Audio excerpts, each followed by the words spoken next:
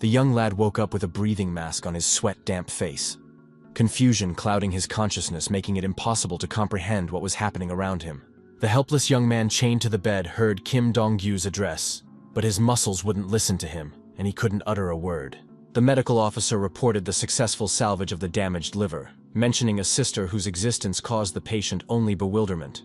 Kim's musings tormented the mind of the boy who had closed his eyes, memories insisting on the absence of any siblings. The weeping beauty leaned over the bedside of the sick man, uttering long-awaited words of joy at her brother's return from oblivion.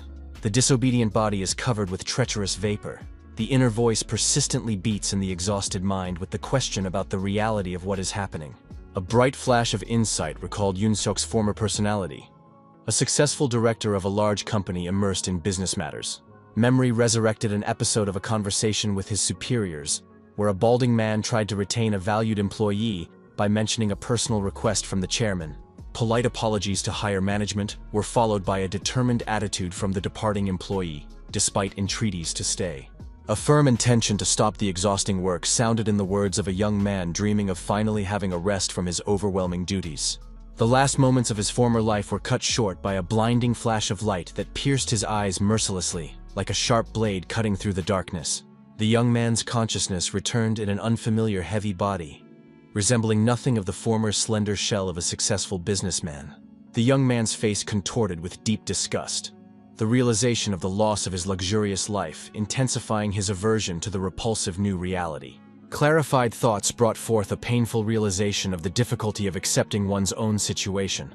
A strange fate demanded humility. The caring passenger insisted on reporting any signs of indisposition, reminding her of the strict medical advice to stay. Staring intently at the beautiful companion brought up clear memories of Kim Dong-hwa, the current body's sister. The images manifested in succession. Deep thoughts about a man capable of leaving such a devoted sister alone with her problems pointed to the guilt of the former owner of the body. The forced words of remorse caused the girl genuine surprise. The suddenness of the change in her brother's behavior seemed completely inexplicable. The promise of not making past mistakes made the beauty freeze with her mouth open, utter confusion paralyzing any reactions. Sincere tears streamed down the delicate cheeks of the young lady, begging to leave the self-destructive behavior, her voice trembling with despair. A soothing gesture rested on his fragile shoulder, his inner choice wavering between existing as Yoon-suk or Kim Dong-gyu. The car was stopped at the insistence of an excited girl who pointed the driver to the main entrance of a tall building. An unfriendly reception of aggressive people awaited the exiting passengers. Insults and taunts accompanied the young man's every step. The merciless taunts of the two gopniks touched on the guy's appearance, caustic comments about medication interspersed with demands for respect.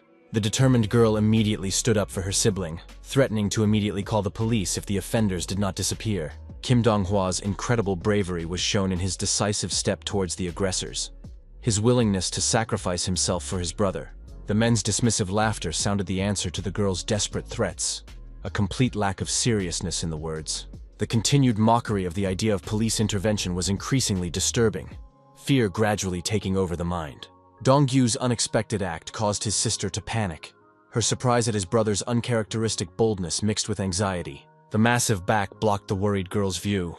The quiet request to stay out of the impending conflict sounded firm. The direct question of intent sounded unexpectedly calm from the young man's lips, the collected tone taking the offending men by surprise. The strange behavior elicited surprised looks from the bullies. The only explanation seemed to be the continuing effects of the medical drugs. Dexterous fingers extracted a mysterious envelope from the bowels of a fancy messenger bag. The suggestion to get straight to the point sounded impatient. The envelope held out with a determined gesture left no doubt of the demand to accept it. The imperious manner precluded the possibility of refusal. Dawn inquired about the contents of the mysterious package, receiving a mocking explanation about a consolation prize from a certain director. A close look at the envelope was accompanied by reflections on the strangeness of what was happening. The understanding of the situation gradually crept into consciousness. Realization of the true motives for the appearance of strangers was associated with money.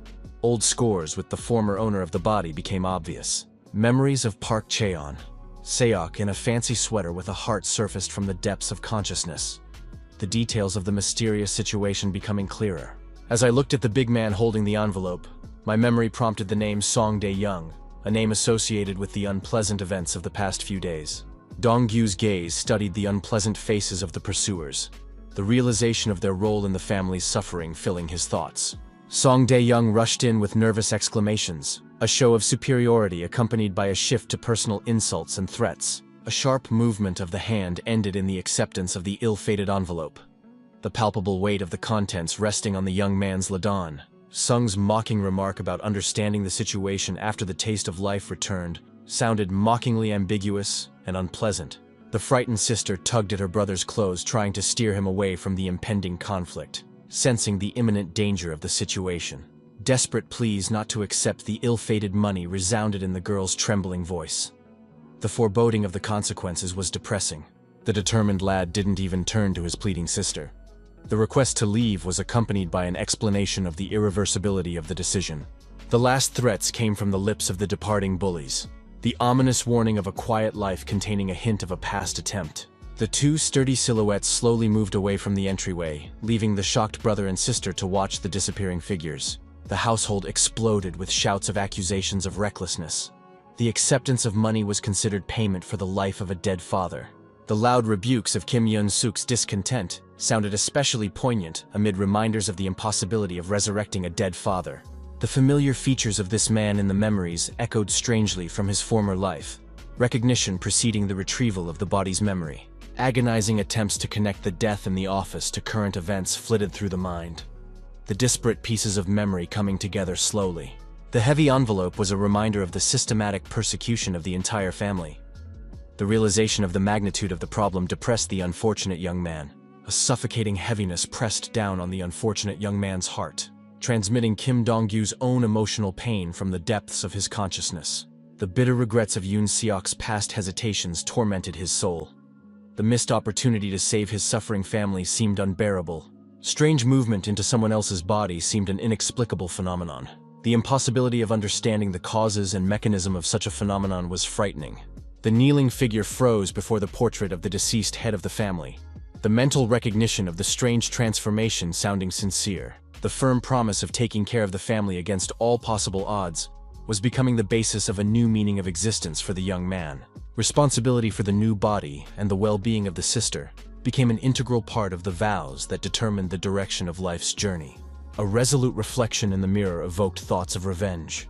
Recognizing the need for physical transformation was the first step of the plan. Awareness of the limitations of a bulky body prevented immediate action. The need to get stronger became an obvious priority. Chairman Jong Yong-won emerged in the reflection as a key figure. The unity of Yoon Seok and Kim Dong-gyu's fates formed a new mission of revenge. Connecting the two stories into a single quest for retribution gave strength for the journey ahead. A common goal united the disparate parts of the mind. A television program showed an athletic man teaching proper squatting technique. A professional trainer explained in detail the maintenance of internal pressure in the ABS area. The relief muscles of the presenter emphasized his confidence in the simplicity of the exercise being shown. The suggestion to move on to the next element sounded encouraging. Dong-gyu watched the screen carefully, trying to fulfill the promise of weight loss. A clumsy attempt to reproduce basic squats ended with a fall on his back. The humiliating realization of physical weakness causing despair. Painful sensations coursed through the recalcitrant body. The inability to perform even one proper squat emphasized the pitifulness of the physical condition. Supporting his injured lower back with his hands, the young man realized the need for extreme caution so as not to aggravate the situation with injuries. Thoughts of going to the gym were interrupted by the sudden whirlwind of my sister flying into the room, panicked screams of an earthquake filling the space. Frightened exclamations of a shaking building prompted a confused explanation of the cause of the vibration. The attempted exercise proved too noisy. The figure of the girl frozen in the doorway expressed utter amazement. The mention of sports seemed absolutely incredible. A perplexed question about the neglected state of physical fitness showed concern about the previous treatment of the body. The previous owner had clearly neglected health. His sister's meaningful gaze slid over the envelope of money, the unobtrusive hint of its possible practical application coming through clearly. The mention of the money received from the bullies was accompanied by an unexpected suggestion that it be used for useful purposes. The practical offer to pay for sports lessons was surprisingly at odds with yesterday's categorical objections. A reminder of his own prohibition was met by his sister's logical objection of actually accepting the funds in spite of knowledge of their origin. A touching attempt to support her brother's new endeavor was accompanied by a mention of her father's approval, lending emotional weight to the argument. The final advice to not be foolish sounded as the door closed, leaving the young man alone with his inner doubts and musings. The sound of the door slamming shut made the boy wonder about the true meaning of the last words, trying to decipher his sister's real intentions. Not understanding the reasons for Kim Dong-hwa's irritation raised questions, speculating about the extra earnings during the physical transformation. The bitter memories of the scornful attitude of those around him echoed painfully in his mind, perhaps conveying the emotional memory of Dong-yu himself. The ability to monetize the physical transformation through online broadcasts has ignited a spark of interest. The discovered broadcast of a popular streamer welcoming an audience of millions under the pseudonym Hunter Tokbei caught the guy's attention. Thanking the content creator for reaching a significant subscriber mark was accompanied by a mention of superiority over a competing channel. The promises of diverse entertainment for viewers prompted Dong-yu to research the strip, searching for inspiration among the various channels. The surprising discovery of his own account among other creative creators came as a shock. A popular content maker was interested in the guy's broadcast, expressing genuine surprise at the sports activity. The invitation to the audience to join in the viewing was accompanied by an expression of hope for interesting and quality evolving content. The unusual motivational system of jumping and squatting for a certain number of reactions from viewers caught the streamer's special attention. The assumption of a blogger hiding his appearance was accompanied by a call to support the aspiring athlete, noting his diligence and effort. The polite message apologizing for the unexpected call emphasized respect for the stranger. The expression of support sounded sincere. The generous sending of 100 reactions was accompanied by a request to start practicing immediately. Vigorous jumps with arms spread apart were repeated 20 times in a row. The cruel subscribers of the popular reactor offered a grueling bar test. Generously sending thousands of reactions required a tremendous amount of exercise. The content creator clearly enjoyed the process. The realization of the need to work off the funds received gave strength to the exhausted Don. Each agonizing squat was accompanied by streams of sweat and thoughts of future retribution. The climb up the stairs ached in every muscle of his weary body. The inner conviction that the effort was worthwhile sustained the fading resolve. Numerous drops of sweat dripped down the young man's face, the growing stamina becoming noticeable. A careful glance stopped at the mysterious signs located on one of the floors. A familiar poster caught the young man's close attention. A sense of a special appealing energy emanated from the simple image. The determined opening of the doors was accompanied by a firm intention to experience the possibilities of the place. The gym was amazing with active people training, professional punching bags, and a real ring. The inexplicable attraction to this place was accompanied by a strange sense of rightness, as if fate had brought him here. The two boxers' intense workouts were accompanied by loud instructions from their coach to keep their balance and move forward aggressively. Serious reflection seized the young man observing professional training. The obvious skill of the coach was evident in the ease with which he outclassed his student, every movement demonstrating years of experience. The admonition to the defeated student sounded professional and specific, pointing out the inevitability of getting 5 strikes if the technique was wrong. A close inspection of the hall produced a growing admiration for the quality of the place. The training athletes took notice of the new visitor. One of them immediately informed the owner of the stranger's appearance. The unexpected realization of the mistake in identifying the owner took Don by surprise. The person he had mistaken for the owner turned out to be an ordinary trainer. The imposing figure of the stranger who appeared clearly stood out among the other visitors, his interesting appearance attracting the eye. The legendary man from the poster incarnated before the young man's eyes, addressing the newcomer with a polite question about the purpose of the visit. The awkward explanation of the intention to exercise was accompanied by the inner surprise of meeting the real owner of the gym. The enthusiasm of the owner was evident in the cordial greeting of the potential client. Assurances of the right choice of time and place sounded sincere. Distrustful thoughts of possible fraud visited the young man's mind. The violent reaction seemed suspiciously naive to attract naive customers. A demonstrative tiger pose accompanied Park Hoon's grand introduction. A clear sense of true purpose drew the young man to the gym. Reflecting on the many victims of the criminal organization strengthened resolve. The resolute declaration of a desire to gain strength sounded frank. The realization of the need for physical development to confront enemies was obvious. The hall owner's steady gaze studied the new visitor. The repetition of words about striving for strength showed attention to motivation. Critical evaluation of the potential student's physical condition showed an understanding of the magnitude of the work ahead. The confident promise of turning a rookie into the strongest fighter was accompanied by the coach's excited smile. Internal doubts about the possibility of achieving high results continued to torment the young man. A memory from a past life suddenly surfaced in the hazy mind. An angry old man with furious shouts demanding immediate departure. The old man with an irritated face was clutching his scythe with fingers white with tension. Yoon Seok cautiously approached the angry farmer. A proposal Yoon assured would interest even the most conservative seniors. The piece of land in the recollection cost less than 3,001 per square meter. A business complex of grandiose proportions was to grow on this site in a matter of months. The company did not hesitate to utilize any available means to achieve its goal. The ancestral land had fed the angry old man's family for generations. The legacy of his predecessors valued above any monetary offerings from the city's aliens. The phrase about the son sounded so unexpected that it caused a shocked stupor. The son, according to Yoon's confident statements, did not return home due to a serious gambling addiction. The concerns of the villagers served as an argument for offering help with the search. Farmer Yoon's attention was persistently drawn to the group of people standing behind. People in impeccable suits exuded the atmosphere of a top-echelon gangster group. Finding the missing seemed to be the main specialty of his companions in Yoon's interpretation. Expertise in altering human habits sounded daunting. Guarantees to eradicate gambling addiction sounded convincing to the old man. The promise on Yoon's part was made with apparent sincerity, the breach of this word being discovered much later than the original conversation. Don was hitting the punching bag with methodical precision. Thoughts of the elderly farmer and his hopes for his son's return never leaving his mind. The guys approached carefully, holding out protective bandages. The bandages were passed with a professional remark about overzealousness. The concern for the safety of the novice was evident in every movement of the experienced athletes.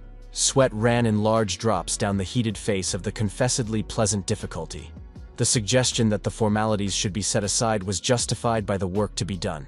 The guys simultaneously offered the respectful address. Hen, the owner's request to be called coach, completed the introduction ceremony. Hen inquired with genuine concern about the state of his joints after training.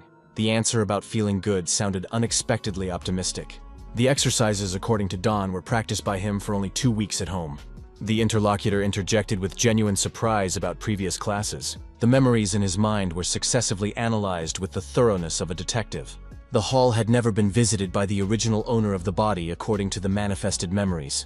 Hen recognized with sincere admiration the beginner's amazing diligence despite his lack of experience. The impression of determination was beyond all expectations. The coach cautioned with professional care to report difficulties in a timely manner. Don eagerly expressed his readiness for the most rigorous training regimes. The determination to radically change himself read in every word he said. Hen's hand rested on the young man's shoulder in a friendly manner. The promise to teach everything necessary sounded with the warmth of a true older brother. The coach noted with professional interest the reliable stand of the new pupil at the pair. The appearance of an unusual newcomer caused genuine interest in all present. The gloves, at the coach's insistence, had to fit perfectly. Concern for safety guided the choice of equipment. The promise to teach new boxing sounded confident. The potential of the newcomer was visible with the right approach. The warning not to give in to the impulses of the heart was accompanied by the advice: the disappointment of failure should not stop. Yoon began his training with the basic elements. The position of the legs in the stance required priority attention. Don expressed his surprise by asking about feet instead of fists. The explanation of the origin of the kick from the feet sounded convincing. Boxing stance was demonstrated with an assumption of familiarity. Arm raising and foot placement required coordination. The stance was taken with a lack of precision. The advice to control the back foot seemed an important addition. Foot maneuvering was the next step. Coordination and attention to detail increased the difficulty of the workout. Movement technique was explained by the sequence of steps. The basis of movement was laid from the first lessons. A left-handed punch was presented as the next exercise, with a practical demonstration supplementing the verbal explanation. The movements on the pair were accompanied by comments about opcodes. The return step was mentioned without detailed explanation. The principal intervened with accusations against Henshul. Dissatisfaction with the approach to teaching expressed emphatically. The guy's expectations deserved respect in the man's opinion. A demonstration of available skills might have cleared things up. The pressure on Hen had taken effect. The reluctant agreement was accompanied by instructions for Dawn. Shock swept over the watching coach and principal, the incomprehensible origin of the rookie's skills causing confusion. Astonishment was reflected on faces at the sight of the sudden transformation.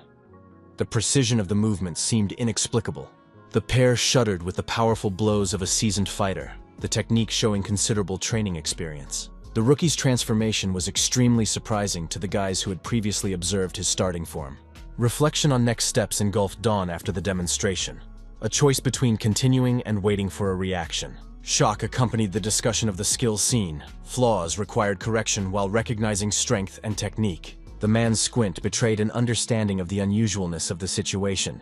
An ordinary newcomer could not demonstrate such skills. A monster with incredible potential came to the hall. A mysterious past heightened interest in the new student. The question about previous training experience came directly. An honest admission was urgently required. News about the industrial complex was broadcast on television, with government leadership emphasizing the scale of the project. The wealth of the land recipients was celebrated by Hen. Thoughts of winning the real estate agency visited Dawn. Memories of the old man were returning from the director's past. Time was to be provided to fulfill promises. Coming to terms with the new reality required acceptance. Hard work could change the current difficult situation. The call to work came from Hen emphatically. Thoughts of revenge lending strength to the trials ahead. The workout began with incredible intensity. Powerful hits on the punching bag showed determination and strength. Handsome appeared as a result of the transformation. A slimmed-down, pumped-up guy radically changed in appearance. The message to close the gym came from a man. The suggestion to pack up to go home wrapped up the training day. Astonishment at the transience of time swept over Dawn. Another day of intense training had ended unnoticed. The director assessed his ward's progress. The results of the training exceeded initial expectations. Thoughts of competition visited the coach. The student's potential deserved a greater challenge. Surprise at his own ambitions flashed through his mind. The plans for the newcomer seemed unexpectedly ambitious. The phone was already showing 9 p.m. Thoughts of going home were replaced by thoughts of the evening broadcast. The leaf was held out to the entering principal. The offer to look was accompanied by an interested look. Information about the competition attracted attention. The 16th National Amateur Tournament looked enticing. The surprise sounded at the question about the suddenness. The explanation about the imminent competition clarified the situation. The possibility of participation interested Dawn. The director's promise to find out the details sounded encouraging. The result of the training allowed anyone to participate. The question of the bubbling blood emphasized the excitement. Doubts about his own abilities visited Dawn. The fear of embarrassing himself in front of experienced fighters seemed real. Persuasion rang out along with promise. The prospect of becoming a champion looked more enticing than the competition. The remark about the roguish style prompted a reminder. The first meeting contained important promises. The promise of strength was repeated insistently by the principal. The boy's distrust of loud words persisted. The competition seemed to be the starting point for the legend. The mention of a cash prize strengthened the argument. The request to consider the offer sounded insistent, the outgoing guy showing interest. Confusion over the upcoming ordeal was readable in his gaze. The principal's reassurance accompanied by advice. Confidence in the student's abilities overwhelmed the headmaster. Thoughts of an easy victory seemed reasonable. Life was changed by training in the gym. Winning competitions looked achievable. The opportunity to glorify the hall motivated to win. Gratitude for the knowledge gained grew into loyalty. A month of intense training was behind us. Reflection on progress occupied all thoughts on the way home. Communication with his sister had not taken place for a long time. The question of the possibility of recognition after the changes worried the young man.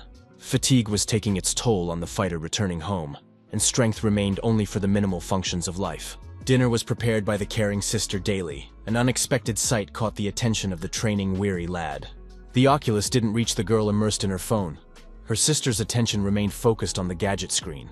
The piece of paper in the girl's hands contained important information. The thought of her brother's intentions made one wonder.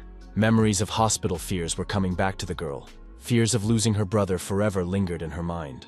The owner of the restaurant was mentioned in conversation with an unseen interlocutor. The request not to be disturbed sounded carefree. Surprised by his sister's decision to work part-time, thoughts of the uncharacteristic nature of such behavior alarmed his brother. The money from insurance and savings seemed sufficient. The opportunity to do anything seemed obvious. The realization of the sister's sacrifice came unexpectedly. The help was given discreetly throughout. The corner hid the guy watching his sister, the reflection on the difference between past and present deepening. He thinks about how stupid the previous owner of this body was, wasting his opportunities. Already at the cafe, his sister looks away from him, asking why he called to arrange a meeting after school when she wanted to spend time with friends. Coffee was leisurely sipped by Don sitting across from his sister, the sudden directness of the question catching him off guard with its abruptness. Determination was evident in the direct question about the part-time job. Unwillingness to beat around the bush determined the tactics of the conversation.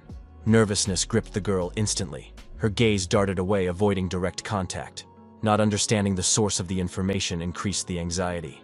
His brother's powers of observation were evident in the matter of the late return, the aroma of barbecue becoming an incontrovertible clue in his investigation. Confession finally sounded from the surrendered girl's lips. The obviousness of the facts made denial pointless, demanding an explanation. The phone, held out with a determined gesture, offered to see important information.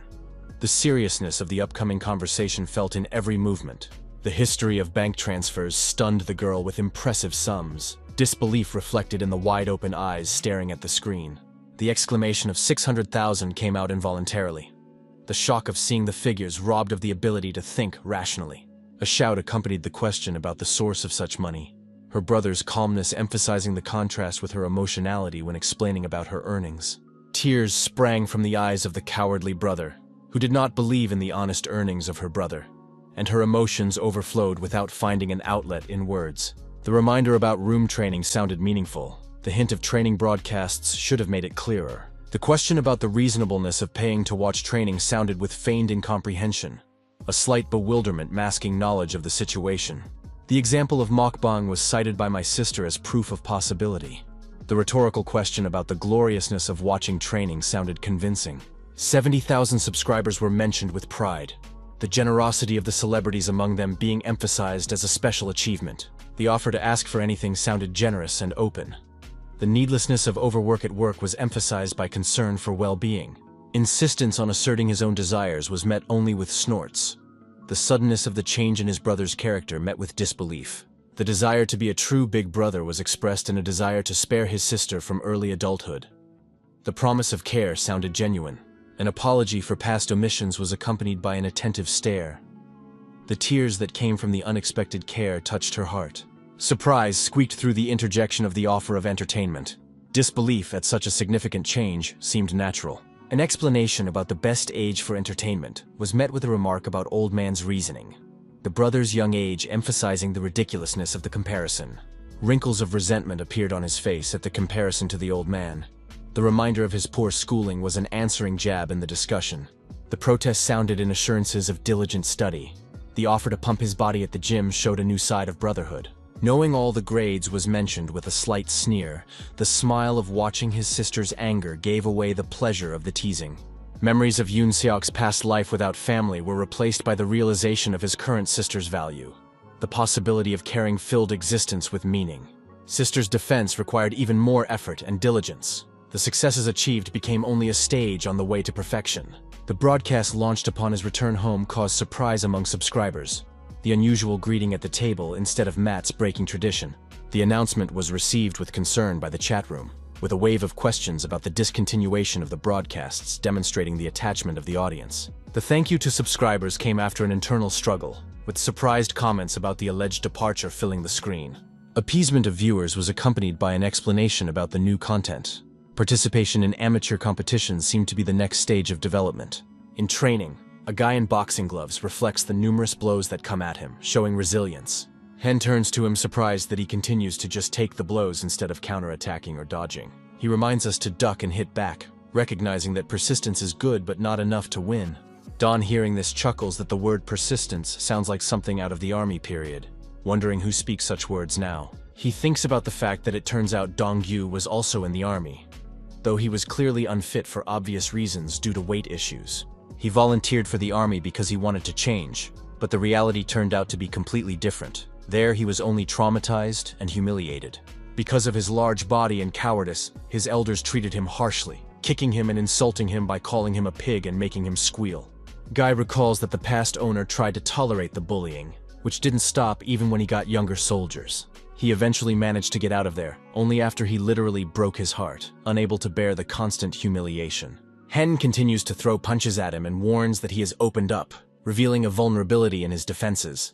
Dawn realizes in shock that he has lost concentration, immersed in unpleasant memories of the body's former owner. Hen throws another punch, but the guy manages to put up a block, protecting himself from a direct hit.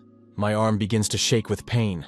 This strike was very different from the past ones in its intensity and accuracy. Hen continued to attack, swinging his fist, shouting for him to stop being distracted by extraneous thoughts. Don takes a step back while the coach yells about how he's flying around in the clouds today, completely unfocused on practice. Hen strikes him again with his gloved fist, and the guy manages to crouch down and get back up. He realizes that now is the best moment to strike back, seeing the opportunity for a counterattack that has opened up. But the guy changes his mind, deciding not to strike and just run away, turns around and is relieved that he finally got out. Hen turns to the guy asking why he just runs away when he was given a chance to attack and prove himself. He admits that he never even thought about striking back. In Yoon Seok's 30 years of life and Donggyu's 20, he's never had anything to do with fighting. Hen explains that he wanted the man to dodge the blow and hit back, expecting a counterattack rather than a flee. He mentions that the director told him to start fights right away without long training sessions because of the lack of time before the competition. Hen's advice is to be more aggressive during sparring, learning offense and defense at the same time, paying close attention to your opponent's movements. The guy says he's well understood and offers to start first, immediately adopting a fighting stance with a new determination in his eyes. He reminds himself that he came here to get stronger, realizing that he must add more strength, much more than he has now. The coach director is watching this workout from the sidelines, and you can see that he is basically proud of his unusual student's progress. Some guys come up to him and wonder what he's thinking, watching the training with such an attentive look. The two introduce themselves as Sun Dong-hyun and Park Jae-mim, explaining that they've come to see newcomer Dawn, who they've heard a lot about. The director notices that it's not time yet and they're already here, asking if they just want to make fun of the inexperienced fighter. One of them explains that he came to watch a competitor participating in the same competition to assess his skills. He adds that the best training for Dawn would be to train together with experienced fighters, offering his help. Park Hoon approaches him asking if his fists are itchy, to which he promises to try his best as their hall representative. Guest wonders why each trainer teaches a different martial art, suggesting that you gain experience in different ways. The director, hearing these many questions himself, hesitated, pondering the correct answer for too long. Looking at his ward, Park Hoon ponders why he suddenly changed his mind and decides to explain that he doesn't want to disappoint his sister. Hen turns to Dawn to ask if he's tired yet, noticing signs of fatigue in his movements.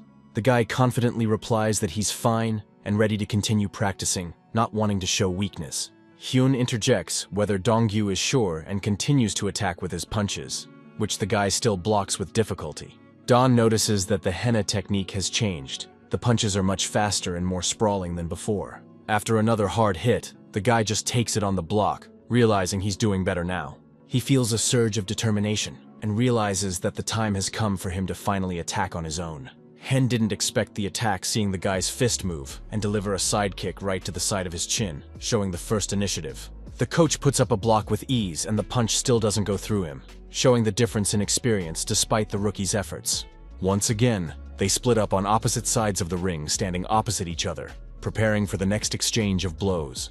Hen notes that the guy picks absolutely the right time to counterattack, but hits too sprawlingly, advising him to keep his hands closer. He recognizes that the student seems capable enough, quickly understanding and accepting new knowledge without too much explanation.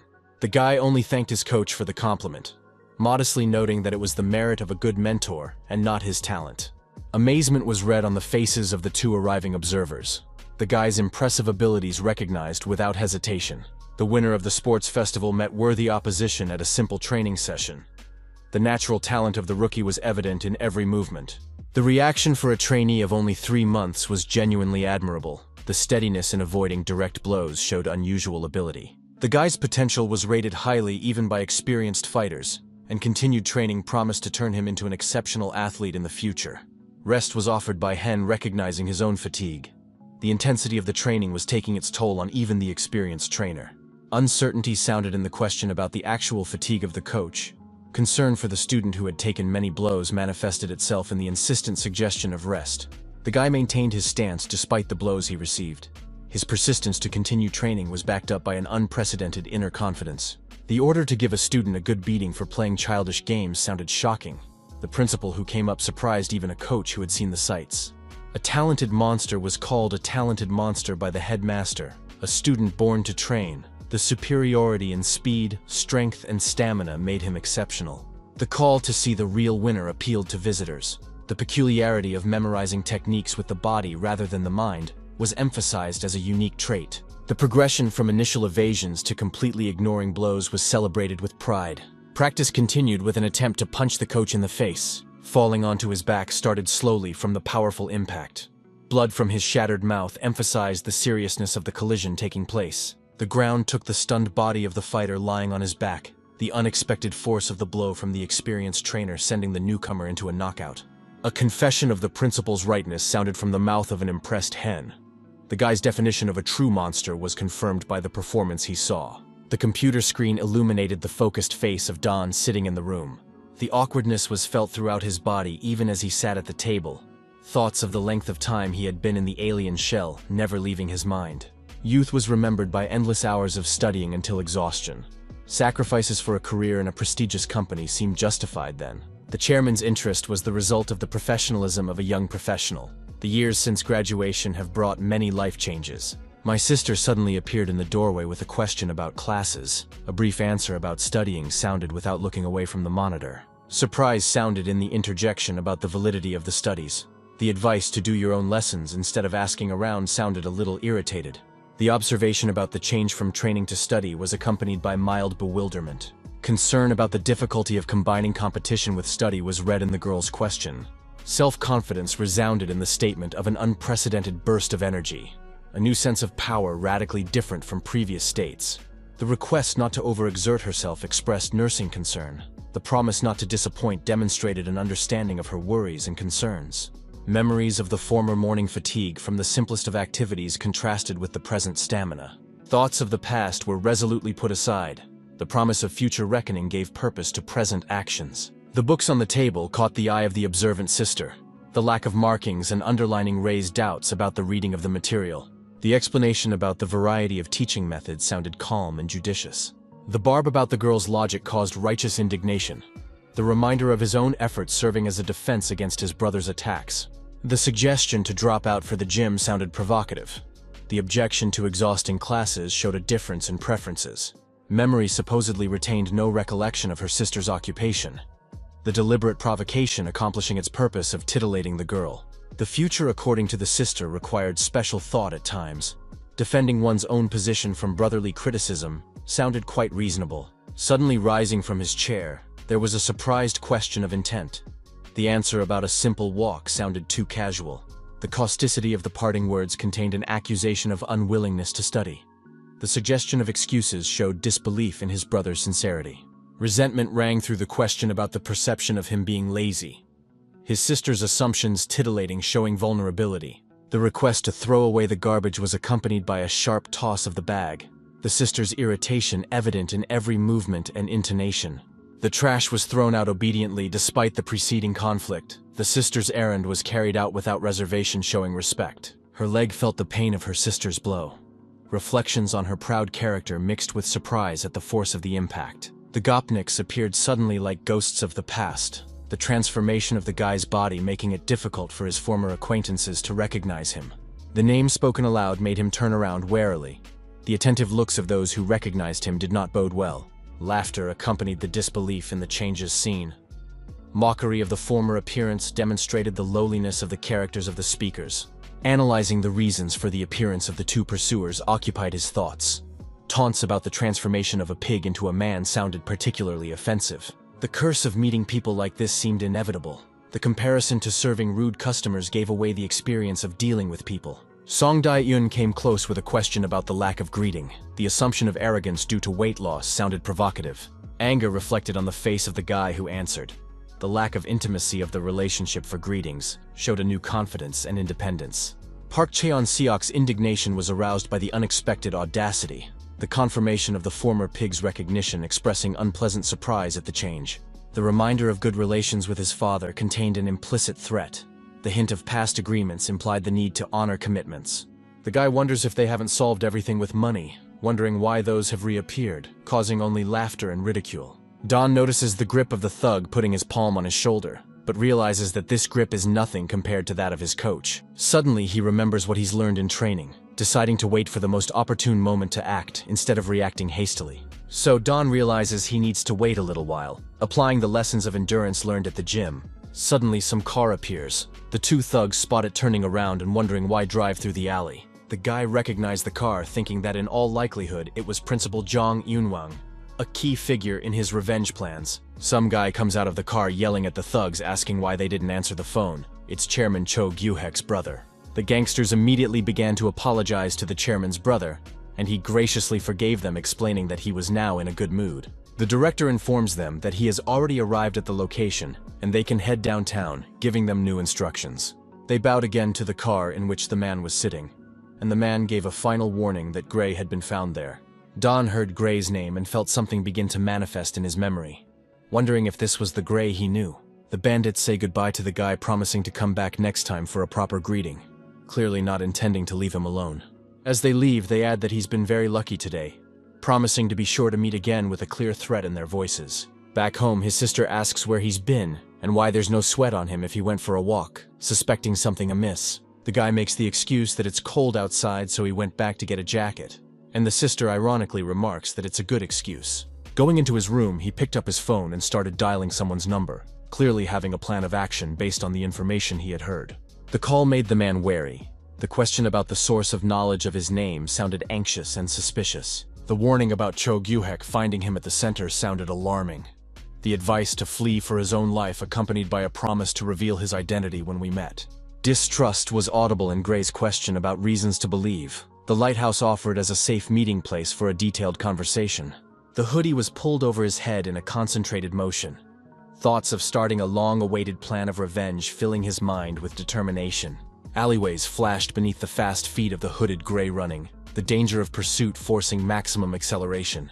Shouts of possible punishment for missing the target sounded behind them, the suspicion of a decoy forming in the mind of the guy hiding around the corner. Reflection on the disclosure of the lighthouse worried the fugitive. Compromising the plans for the rendezvous seemed increasingly likely. The corner of the building concealed a man staring intensely into the darkness. Checking to make sure there were no pursuers required caution. The decision to step onto the main road was made as Song Dae-yeon approached. The bad timing to appear in the open was fatal. The kick of his foot came down on his back with devastating force, flying forward from the unexpected attack, culminating in a painful fall. Triumph resounded in the shouts of the bandit who had caught his victim, the contemptuous nickname of Rat accompanied by undisguised pleasure. Panic gripped the caught lad, desperate assurances of ignorance accompanied by attempts to avoid imminent punishment. Hood found himself in the tight grip of the cocky goon. The statement of deciding the victim's fate showed complete control. The surprise of not being able to catch a notable guy was replaced by the shock of finding a dark-skinned young man. Laughter accompanied the suggestion to punish the one caught. Unanimous agreement with the idea was evident in the reactions of all present. A knife requested by one bandit appeared from the inside pocket of another. Despair resounded in the captured man's questioning of the motives for the violence. Repeated assurances of ignorance followed by a vain appeal to the mind of the invaders. The bandit approached the dark-skinned victim with his arm raised for a punch. Cruel intentions not hidden by any pretense of explanation. A slap came down on his face, accompanied by an order to calm down. The gloating mention of the upcoming ordeal adding to the psychological pressure. Cries for help rang out across the deserted area from a dark-skinned boy being dragged by the bandits. Passers-by were visibly shy about the possibility of police intervention, and fears for their own safety were read in their hesitant postures. The gangster's displeasure was expressed by unkind glances in the direction of random witnesses. The instantaneous turning away of people showed the effectiveness of the non-verbal threat. Threats were made to potential police informants. A direct warning of rat massacre sounded convincing enough. The boy found himself pinned to the ground by the many hands holding him down. Desperate attempts to break free and call for help were fruitless. The question about ignoring calls sounded mocking. The gloating addition about not being able to help emphasized the hopelessness of the situation. The demand to stop shivering was accompanied by a threat of reprisal against the tendons. The kick to the head hit Song Dae-yeon completely unexpectedly. The suddenness of the attack left no time for defense. Flying off a few meters was the result of a powerful blow. The stun from the sudden attack completely disorienting the bandit. The dark-skinned lad's surprise was completely genuine. The realization of a savior appearing at a critical moment seemed incredible. A glance at the tracksuit-clad savior gave no clue as to identity, the hood reliably hiding the face of the unexpected protector. The challenge came through in the bandit's address to the stranger, irritation at the intrusion expressed in an aggressive question about identity. The suspicion of a connection to the dark man resounded in the questions asked of Gray. The defender's appearance seemed like an unintentional coincidence. The mockery of the stranger's silence was accompanied by a hurtful nickname. The suggestion of answering please sounded with mockery. The tracksuit-clad stranger's fingers showed a strange sign, the provocative gesture only adding to the bandit's irritation. The anger of the bandits manifested itself in crude insults. Sun's statement about resolving the conflict on his own showed self-confidence. Dawn's observation of the force of the blow was accompanied by an acknowledgement of the enemy's stubbornness. The effectiveness of the attack was lower than expected. Fury resounded in the shouts of accusing backstabbing, the promise of being turned into a dead man for such insolence reinforced by aggressive gestures. The boxing stance was adopted with a quick, trained movement. The realization of the need for precision and strength determined the tactics of the fight. The oversized bandit lunged forward under the influence of rage, the thirst for revenge clouding his mind, making his movements less controlled. Dodging a punch was performed with the ease of a seasoned fighter. Jumping to the side demonstrated skills acquired through a lot of training. The blow to the side collapsed with devastating force on the bandit's body. The sudden pain caused a scream showing the effectiveness of the attack. Teeth began to crumble from a powerful fist punch to the face. The destructive power of a trained fighter evident in every accurate hit. The fall of the huge bandit was the result of a crushing blow. The staggering and inability to continue fighting demonstrated the superiority of the enemy. The assault on the remaining bandits continued methodically and ruthlessly, precise blows being delivered one after another with professional clarity. Arguments between the remaining bandits concerned the order of entry into the battle. Fear of the unknown enemy's skills manifested in indecision. Dawn's irritation grew at the pointless waste of time. The protracted situation made him resent the lack of a quick solution. Park Cheon-seok's sneak attack from the side was unexpected, and Dawn's timely dodging saved him from a sneak attack. A fist strike rained down on his face with devastating force. Blood gushing from his nose demonstrating the precision and power of a trained fighter. The bandits' decision to flee was made under the impression of the beating of their comrades. The idea of grabbing Gray and escaping seemed the only way out.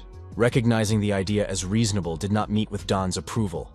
A determination not to let anyone go shaped future strategy. The escape was cut short by Gray's surprise attack on one of the bandits, a kick between the legs demonstrating joining the fight. His eyes rolled back from the unbearable pain of the blow he had received. The victim's resistance was completely unexpected for the cocky stalker. Cries of difficulty in dragging the victim away were accompanied by curses and promises.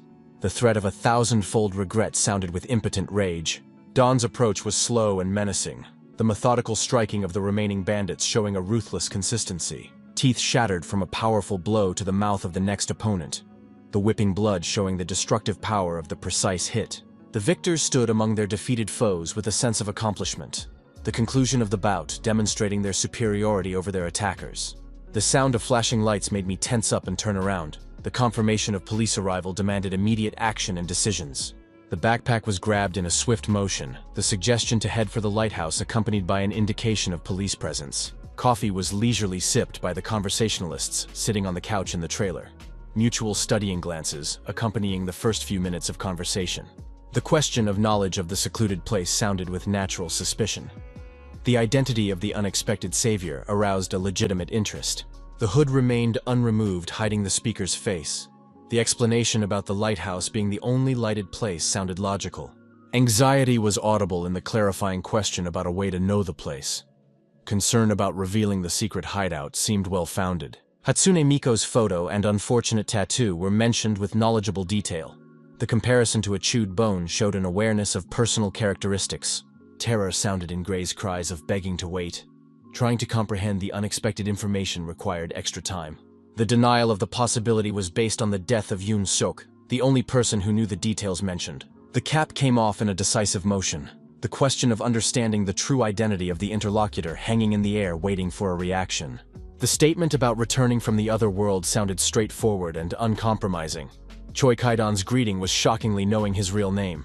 The bewilderment was expressed with raised hands and words about the impossibility of what was happening. The explanation about being in another body sounded fantastic. Gray, who introduced himself as Steven Zipes, tried to keep his calm, his reluctance to give off a look of surprise hiding behind his official tone. The interlocutor's disbelief remained evident despite the evidence provided. The dream of marrying a girl similar to Hatsune Miku was mentioned with knowledgeable detail. The shocking question about the source of the information demonstrated hitting the target. Anger grew at the reminder of personal confessions. The suggestion of the director as the source of the leak sounded like an excuse distinctly unconvincing. The story of 7 years ago was told with mention of the hacker, the theft of valuable information, and the handover to the chairman emphasized as key events. The story continued with the difficulty of catching the slippery specialist. The time cost of apprehension demonstrated the professionalism of the hacker. The financial losses amounted to 100 million won. The first meeting with the guy was at the exact location of the current conversation. Shock increased at the mention of the regular meeting place to discuss business, the dark-skinned interlocutor's face reflecting growing shock. Looking around gave away the growing panic. Thoughts of a strange experiment seemed the only rational explanation. The attempt to get up from the table was made with the utmost caution. The hope of stealthy escape read in every movement. A foot put forward became an obstacle to the fleeing fugitive. A failed escape attempt ended with the fugitive caught and falling. The impact of his face against the floor was accompanied by panicked thoughts of capture. The fear of imminent reprisal encompassing the mind of an anxious Gray. The hood was held tightly by the hand of the utterer of reproaches. The habit of running away and getting into trouble noted with obvious annoyance. Knowing her real name and all the secrets, including the first meeting, was mentioned as proof.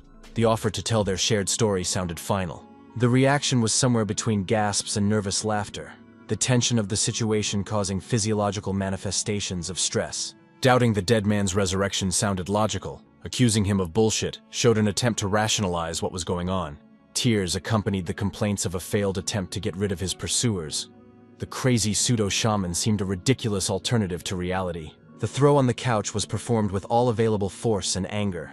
The seriousness of intentions and unwillingness to listen to further denials were shown in action.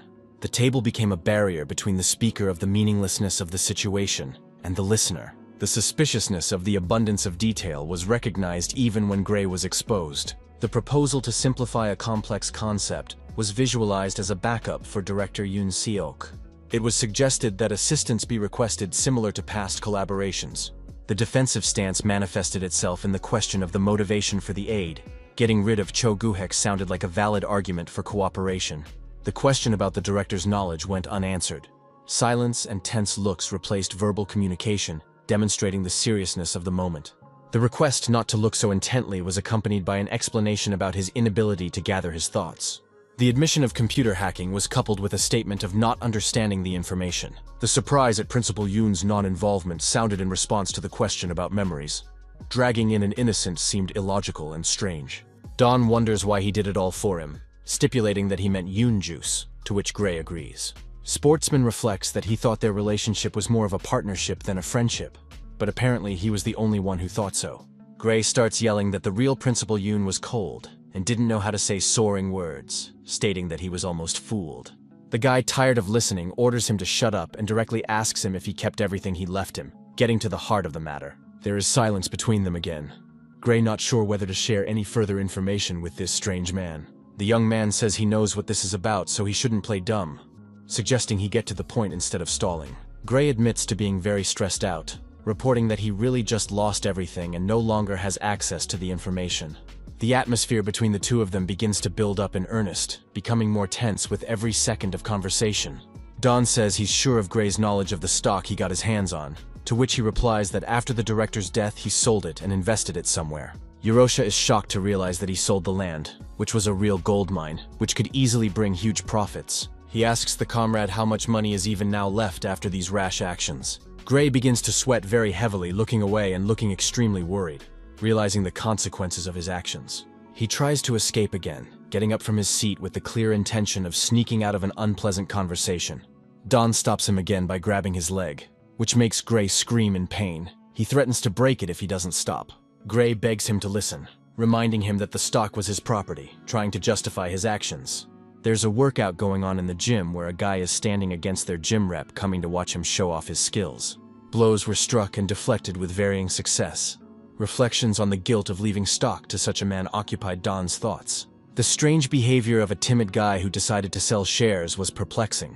The unexpectedness of the investment choice seemed illogical somewhere. Memories of the angry commentator pretending to be strong were returning.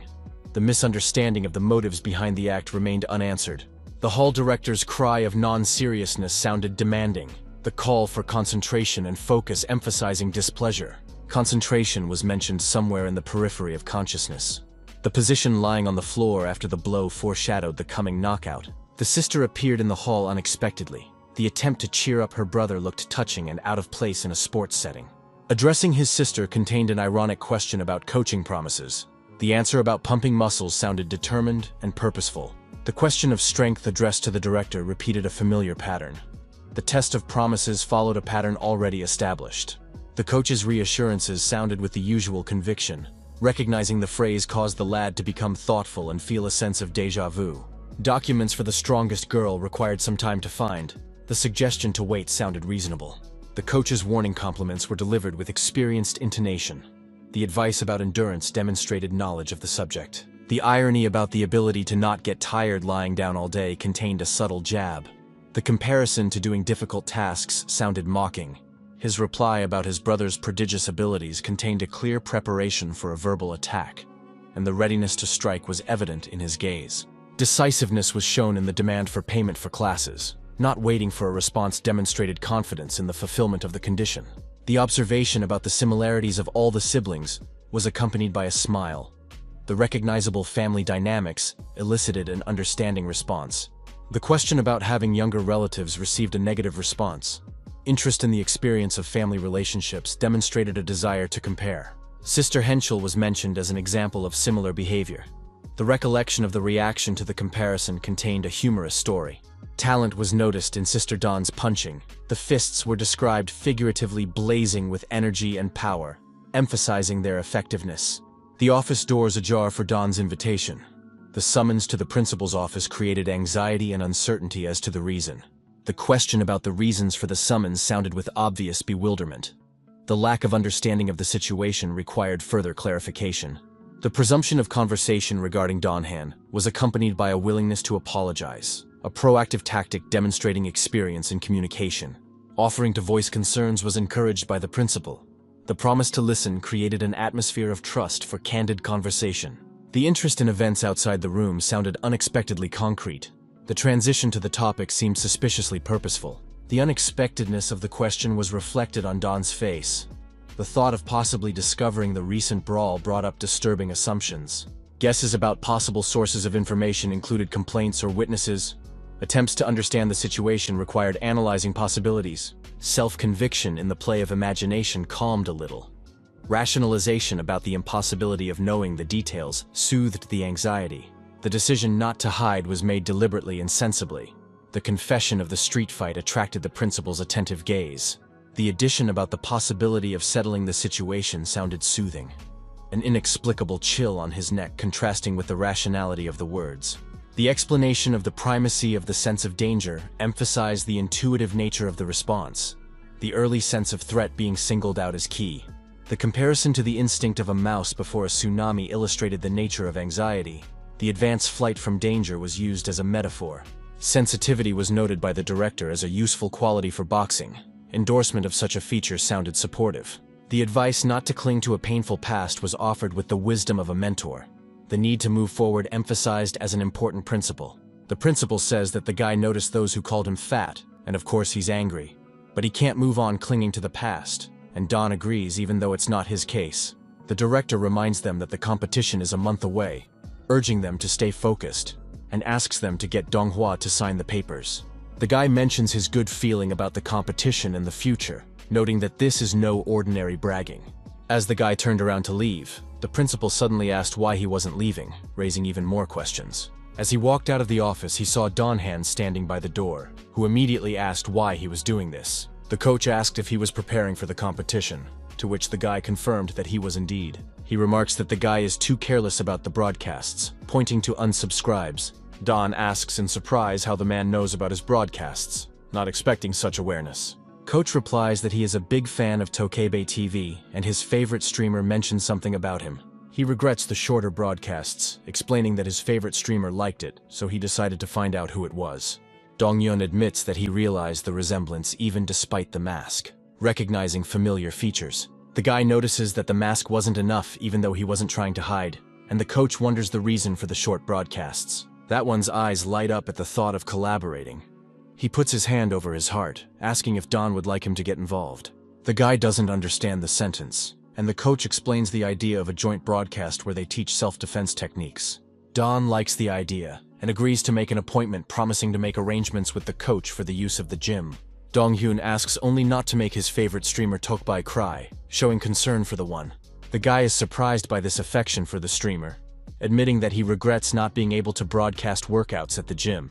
Later, He launches his streamer in disguise, saying goodbye to the audience and promising to meet up next time. After the broadcast ends, he collapses on the couch, pondering that chat activity was higher due to the guest's announcement. He notes that this has reduced the hashtag due to the shortened broadcast time, and then comes a message from Choi Ki-don. A few days ago, the hacker was holding some paper in his hands, wondering what it was, having been instructed to go to the address. The young man then explained to Gray that it was a Yoon Sap place to hide, to which the latter agreed to the terms of their arrangement. Saying that this was the first step in overthrowing the chairman, Gray surprisingly dropped the sheet, asking what exactly was required of him. Don pondered, reasoning that they would definitely take revenge on the chairman, and the comrade wondered why drag him in if they could take revenge alone. He explains that Gray has messed with the headmaster and is unlikely to leave him alone if something unpleasant happens to his nephew. Gray likes the plan, and Don, upon hearing the question, thinks this is exactly the reaction he expected from his accomplice. He recounts the strategy of pressuring the chairman by knocking the ground out from under his feet, starting from the bottom of his hexes, the two thugs. Once these are eliminated, it will be easier to deal with the chairman himself, promising to provide more information later. Don says he has something he wants to ask before he starts, piquing Gray's interest with his mystery. Gray is interested, saying it's his specialty, and Don replies that he needs someone who can carry his debt. In the hall, the director stacks the wrestling gloves, neatly arranging everything, making sure everything is in order. The position of the fingers when gripping was demonstrated by Donhan with professional precision. Careful observation of the correctness of the technique did not miss a single detail. Henschel's concern was manifested in the quiet question of permission to broadcast, the approach from behind, and the whispering expressing the delicacy of the address. The principal's irritation was expressed in the question about the need for whispering. The explanation about not wanting to be heard on the tape sounded quite logical. The question about the reasons for allowing the filming received a pragmatic answer. The benefit to the hall's PR before the competition seemed an obvious strategy. 1 million subscribers were mentioned with noticeable surprise. The attention to their student by a popular fan YouTuber seemed unusual. Turning off his own broadcast to watch Don was emphasized by the director. Misidentifying a fan's gender demonstrated ignorance. The explanation about the real fan was accompanied by a reference to the jokes of the subscribers. The advice to calm down was addressed to an overly enthusiastic fan. The joint broadcast was conducted by Dongyu and Dongyun with an educational bent, teaching self-defense accompanied by the promise of more complicated techniques. Ideas for continuation were solicited from the lad by his partner, an uncertain waving of the hands expressing the absence of ready suggestions. Jiu-jitsu was discussed as Donhan's specialty, admitting to feigning ignorance, demonstrating Don's tactics. Associations with jiu-jitsu interested the broadcast host. Fan chat activity centered on painful arm holds. Confirmation of the familiarity of choking and pain techniques preceded the practical demonstration. Professionalism was evident in the confident movements. Surprise at the broadcasting skills was expressed sincerely. Dongyun's lack of experience compensated for by natural talent like the sister cameraman.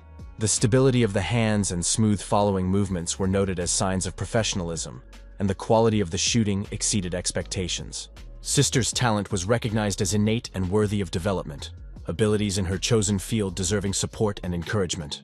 The promise to show the techniques in practice reassured anxious subscribers. The move to the demo portion signaled a new stage of training. The offer to address the audience was received gratefully by Don. Acknowledging the help of the masters and comrades in the audience showed respect for the team. The date of the competition was announced with noticeable excitement. The shock of subscribers was expressed by the activity of the chat. The clarification about the 21st number caused even more reactions. Gratitude for the enthusiasm was accompanied by doubt about the possibility of filming, the request for enemy publicity being noted as an interesting trend. Accusations of the pursuit of fame appeared at an astonishing rate. Predictions of future recognition demonstrated the audience's skepticism. The surprise at the commentators' insolence was reflected on the faces of the broadcast hosts. The negative reaction to a simple announcement seemed disproportionate. The philosophical acceptance of criticism as an inevitable part of publicity showed maturity.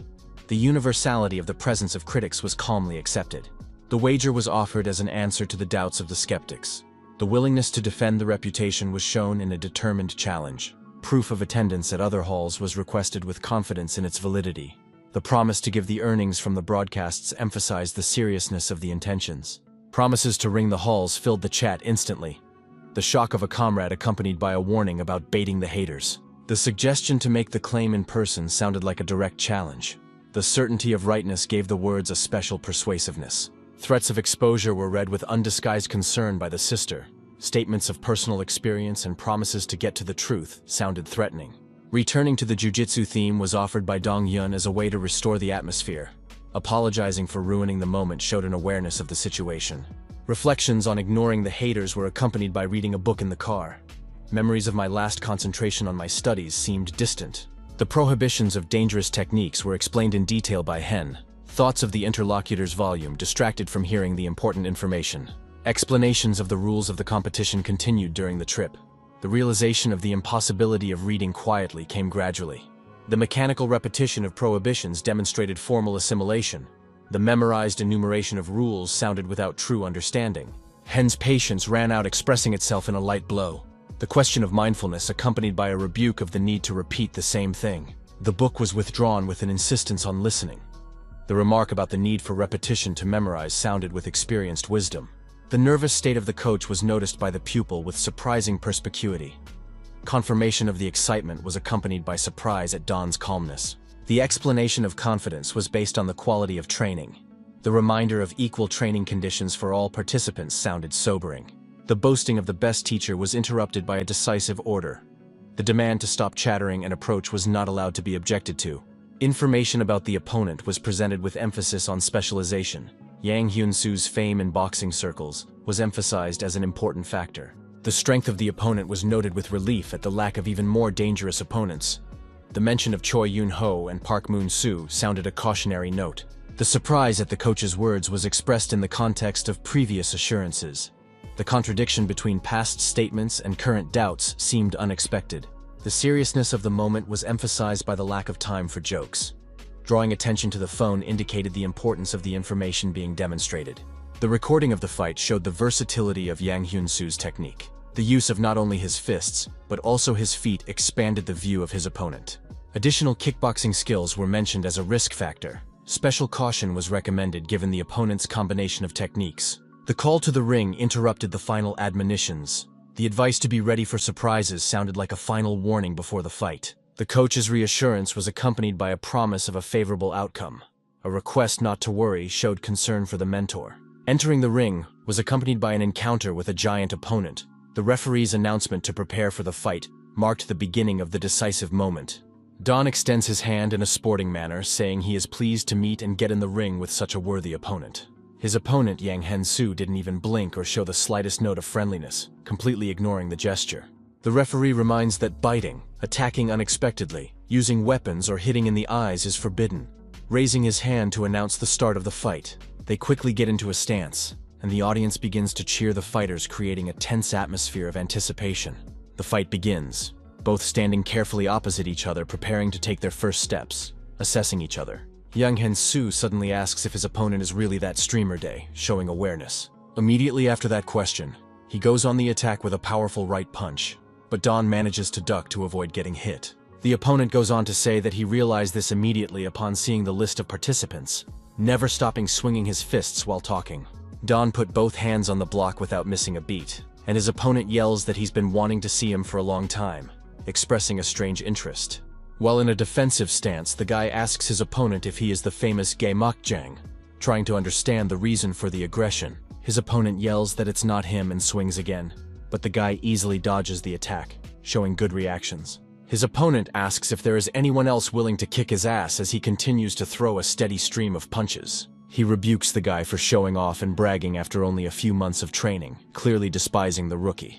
Don suddenly stops the flow of attacks by grabbing his opponent's arm, and notices that for someone who judges other people's shortcomings, his blows aren't particularly hard. He realizes how successfully he managed to capture his opponent, who is in maximum shock from such courage. The young man gets into the stance taught by his masters, thinking that the opponent is carelessly approaching, giving room for a low kick. Reflections on the opponent's lack of understanding of the experience filled the mind. The suffocating feelings were described in the inner monologue with remarkable accuracy. The daily intensification of emotional pressure becoming more and more palpable. The blows were filled with transformed remorse and anger, the enthusiastic support of the audience demonstrating an impression of flawless technique. An elbow crashed down on his opponent's cheek with devastating force. Overcoming fear was realized as the most important breakthrough. Gradual recovery on one's feet was accompanied by growing confidence in one's own abilities. An opponent described as extremely dangerous was easily defeated. The applause of the audience remained beyond the perception of the focused fighter. Thoughts of the need to get stronger to avoid dying again filled the mind. The news was spread by Hen to his comrades on his return to the hall, the question of surprise at the unexpected outcome being addressed to all present. The principal's equanimity was evident in his quiet faith in Don's abilities. His ease in accepting an unusual result demonstrated a deep understanding of the student's potential. The impressive fact of no blows received was emphasized by Hen especially. The surprisingness of such a result for a beginner was recognized by all the interlocutors. The explanation for the success included mention of previous victories over ranked opponents. The suggestion of going home with Don caused Donhan obvious surprise. The questioning of intentions expressed disbelief at what he had heard. The principal's support for the idea included practical considerations of comfort. The possibility of losing was mentioned as a situation requiring peer support. The guy's interference with the confirmation of care was extremely surprising. The question of the lateness of the hour was met by the explanation of a promise to prepare dinner for his sister. Practical necessity determined the reason for the hurried departure. Sung Dong-hyun persistently offers a ride to Kim Dong-gyu, who at first refuses, but then reluctantly agrees. When the car stops in front of the house, Kim Dong-kyu gets out, bowing politely and thanking him for his help. The academic car became a mirror of irrevocably lost memories, where childhood dissolved into the ghostly contours of unrealized hopes. Donhek's admiration was overflowing, emphasizing the incredible potential of a young fighter who had conquered yet another unassailable height. The ambitious expectations of a coach, a talented rookie, creating a special atmosphere of professional anticipation. Joking intonations masked the seriousness of professional intentions, where every half-word could be the key to future victories. The mystery of identity was becoming an increasingly appealing enigma that dozens of prying eyes were eager to solve. Don's surprise was growing into a painful realization of his own uniqueness, which could not be hidden behind a mask of indifference. Dong-hyuk's internal tossing balanced on the line between genuine curiosity and professional interest in the new fighter. The farewell turned into a silent dialogue of hopes and doubts, where every moment was filled with unspoken premonitions. The journey home became a space of deep reflection, where the mask gradually turned into a heavy weight of unrecognized identity. The metamorphosis of consciousness drew complex trajectories between the desire for secrecy and the inevitability of publicity. An inner voice mumbled about the inevitability of recognition, where each step was carefully weighed between revealing and revealing. Meeting my sister exploded with emotional dissonance, where every word could become a match in the powder keg of family relationships. Her sister's resentment was cloyingly thin ice, ready to shatter at the slightest careless touch. The abrupt change in the emotional landscape created a waterfall of unexpected intonations, where every word could have been a sentence. The psychological game between the siblings has become a graceful dance of manipulation, where the winner is achieved by the subtlest of subtleties. Her sister's tantrums shattered against the cold stone of equanimity, creating a strange mosaic of family relationships. Interest in the competition was becoming the only point of contact in this complex emotional landscape. Don's evasiveness became a graceful dance of innuendo, where every word was carefully weighed between truth and play. Victory was becoming evident between the lines, where triumph was hidden behind a slight smile and careless tone. The 2 weeks turned into a flurry of events where every minute was filled with standard and personal growth. The parallel worlds of competition and professional training were woven into a complex mandala of life trajectories. Creating two accounts became a metaphor for multiple identities, where each identity had a right to exist. The third fight turned into a climax, where the knockout was not just a technical move, but an entire philosophy of victory. People continued to unravel the mystery of organization and talent, which was becoming more appealing by the day. The dialogue with the coach resembled a complex chess game, where every move was carefully calculated. The joking intonations masked an underlying process of professional formation and mutual respect. Henshul was becoming the invisible director of this complex production, where every word could change the trajectory of events. The unexpected greeting tore apart the constructed reality, causing it to mobilize momentarily in a space of unpredictability. Some guy comes up to him saying he enjoyed the fights, to which Don politely thanks him for saying so. The man introduces himself as a go-getter, explaining that he is not fighting him, but is also competing. Don says it's nice to meet you, and Go notes that he's been watching his fights and has noticed him waiting for the right moment to strike. The guy modestly replies that he still has a lot to learn, thanking for the compliment, and Go admits that he wanted to offer friendship, but didn't dare. Suddenly, someone's mocking laughter becomes audible, interrupting their conversation in an unpleasant way. Another fighter appears and asks Go why he is flattering himself. implying that he is putting himself in a humiliating position. Don asks his new acquaintance if he knows this advancing man, and the goo whisperingly replies that he doesn't. A third stranger rudely remarks that the man needs to kiss other people's asses so he'll get beaten less, causing Don to rephrase what he just said. This cocky guy points his finger at Go, saying that he's just a punching bag who went too far in competing. He goes on to mockingly claim that even after 10 years of training, Go is still a real punching bag and nothing more. Don thinks with sympathy that this poor guy has been beaten off for 10 whole years, which means no one can match him in tenacity and perseverance. Nahal continues his insults, saying that the only thing he knows how to do is to be beaten and kiss other people's asses, wondering how he got here in the first place. The guy interrupts this monologue by asking about the bully himself, noting that he's already said so much dirt that he seems to specialize in idle chatter. The bully indignantly asks how he was just called, and Don calmly replies that dogs bark the loudest when they are scared, aptly defining the essence of his behavior. The cocky guy starts complaining, saying that a jerk like him can cripple Don so he can't participate any further. But the guy just laughs, saying that he probably hasn't eaten yet because he's barking louder and louder. The guy did get flustered and swung for a punch, but he was stopped in time by asking him to wait a minute, preventing a conflict. An employee approached at just the right moment and warned that contestant Park Moon-soo would be disqualified for any fight outside the ring.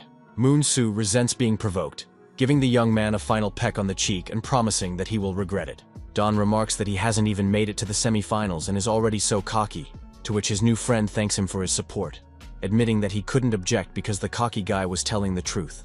The guy assures that he didn't do anything special that the others couldn't do, and the goo thanks him, hoping that they'll compete in the finals. Walking up to the car in the parking lot, Don catches Henschel asking where he's been missing, and the guy explains that he met the other contestants, telling it like it was. The coach behind the wheel starts yelling, calling him a crazy idiot, clearly concerned about the potential conflict. The guy asks if the coach knows Park Mong-soon, to which Hyun-chul replies that he's not sure, wondering what gym he's from. The kid admits he doesn't know, and the coach promises to teach him a lesson, saying he might just kick the bully's ass by defending his student. Suddenly, the coach pats him on the shoulder, telling him to wake up as they have arrived, snapping him out of his deep thoughts. The young man had not expected this awakening, realizing he had fallen asleep in the passenger seat, asking himself if he was in his right mind. Apologizing to his coach, he gets an understanding response that it's okay, and it's obvious how tired he's been lately. Looking out the window, Don notices that it's not their hall, wondering at the change of route and endpoint. The coach explains that the exam isn't until tomorrow, so there's no need to practice today, but just rest and gain strength. He hands over a gift of brownies and butterscotch, and Don asks in surprise when he had time to get everything ready. The confession about the collective organization of food came out of the blue. The director and coaches discounted, showing a common concern. Sincere worries for the student were expressed in wishes for the best. Gratitude for the attention was the only response. Henschel asked to get out of the car more quickly, explaining the need to return to the hall, impatience audible in his voice. The coach's abruptness was due to embarrassment at the care shown. Such sentimental moments were unaccustomed to him. At home, thinking about the difficulty of training made sense, because through it, he was able to save his friend, Gray. The joy of being surrounded by supportive people created a warmth in my heart. A sense of belonging seemed like a true gift. The previous life, where everyone wished for failure, was in stark contrast to the current one. The difference between the two existences was staggering. The question of the sufficiency of satisfaction in the past life required an appeal to past values and deep analysis. The answer came with a realization of dissatisfaction. Revenge was still waiting to happen. The main goal remained ahead. Studying martial arts and the real estate agent exam served as weapons against Yong Eun-wang. The motives remained the same. The memory of her sister on the couch was accompanied by an awareness of her fatigue. Caring for her brother required considerable energy. The realization that it was her sister, and not the coach who made the pies, deeply touched her heart, emphasizing her attention. After putting his sister to bed, he left a note on the toy promising to return soon, showing mutual concern. Meanwhile, Park Moon-soo was brutally beating his opponent, ironically threatening to be gentle if he gave in like Don. The ruthlessness continued in the treatment of Go. The humiliating punching bag statements revealed the true nature. All the audience is shocked by the overkill, except for the hall director, who watches with cold calculation. The referee had time to stop the beating, but for some reason he didn't, and the immoral contestant only just made it to the finals by using banned holds and excessive aggression. Don sits in the exam room concentrating on the assignment sheet as much as possible, showing a serious approach. The test turns out to be quite difficult. He definitely spent a lot of time preparing for it, but he feels confident. All around, the young man sees other students in shock at the test, realizing that all of these feelings are familiar, though the assignments seem interesting to him. Realizes that he has knowledge from his past life that can help him, giving him an advantage over other candidates. The young man finishes the test much sooner than he could have imagined, marveling at his own efficiency. Dongyu hears people writing with him talking about how confused they were and answering incorrectly, complaining about the difficulty of the questions. Examiners thank teachers for the test and receive answer sheets for self-testing, following standard procedure. The teacher addresses the boy, expressing the hope that he has passed the exam, noting his collectedness. The guy ponders that the reason for handing out answer sheets is obvious. If you fail the exam, you go to their academy for training. Dongyu understands that the difficulty of the test is a chance for the academy, and someone else's failure is just an advantage to them, recognizing the practicality of the system. Checking the answers, the young man thinks he has done quite well on the test, carefully checking each item to be sure. Thanks to the memory from his past life, it was almost impossible to fail this test, giving Dongyu a high chance of success. Now the guy is only interested in one question: how many points he got for this test, evaluating his efficiency. The results are not significantly different from what the young man expected, confirming his self-esteem and preparedness. Tokibi launched the stream and energetically greeted subscribers. A wave of enthusiasm transmitted through the screen to the audience. The brief appearance was explained by a longing for the audience. Fan comments of grace and love filled the chat room instantly. Dramatic tears were shed over the inability of the act to stream during the competition. The attachment seemed almost comical. The joint broadcasts were recognized as good, but the desire to see the training with at least one eye expressed a special interest. The phrase about wanting to see the streamer's body sounded ambiguous, an unusual level of admiration bordering on obsession. A t-shirt with Don's face on it served as a backdrop for a parody of his words. Quoting a phrase about classes with no results brought a smile. Admiring a true moron sounded like a compliment to willpower. The transformation in 3 months was truly impressive. Dreaminess accompanied the confession of pleasure in watching the training. Pride in the lad mingled with hope for his own improvement. The grief at not being able to buy a ticket was expressed with a dramatic grabbing of the head. The sincerity of the feelings was not in doubt. The anonymous offer of a ticket came from Donhen, a request for trust accompanied by an unusual condition of subscription. A nudge interrupted the contemplation of his favorite streamer's stream. The question about classes instead of work sounded with obvious displeasure. A question about cleaning the ring was met with the excuse of a short break, the director clearly disapproving of this use of work time. The calling of spectators was explained as helping Don. The possibility of watching 2 matches was explained as a shortcoming of the organization. Worrying about a possible loss raised the counter-question of provocation. Park Hoon clearly thought such doubts were misplaced. Worry about the exam trumped worry about finals.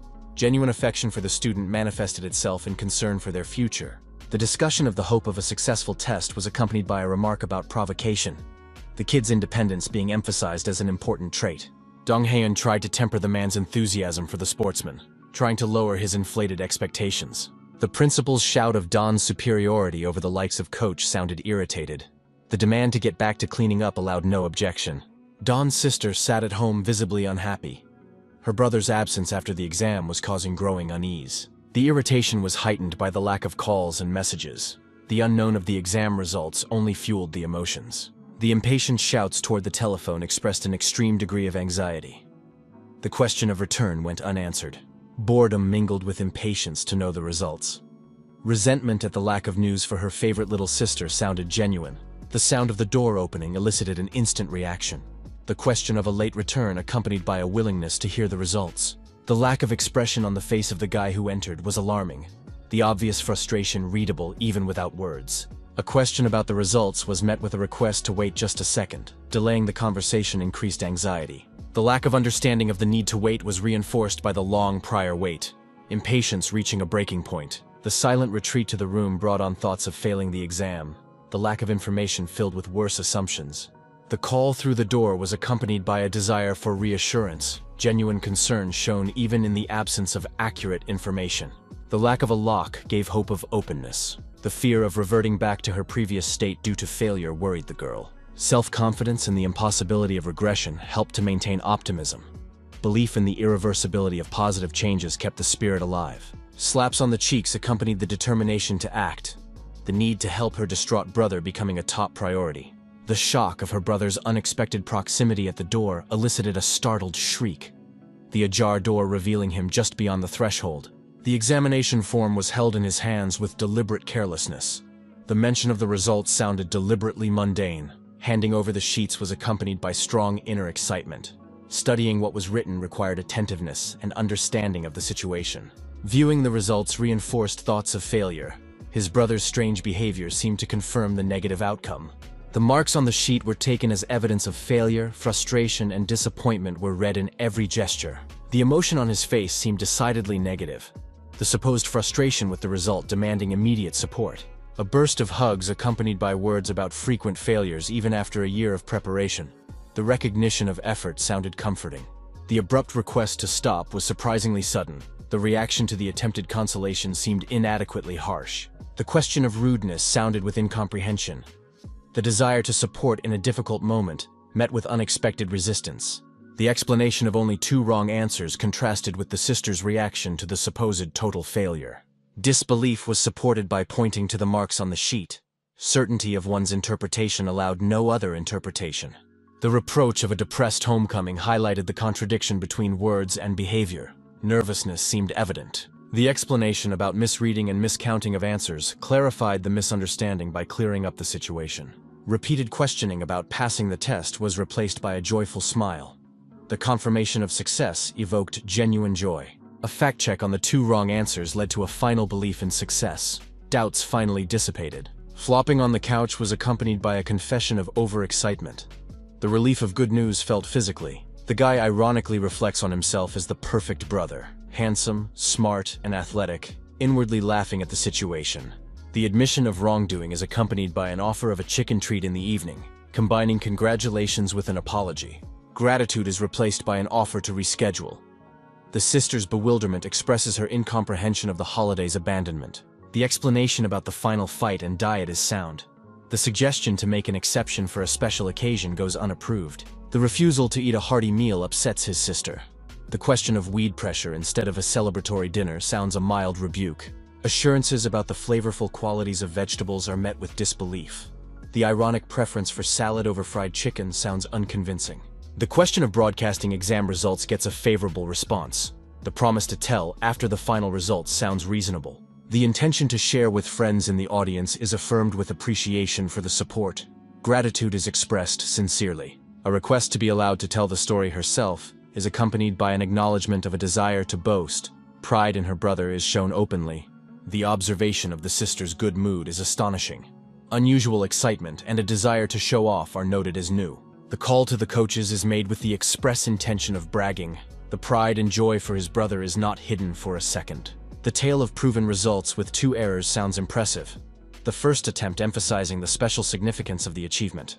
A glance at her father's picture is accompanied by thoughts of joy to see a happy sister. The hope of paternal approval warms the soul. An overheard account of an upset return due to a miscount triggers an understanding of the caller's true motives. The philosophical remark about the immutability of the sister nature demonstrates acceptance of the situation. The impossibility of changing anything is obvious. Browsing the internet reveals suspicious repetitions in official responses. Some decisions raise reasonable doubts. Rumors about incorrect estimation of correct answers do not affect the mood. Waiting for official results shows calmness. The return to the bout takes us to the ring of the semi-finals. The guy is back in the center of the wrestling spotlight. Blocking an opponent's punch demonstrates excellent defense. Technical skill is evident in every move in the ring. Waiting for the right moment to strike shows stamina. Strategic thinking determines battle tactics. The flexing of the body allows you to evade the attack with minimal effort.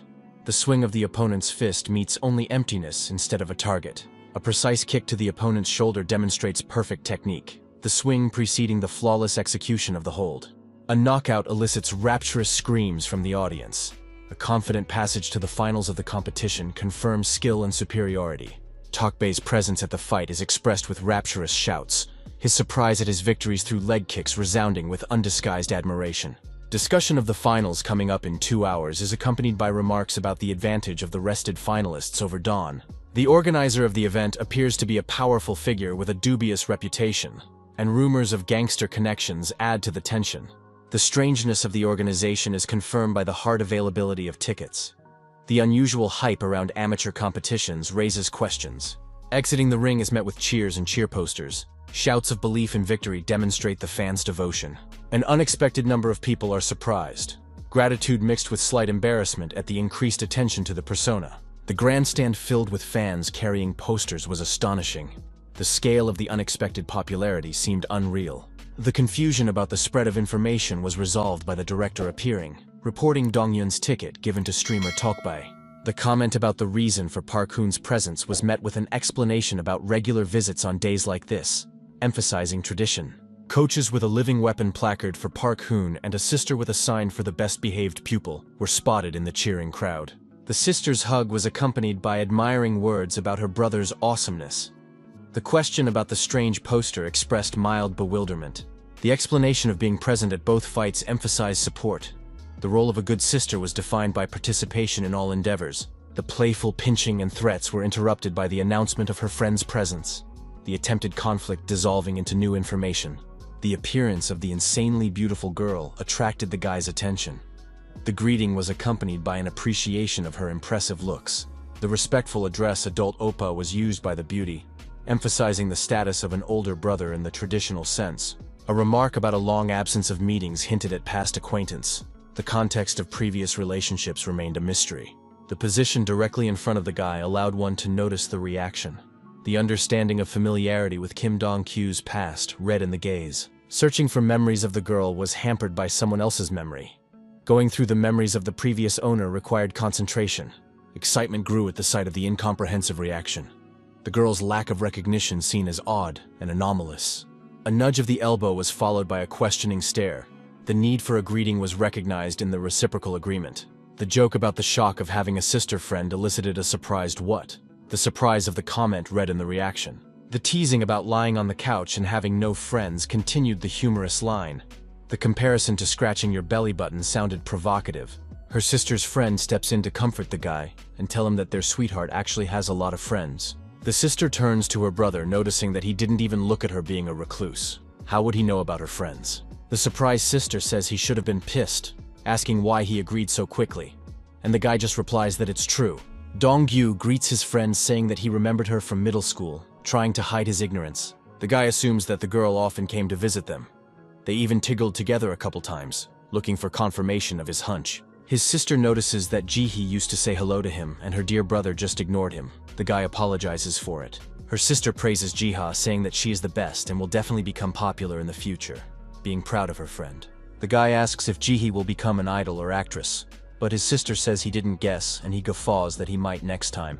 Ji-hee smiles, noticing that they have both changed so much. Noting the change in the sibling, the guy realizes that he simply had no choice but to think he had changed in part because his soul had changed. Ji-hee apologizes, clarifying that that's not what she meant to say, and Donghua reassures her that it's okay. He didn't pay attention to what she said. Afterward, Donggyu's sister offers to buy a snack and just watch the final fight, moving the topic to a more comfortable direction. Guy ponders that she misunderstood everything because of their father's death. Believing there was no need to explain herself, Park Hoon approaches Dong-gyu, hinting if he wants to start dating Ji-hee, adding that he wouldn't date his younger sister's girlfriends. The young man analyzes that the director is the type of person who would use even a child for the sake of defeating opponents, responding to the suggestion that he has absolutely no time for dating. The man says he doesn't have to date her, he just has to be nice to get the girl to like him, because the guy has absolutely everything to do that. Dong-gyu wonders about the charming side of him, and the owner explains that he understands his desire to appeal to a female audience. Park Hoon says that if the guy becomes famous, more people will come to the gym, and their popularity will increase, revealing their true motives. The guy immediately realizes that the director in everything is only looking for personal gain for the hall. Not surprised by this approach, Sportsman asks to stop talking and start concentrating, but the mentor insists that this time he means something completely different. The next opponent is a very slippery type. The director warns of a rival who will do anything to win, so he can't be distracted, and Dong-gyu wonders if he's been bet on. Park Hoon strongly affirms, making excuses for how else he could have done it, seeing nothing strange about it. The guy realizes that there will always be bets, official or not. Someone playing dirty, trying to push the water apart to grab what's under the surface. Dong-gyu ponders that these guys must be getting inside information to tilt the odds in the least favorable direction for others. Asking the hall owner what they should do, the guy hears laughter and interjects to us. emphasizing the difference in their positions. The man says they have no choice but to win, giving the student an unambiguous task.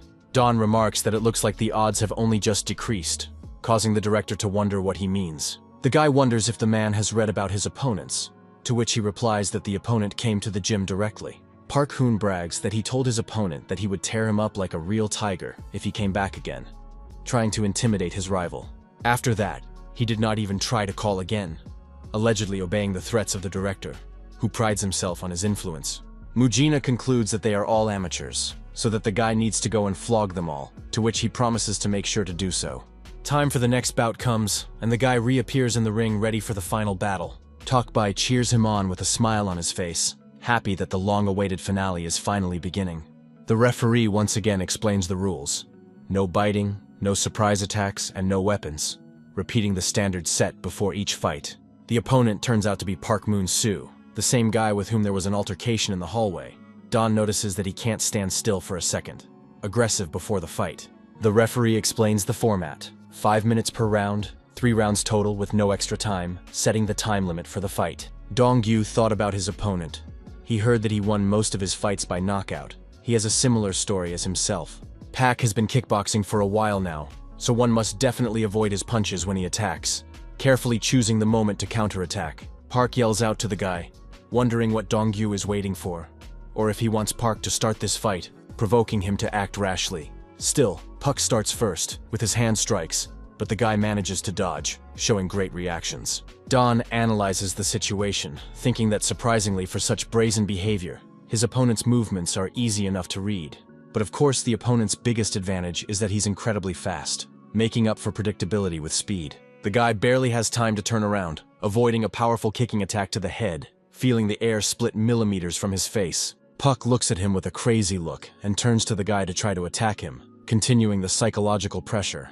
The young man realizes that no matter how hard his opponent is strong, because otherwise Pa would not have made it to the finals if he only used dirty tricks. A sidekick aimed at his opponent was delivered in a decisive move, trying to test his opponent's reaction and defense in the ring.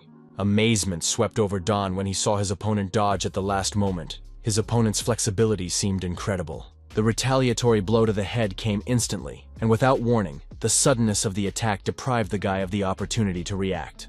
The fall was caused by a powerful blow that shook the whole body. The realization of the need to get up quickly came at once. Thoughts of the consequences of possible defeat filled the mind. The reactions of the principal, the audience, and the ailing sister pictured vividly. The opponent's fingers went straight for the eyes of the rising lad. The horror of realizing the forbidden technique seized the mind. The miraculous saving of the eyes was due to a timely deflection of the head. The dangerous touch failed to reach its target. The opponent smugly reasoned about his sharp fists, not needing dirty tricks, showing absolute faith in victory. The challenge sounded in Don's reply about fists as sharp as claws. Keeping his composure required a colossal effort of will.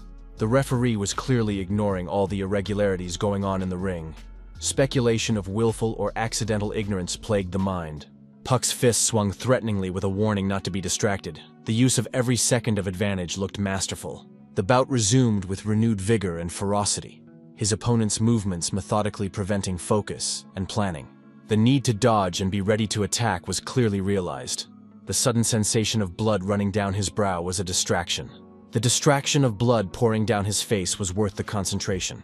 The missed blow came with crushing force, robbing him of his balance. His back again made contact with the ring surface from the fall. The position was becoming critically disadvantageous for the fight to continue.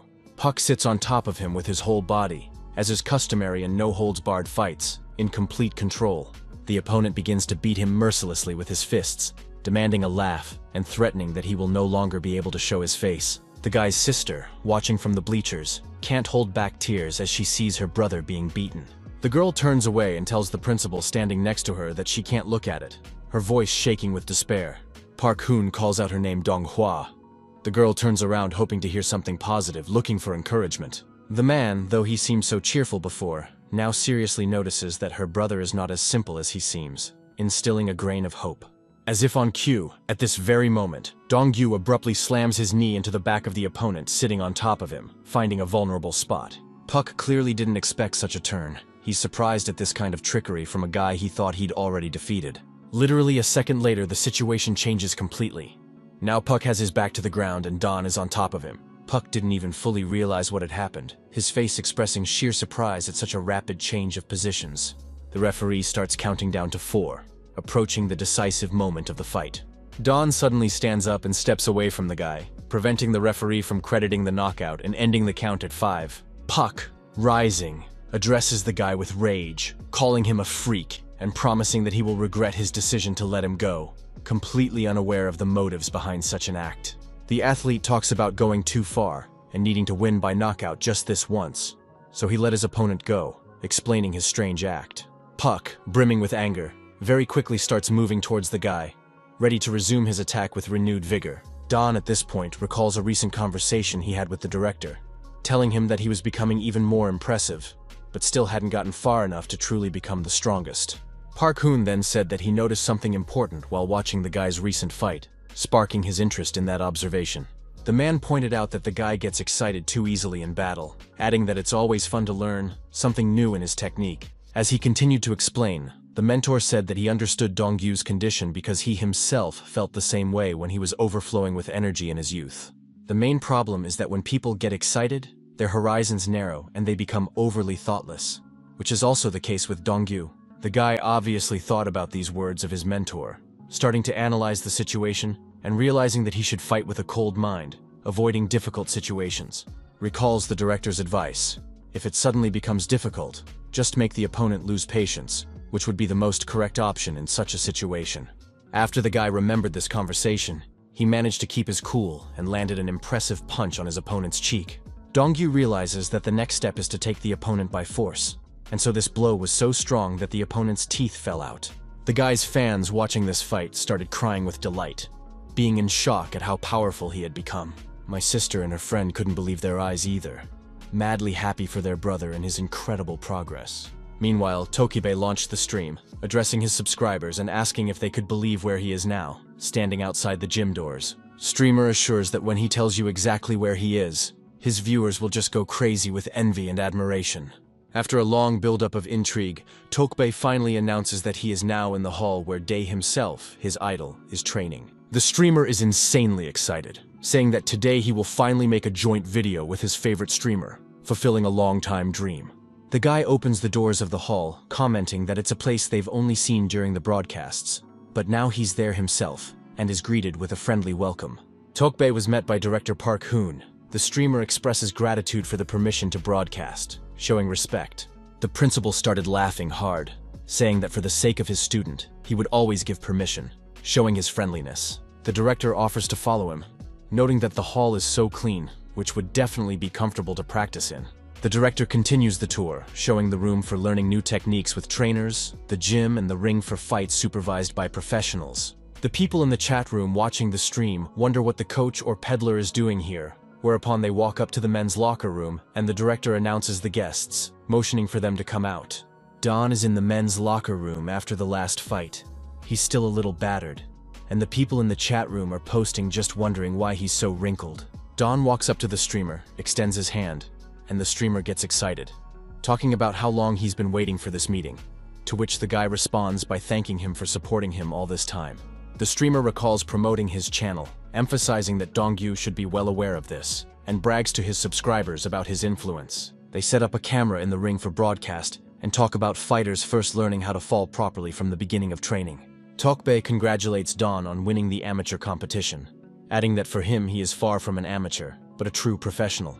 Young expresses his gratitude to him and to all the audience, both his own and his, recognizing their role in his success. Don tells the guy it would be an honor to say it, causing the streamer to embarrass himself by admitting he just had to say it. Hater sits in his room grimly typing in chat about the sportscaster's loss. The streamer's broken face seemed obvious proof. Disappointment in the pig trying to pump himself up was expressed by Gaemakjang in insulting words, contempt evident in every letter. The continued venomous comments about the slimmed-down piggyback pop-up were accompanied by accusations of boring content baiting viewers. The insistence on defeat was based on a battered face. The bewilderment about possible doubts emphasized the hitter's confidence. The irony of a support group giving money to a still-living loser sounded particularly vicious. The taunts continued with increasing force. Another hater under the nickname Vimruo supported the view of losing by comparing beating the kids to his ability to beat the Don. The decision to unmask came after reading the hurtful comments. The initial request for Tokbe replaced by a desire for self-disclosure. Greeting the audience after removing the mask was followed by the introduction of his true identity. Streamer Day revealed himself to the audience. The haters' outrage manifested itself in negative comments about the parasite showing his face. The shock of the unexpected reveal was evident. The announcement of good and bad news sounded intriguing. The preparation for the important announcement felt in every word the guy said. Gaemakjang's grumbling was accompanied by sips of beer in front of the screen. Accusations of wanting everything because of appearances sounded hurtful. Winning the amateur competition was being heralded as the first good news. The head hater continued to deny the obvious success. The disbelief in the victory of a freak in training for only 3 months was expressed with categorical confidence. The possibility of such a result was rejected. Confirmation of victory at nationals was complemented by Tokbe's testimony. The offer to verify the information sounded confident. Gaemakjang was furiously slinging angry comments expressing disbelief. The news of knockouts and victory of a non-amateur made one wonder. Reports of a new winning record in amateur martial arts competitions were read with disbelief. Denial became a defensive reaction. A shudder gripped the hand of the hitter at the sight of irrefutable facts. The will to accept reality was completely absent. Written objections about 5 years of training instead of 3 months sounded like a last argument. Accusations of framing seemed like a desperate attempt. The suggestion of moving on to bad news provoked the hater to demand a confession of deception. The emotional reaction was instantaneous. The reminder of the wager regarding the other halls sounded calm and confident. The expectation of proof emphasizing the honesty of the challenge. Tokbe's explanation of handing over all earnings to the proven other trainers clarified the situation. The financial risk looked significant. The agreement to stream without hating in the absence of evidence set clear terms. The addition happened with the utmost clarity. The lack of evidence with the continuing stream of mudslinging was noted with obvious frustration. The failure to honor the agreement was justly resented. The offer of a personal meeting was accompanied by a challenge to a fair fight. The opportunity to resolve the conflict directly was open to all. The names of the haters were called openly with an invitation to the audience. Gaemakjang's outrage at the amateur's arrogance sounded predictable. Promises of ripping the guy to shreds shattered with the reality of the encounter. A punch to the face demonstrated true superiority. Strangleholds were used skillfully and ruthlessly. The opponent's chances were melting away with every second of the hopeless confrontation. Pleas for mercy were followed by an admission of defeat. The brokenness of the hater evident in every gesture and word. The outstretched hand of the defeated hitter expressed unwillingness to accept defeat. The request to continue sounded a last desperate chord. Gaemakjang's excuses resounded with loud shouts after the departing lad. Distraction rather than weakness was cited as the reason for the defeat. Reflecting on his father's words led to a bitter realization of his slacker status. Reproaches about his inability to get into college came back with painful memories. Thoughts of lack of talent sounded self-deprecating. Family's words about insufficient skills for learning required facing the harsh reality. Comparisons with other unsupported entrants added to the sense of hopelessness. Parental questioning about the reasons for such worthlessness echoed painfully. Ignorance of ways to try harder was mixed with questions about the lack of effort. Shouting to the guy about the availability of opportunities expressed deep despair. The tirade of attempt and superior knowledge demonstrated the deepest denial of personal responsibility. Self-justification, reaching absurd proportions. Realizing the true reasons for the scathing comments did not make me want to intervene. The tears of the hitter were accompanied by complaints about the lack of opportunities. Realizing the futility of dialogue with an opponent not willing to listen came with clarity. Tokbe's broadcast continued with the story of the audience favorite's victory. Gratitude to the audience for the support that led to victories was expressed in parting words. Modesty emphasized the attractiveness of the character of the guy. The promise of future good videos was interrupted by the appearance of the principal. An apology for the intrusion preceded by an important message. The principal's surprise at the arrival of the new guest was transmitted to the boy. The surprise of additional visitors reflected brightly on his face. Continued filming was followed by a request to wait to return. An offer to chat in the comments was followed by a warning about a bad guest. The director was addressing Gaemakjang about the difference from Dawn. Asking him to leave instead of swearing sounded the defensive reaction of a defeated man. The only difference was the lack of an early meeting with the director according to the mentor. The classic tiger stance hinted at the training potential of the hitter. The meeting with the guest took place right in the stairwell. The crossing was accompanied by a mention of rumors of the guest's search. The stranger's businesslike approach was evident in his unwillingness to waste time. The transition to the substance of the conversation demonstrated the practicality of his intentions. The card with the fist emblem was passed around as an invitation to another room. New opportunities were presented as an attractive prospect. The recommendation was the mention of competition finalist Pak Moon-soo. Training at the promoted gym was emphasized as an advantage. Don's refusal sounded immediate and decisive. The explanation of the sufficiency of the current situation showed satisfaction with the existing one. A statement about avoiding questionable business was met with a warning about words. Continuing in mixed martial arts required caution. Unnecessary word control was attributed to the lack of appropriate intentions. Thinking about the best ways to reach the chairman expressed strategic thinking. Regret for wasted talent was accompanied by a hint of missed opportunities. The offer of more than is available now was categorically rejected. The card was put into the hands of the guy saying goodbye. The introduction of Park Tae-gae was accompanied by an offer to call if the decision changed. A parting glance was accompanied by reflections on the disparaging manner of the chairman's nephew. The connection with the enemy determined instantly. Quick dialing followed immediately after an important conversation. The transfer of significant information began without delay. The report of finding the person sought was overshadowed by the mention of a significant complication.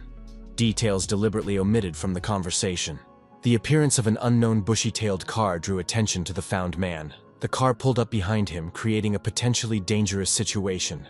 A certain old man, clearly not living a good life, looked surprised at the approaching car, but he was quickly grabbed and led into the bus, leaving no chance for resistance. The unidentified man, remembering how all he wanted to do was borrow money for a bet, couldn't understand how he ended up in this situation, pondering the strange twist of fate. The captive was perplexed as to why he couldn't move, trying to realize his position, feeling fear gripping his mind and body. As he began to sweat profusely, he realized that he could see absolutely nothing around him. He was surrounded by pitch darkness, depriving him of the last connection with the outside world.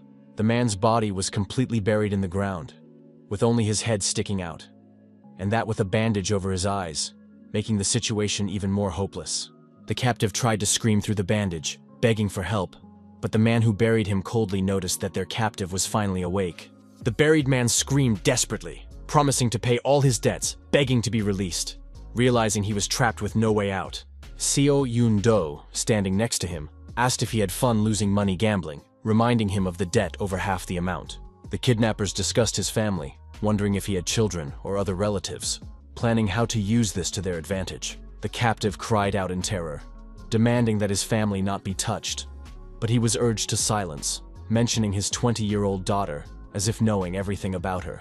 One of the strangers offered to take his daughter to Japan, causing the man to weep bitterly at the thought of such a fate for his child. The kidnappers speculated on the nature of gambling, forcing people to sell their own family, suggesting that he be left in the ground forever. As they left, they cruelly joked that the worms would soon eat his eyelids, so there was no need to worry, adding one last drop of despair.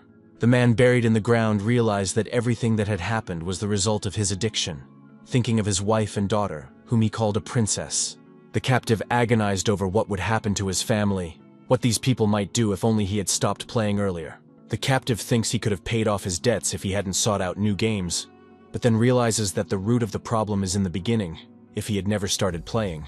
Buried in the ground, the captive begs for help, asking to save at least his family, willing to sacrifice himself for their well-being. Unidentified people watch the entire scene from neighboring rooms, following the scene with unclear intentions. It turns out to be Dawn and Gray standing by the window, watching the buried head and body, preparing to intervene in the situation. The guy remembers the training, realizing that all the skills he learned will soon be useful for a rescue mission. 2 hours earlier, Gray had been sitting behind the wheel, contemplating how to help a ludoman found man in a dire situation. Gray reflected that ludoman is no longer as addicted to games. But there is another problem, wondering about the connection between substances and addicts. Dawn, sitting next to them, suggests that they are recklessly using money in an attempt to find similarities to gambling addicts. The guy replies that there's actually more to it. They don't see what's right in front of their noses, blinded by the desire to do whatever they want without even realizing it. Gray doubts that even if they get in and do their thing, it won't help Ludoman in any way. But Dawn assures him that all they need to do is get him out of his current position. The lad adds that they will not be able to teach him with words, but through bodily experience they will be able to do so, causing great amazement in the comrade. Gray asks if that's the only reason Dawn asked to take the van on the mission, to which he explains the need to get close to Ludoman, gain his trust, and make things realistic. The guy notices that they are almost there, so they need to get ready, denoting the urgency of the situation. Dongyu turns to his comrade, saying that he too should prepare properly, though Gray is hesitant, not understanding how kidnapping could be the solution. It turns out it was the two of them who kidnapped Ludamana buried in the ground, revealing the nature of their plan, which seemed both cruel and calculated. Gray, rubbing his hands together nervously, wondered how they could even leave a man in the ground, his voice betraying worry and doubt. Dawn calmly explained that addicts and gamblers could not be rationalized with words, to which Gray only nodded, reluctantly agreeing. The guy mentioned 2 days, causing Gray to look puzzled. He didn't understand what he was talking about, feeling the situation was getting weirder. Spurgeon explained that they would leave Ludaman behind for 2 whole days, causing Gray to worry about the possible death of his captive, but he only remained silent. Dawn sharply cut off that it was useless to pity the prisoner, for he had ruined his family by continuing to play, showing signs of real insanity. The guy added that people are much stronger than they seem, remembering how Yoon Seok's body had stayed alive for a long time even after taking a shower. Gray shuddered and asked why Dawn was saying such terrible things, his voice betraying discomfort at the grim memories. Dawn noted thoughtfully that he had found information on Ludaman, but he had turned out to be a common outcast, an unremarkable man. Turning, the lad advised Gray to think when he pitied his captive, that he was giving him a chance to make another play by antagonizing his comrade. The guy calmly replied that he considered it a kind of therapy, shocking but effective. His tone was confident and cold. Guy explained that such therapy traumatizes a person by sending a signal to the inner self to live a better life, especially with players. Hacker, hesitantly, asked if this therapy was really effective, not believing that burping could be a useful treatment. Dawn admitted that the method was harsh, adding that he was not a doctor or psychiatrist, to which Gray reasonably remarked that specialists don't do that. The guy reasoned that on the threshold of death, a person begins to think about life from unusual sides, and even returning to life will never forget that moment, and then asked his comrade for the keys, announcing that he had to go.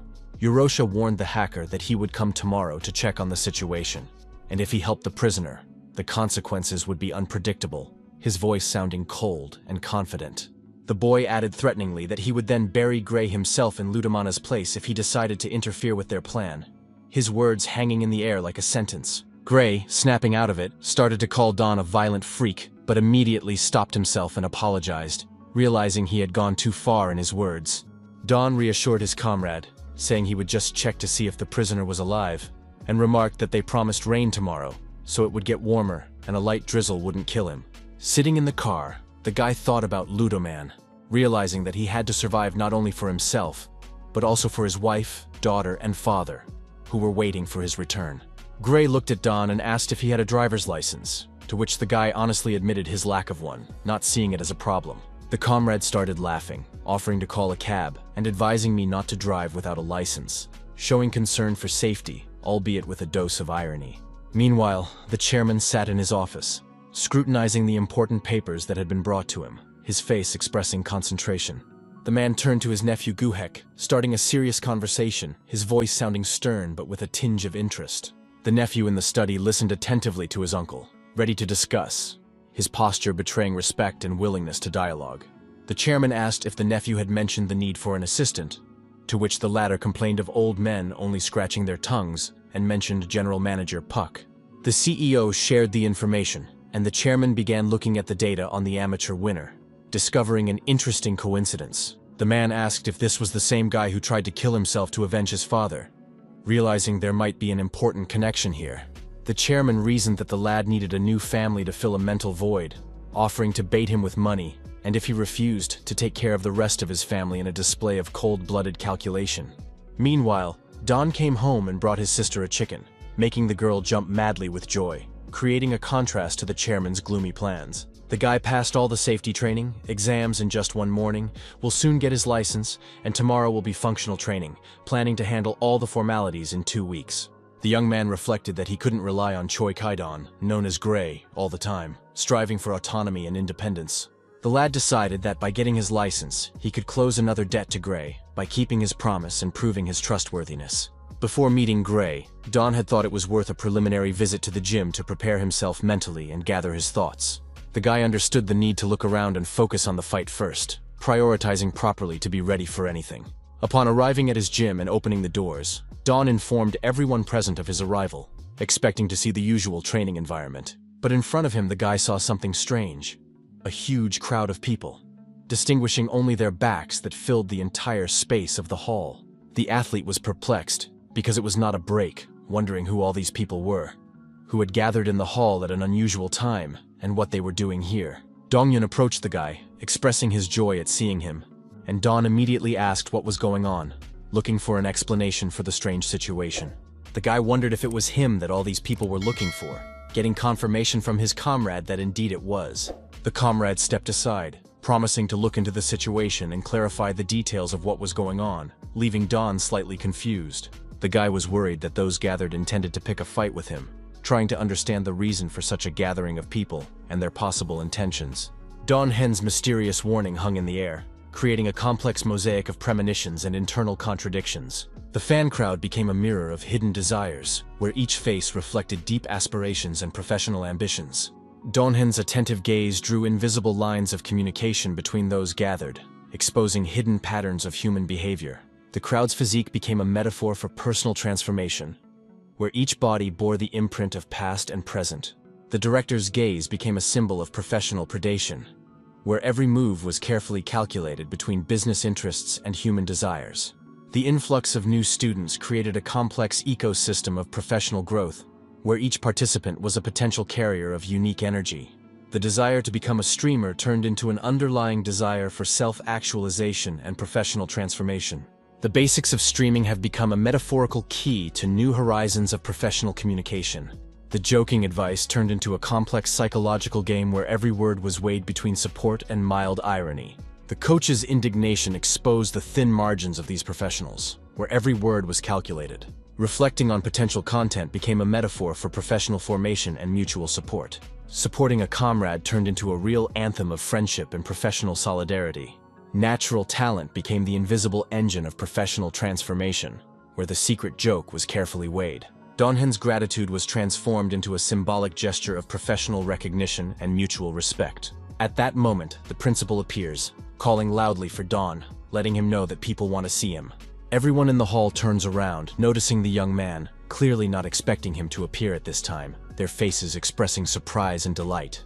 The director announces this is the only opportunity to sign up for the gym and get special lessons from Don, even though they didn't agree to it. The principal ignores the objections, and the crowd shouts out their desire to learn from Don, some even claiming early arrival in an attempt to gain an advantage. The director reassures everyone, promising that everyone will be able to sign up, keeping order and organization in the growing chaos. A guy looking at their faces realizes that they look like real zombies, obsessed with working out and losing weight. Guy realizes that he doesn't share the director's confidence in the success of this whole enterprise, doubting the appropriateness of this approach. Dongyu quickly runs outside, hailing a cab, muttering that he shouldn't have been treated like this, feeling used. Returning to Gray, he asks what the latter is doing in such darkness, noticing his comrade's strange behavior. Gray stands at the window with a concerned look, clearly anxious about something serious. Hearing Don's voice, Gray turns around frightened, wondering with horror if he heard correctly that nothing is wrong, to which Don ironically asks if the boars have shown up. The sportsman jokingly remarks that clearly something is up, as Gray is not in the habit of holding an axe, hinting at his unusual behavior.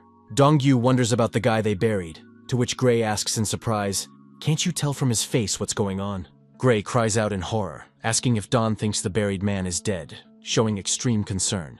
Don asks not to yell, saying he was just asking a question, to which the comrade indignantly replies that such a thing should not be asked in such circumstances at all. Gray explains that it's as if the man is in a trance, repeating the same thing, suspecting he's dehydrated, which requires immediate intervention.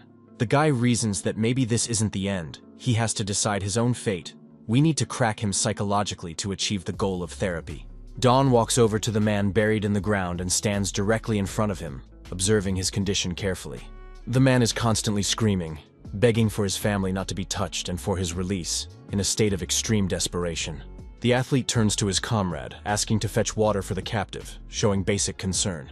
Left alone with the man for a moment, Don listens as he continues to plead for his release, taking all the blame and asking him not to hurt his family. Don tells him that if he behaves well, he will set him free, setting the conditions for the situation to continue.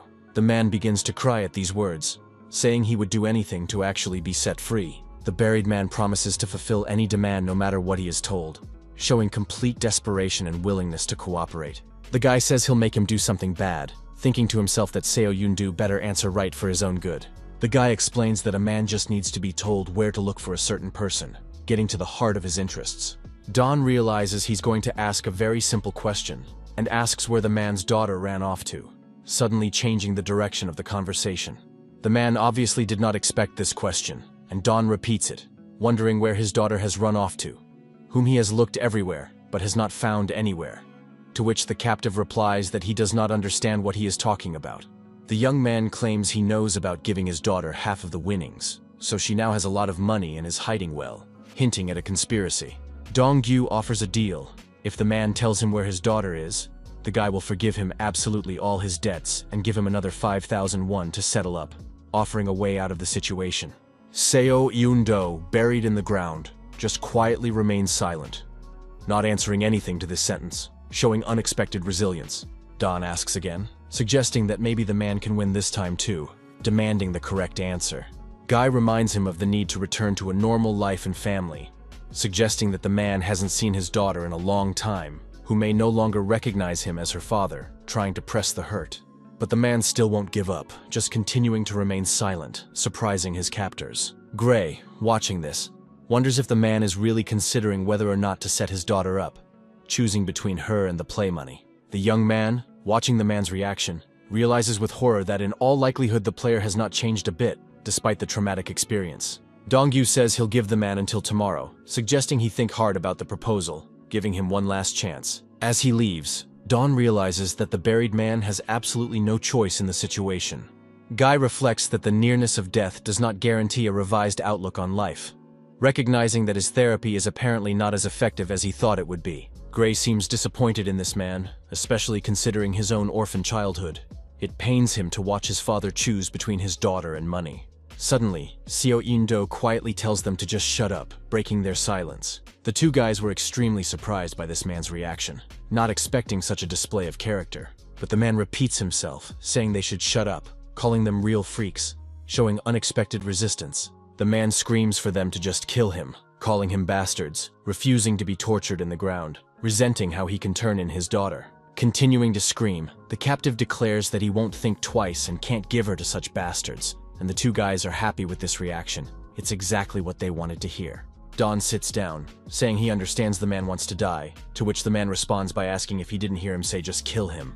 Seo Un continues to scream, calling them freaks and demanding they just kill him, showing unexpected resilience. After these words, the man receives a rather hard slap on the cheek, showing the seriousness of the situation. The blow was so hard that the guy was left with blood on his fist, indicating the severity of the blow. Gray tries to stop Don, saying that a man could actually die from such actions. The comrade remarks that, as if it wasn't, it's still too much, expressing disapproval of the methods. The guy responds that he can be cruel sometimes, and explains his actions by saying that the man knows the value of his family, but for some reason, he doesn't stop. Dong-gyu declares that in all likelihood it's time to get the prisoner out, changing his mind. The sportsman ironically remarks that if Gray wants to follow the buried man around for the rest of his life, they can leave it that way, to which he replies that he understood and will bring a shovel right away. His comrade quickly begins to move, literally running after the shovel to free the unfortunate man sooner. Don addresses the buried man, saying that if this was a past him, the man would have had it far from easy. The guy explains that the past he wouldn't even have checked the importance of family to a man, and wouldn't have understood the reasons for this behavior. But now, with a good sister, he is keenly aware of the value of family, demonstrating a personal transformation. Don says he punched the man on behalf of the old man, hoping the man wouldn't hate him so much, trying to explain his actions. He remembers an old man from his past life, aggressive as fire, but is sure that if his son came back, the old man would just be glad not to strike without question. Meanwhile, Seo Yun-dong's father sits drinking and yelling that they're freaking crooks as he continues to relive the situation. The father still won't let the situation go, complaining that he gave them valuable land, but they couldn't even keep their promise to find his son, adding that the guy who made the promise died suddenly.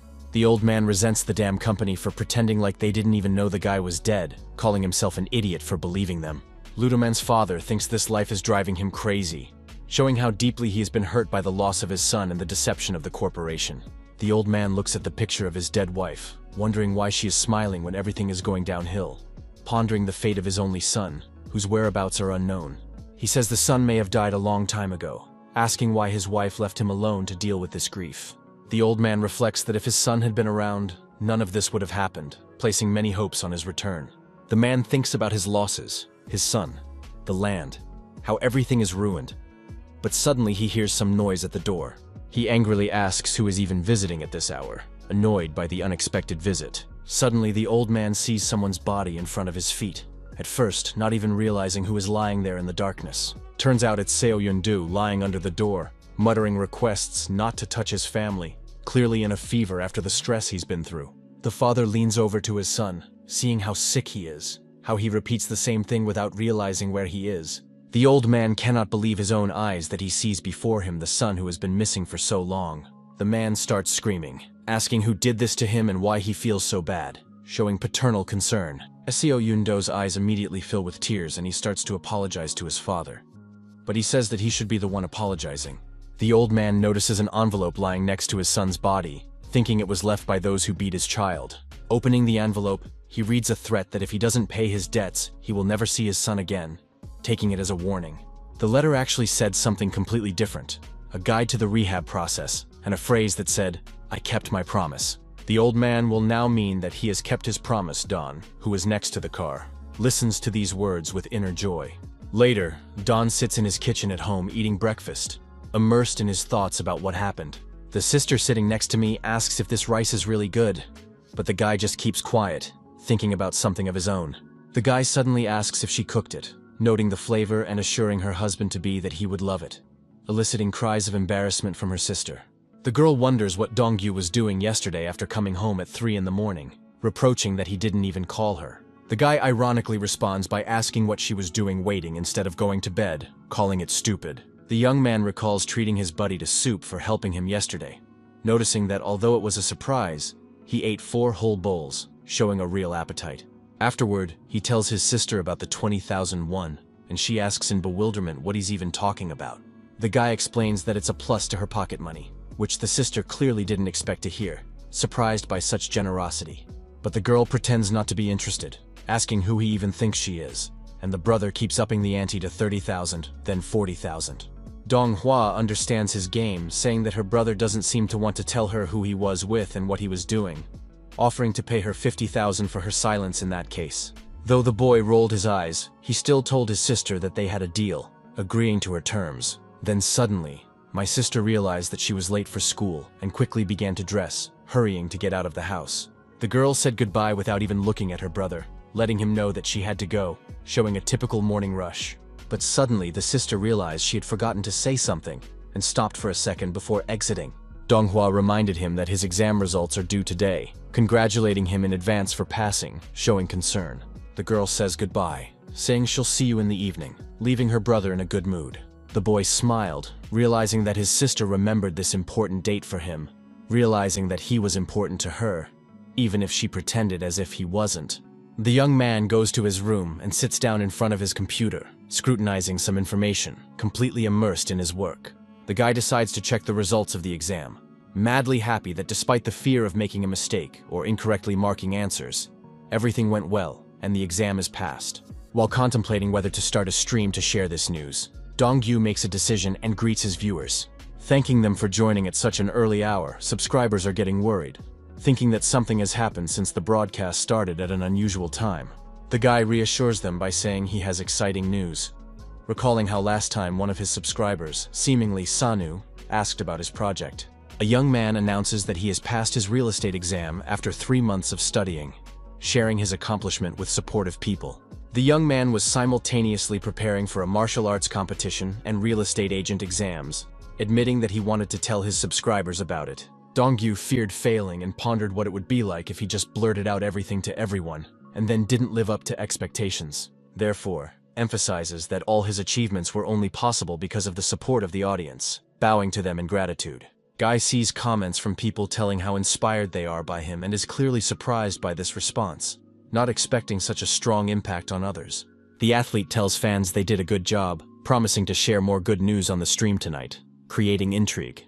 Dongyu apologizes, announcing that he has to make a phone call now and he'll be back for just a few minutes, temporarily interrupting the broadcast. After going into another room, he is chatting with someone on the phone, wondering who he is talking to in general, showing some tension. Meanwhile, his sister is at school chatting with her friend Jihai, who asks who she's expecting a call from, and Donghua replies that it's from his brother because the exam results are in.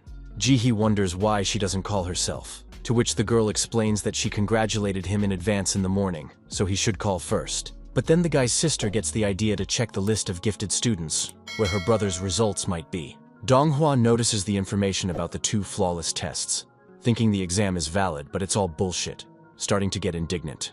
The guy's sister realizes that even though her brother made 2 mistakes, as he said earlier, the result is still impressive. Jihee asks Donghu if she really loves her brother, to which she immediately denies it, embarrassed by her feelings. In the evening, already at home, the sister sees something that surprises her very much, frozen in front of the TV. On the news, the girl sees her brother, announced as the student with the highest score, giving an interview, which completely shocks her. The girl turns to her brother, reminding him that he seemed to have made 2 mistakes, to which the latter explains that on examination, they were counted as correct because the questions were debatable. The young man explains that there has been a lot of controversy over these issues, so they probably interviewed people with high scores to appease others, and the sister complains about the unfairness of the world. The sister remarks that she's heard of another person with a higher score, wondering why only her brother was interviewed. Don tells a story that happened to him in the afternoon when he went to a coffee shop to meet someone for an interview. A guy walks up to the table, says hello, and says he's signed up for an interview today, fulfilling an appointment.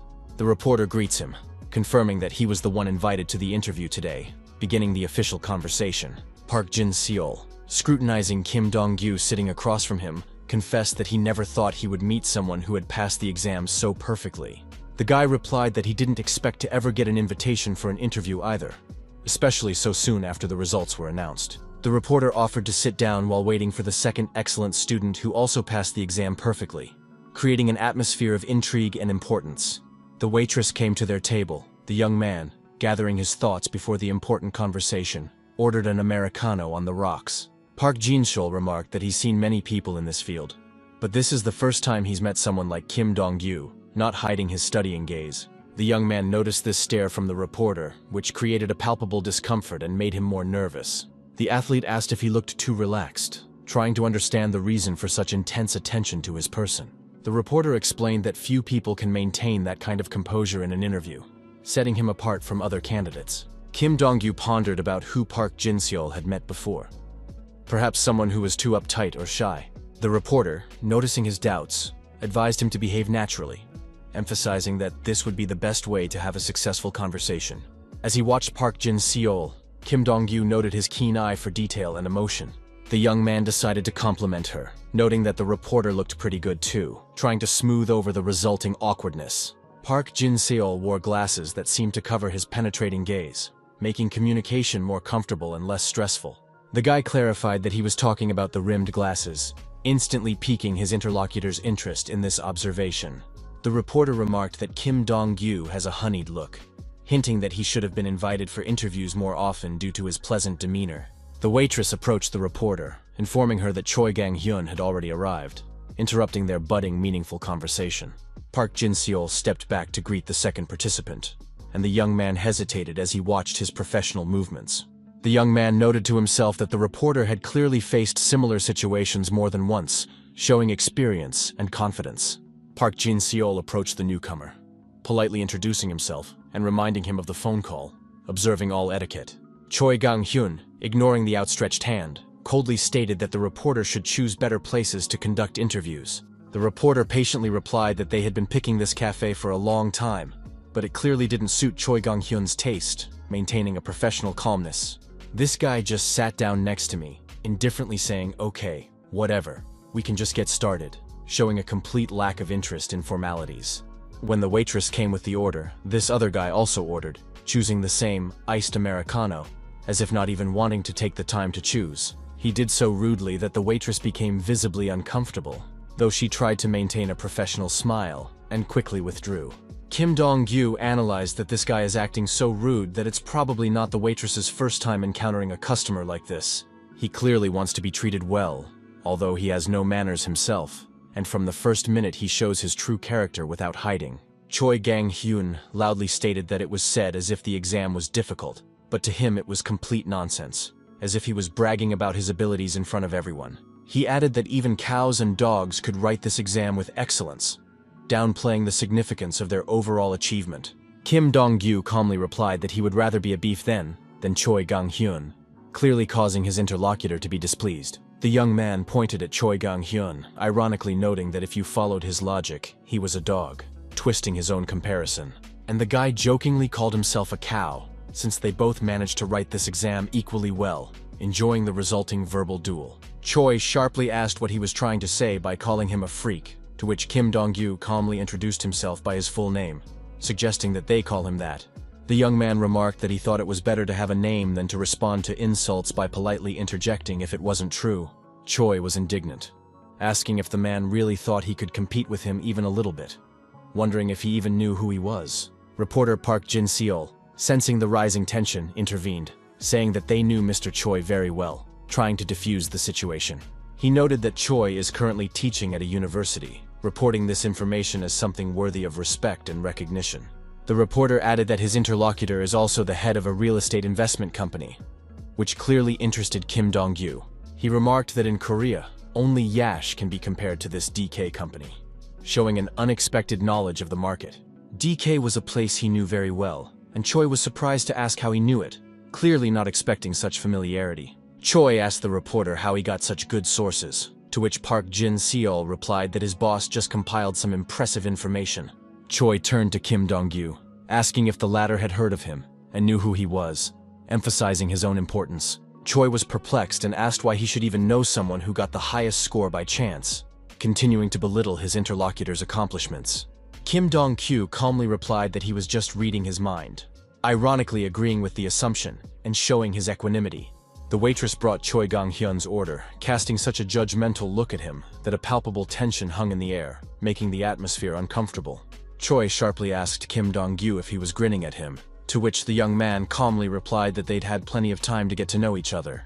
Reporter Park Jin-seol didn't expect the interview to turn into something like this, himself forgetting that it was time to get to the main part of the conversation. Choi Gang-hyun abruptly stood up, slapped the table, and declared that it was impossible to sit in this hole. His mood had gone bad, and he was leaving. Although the reporter tried to stop him with requests, the angry young man decided to leave the cafe, leaving everyone bewildered. Kim Dong-hwa, watching the report at home, incredulously asked if such people really existed, resenting Choi Gang-hyun's behavior. The boy confessed to his sister that he intentionally incited Choi, to which Kim Dong-hwa replied that she would have scratched his eyes out herself. The athlete asked what the director teaches his sister, to which the girl mysteriously replied that it is training for a select few. In his mind, Kim Dong-gyu thanked the departed Choi Gang-hyun as he ceded the spotlight to him, becoming the only character in the interview. It cost a lot to be in the spotlight. It wasn't talked about for long, but it was a chance to appear on television, increasing recognition. My sister asked my brother what they were going to do, write a post, to which he replied that he wanted to get ready for the stream. She offered to look at the number of subscribers, but noticed that someone had called her brother, interrupting their conversation with a phone call. The girl rejoiced, suggesting that it might be another interview offer, not hiding her pride in her brother's accomplishments. Someone called Kim Dong-gyu, cheekily asking if it was him, and the young man immediately tensed up, recognizing the voice in the receiver. It turned out to be the same thugs, Park Cheon-seok and Song Dae-young, who originally gave him the money, cheekily saying it was nice to hear from him. The young man listened intently, trying to understand what the bandits wanted, and Park Cheon-seok, sensing his tension, pressed harder. The sister, noticing the change in her brother's face, began to worry about him, feeling that this call did not bode well. On the phone, Kim Dong-gyu was told to come by 2 tomorrow, to which he wondered why he should do so, unwilling to comply. The bandits laughed, marveling at his boldness, and insisting that it was in his best interest to show his power over the situation. Song Dae-young remarked that the young man is only brave because they're talking on the phone, hinting at his physical superiority. He added a threat that if Kim Dong-gyu continues to act like this, he will regret trying to intimidate him with his tone. The bandit ended the conversation in a feigned friendly manner, saying that they just want to talk, and Kim Dong-gyu should come without fear. The lad stated emphatically that he had absolutely no desire to come, adding that if anyone wanted to see him, let them come to him themselves. Song Dae-young started yelling over the phone that Kim Dong-gyu would be sorry and would definitely come, but the guy just dropped the call, not wanting to continue the pointless conversation. Kim Dong-hwa worriedly asked if everything was okay, noting that the situation was creepy, but his brother dismissed it by saying that the driver's license exam tomorrow was more important. The girl asked in shock when he'd had time to start learning to drive, and the guy was genuinely surprised, assuring her that he'd told her about driving school, even though it wasn't true. The lady, not even trying to hide her joy, started talking enthusiastically about how her brother had grown up since he would soon have a driver's license, proud of his progress. Kim Dong-gyu thought about this strange conversation with the bandits, who for some reason decided to call him at such a late hour, obviously plotting something. He suggested that perhaps they had spotted him when he was rescuing his comrade Gray on the dock, and decided to find out who he was. Wondering if they had dug up something on him, Kim Dong-gyu was interrupted by his sister, who reminded him that she had a vacation ceremony tomorrow and asked him to massage her feet. He started massaging his sister's legs with all his might, making her scream in pain. While he thought that Cho Gyu-hek was unlikely to fall for his tricks and lures, Guy realized that knowing him, one could guess what kind of fuss he was capable of making to achieve his goals, especially when he felt threatened. Realizing that there was a lot to do tomorrow, he was suddenly interrupted when Kim Dong-hwa kicked him in the face, resenting the rough massage. The boy exclaimed that his head nearly broke from such a hard blow, amazed at his sister's unexpected strength.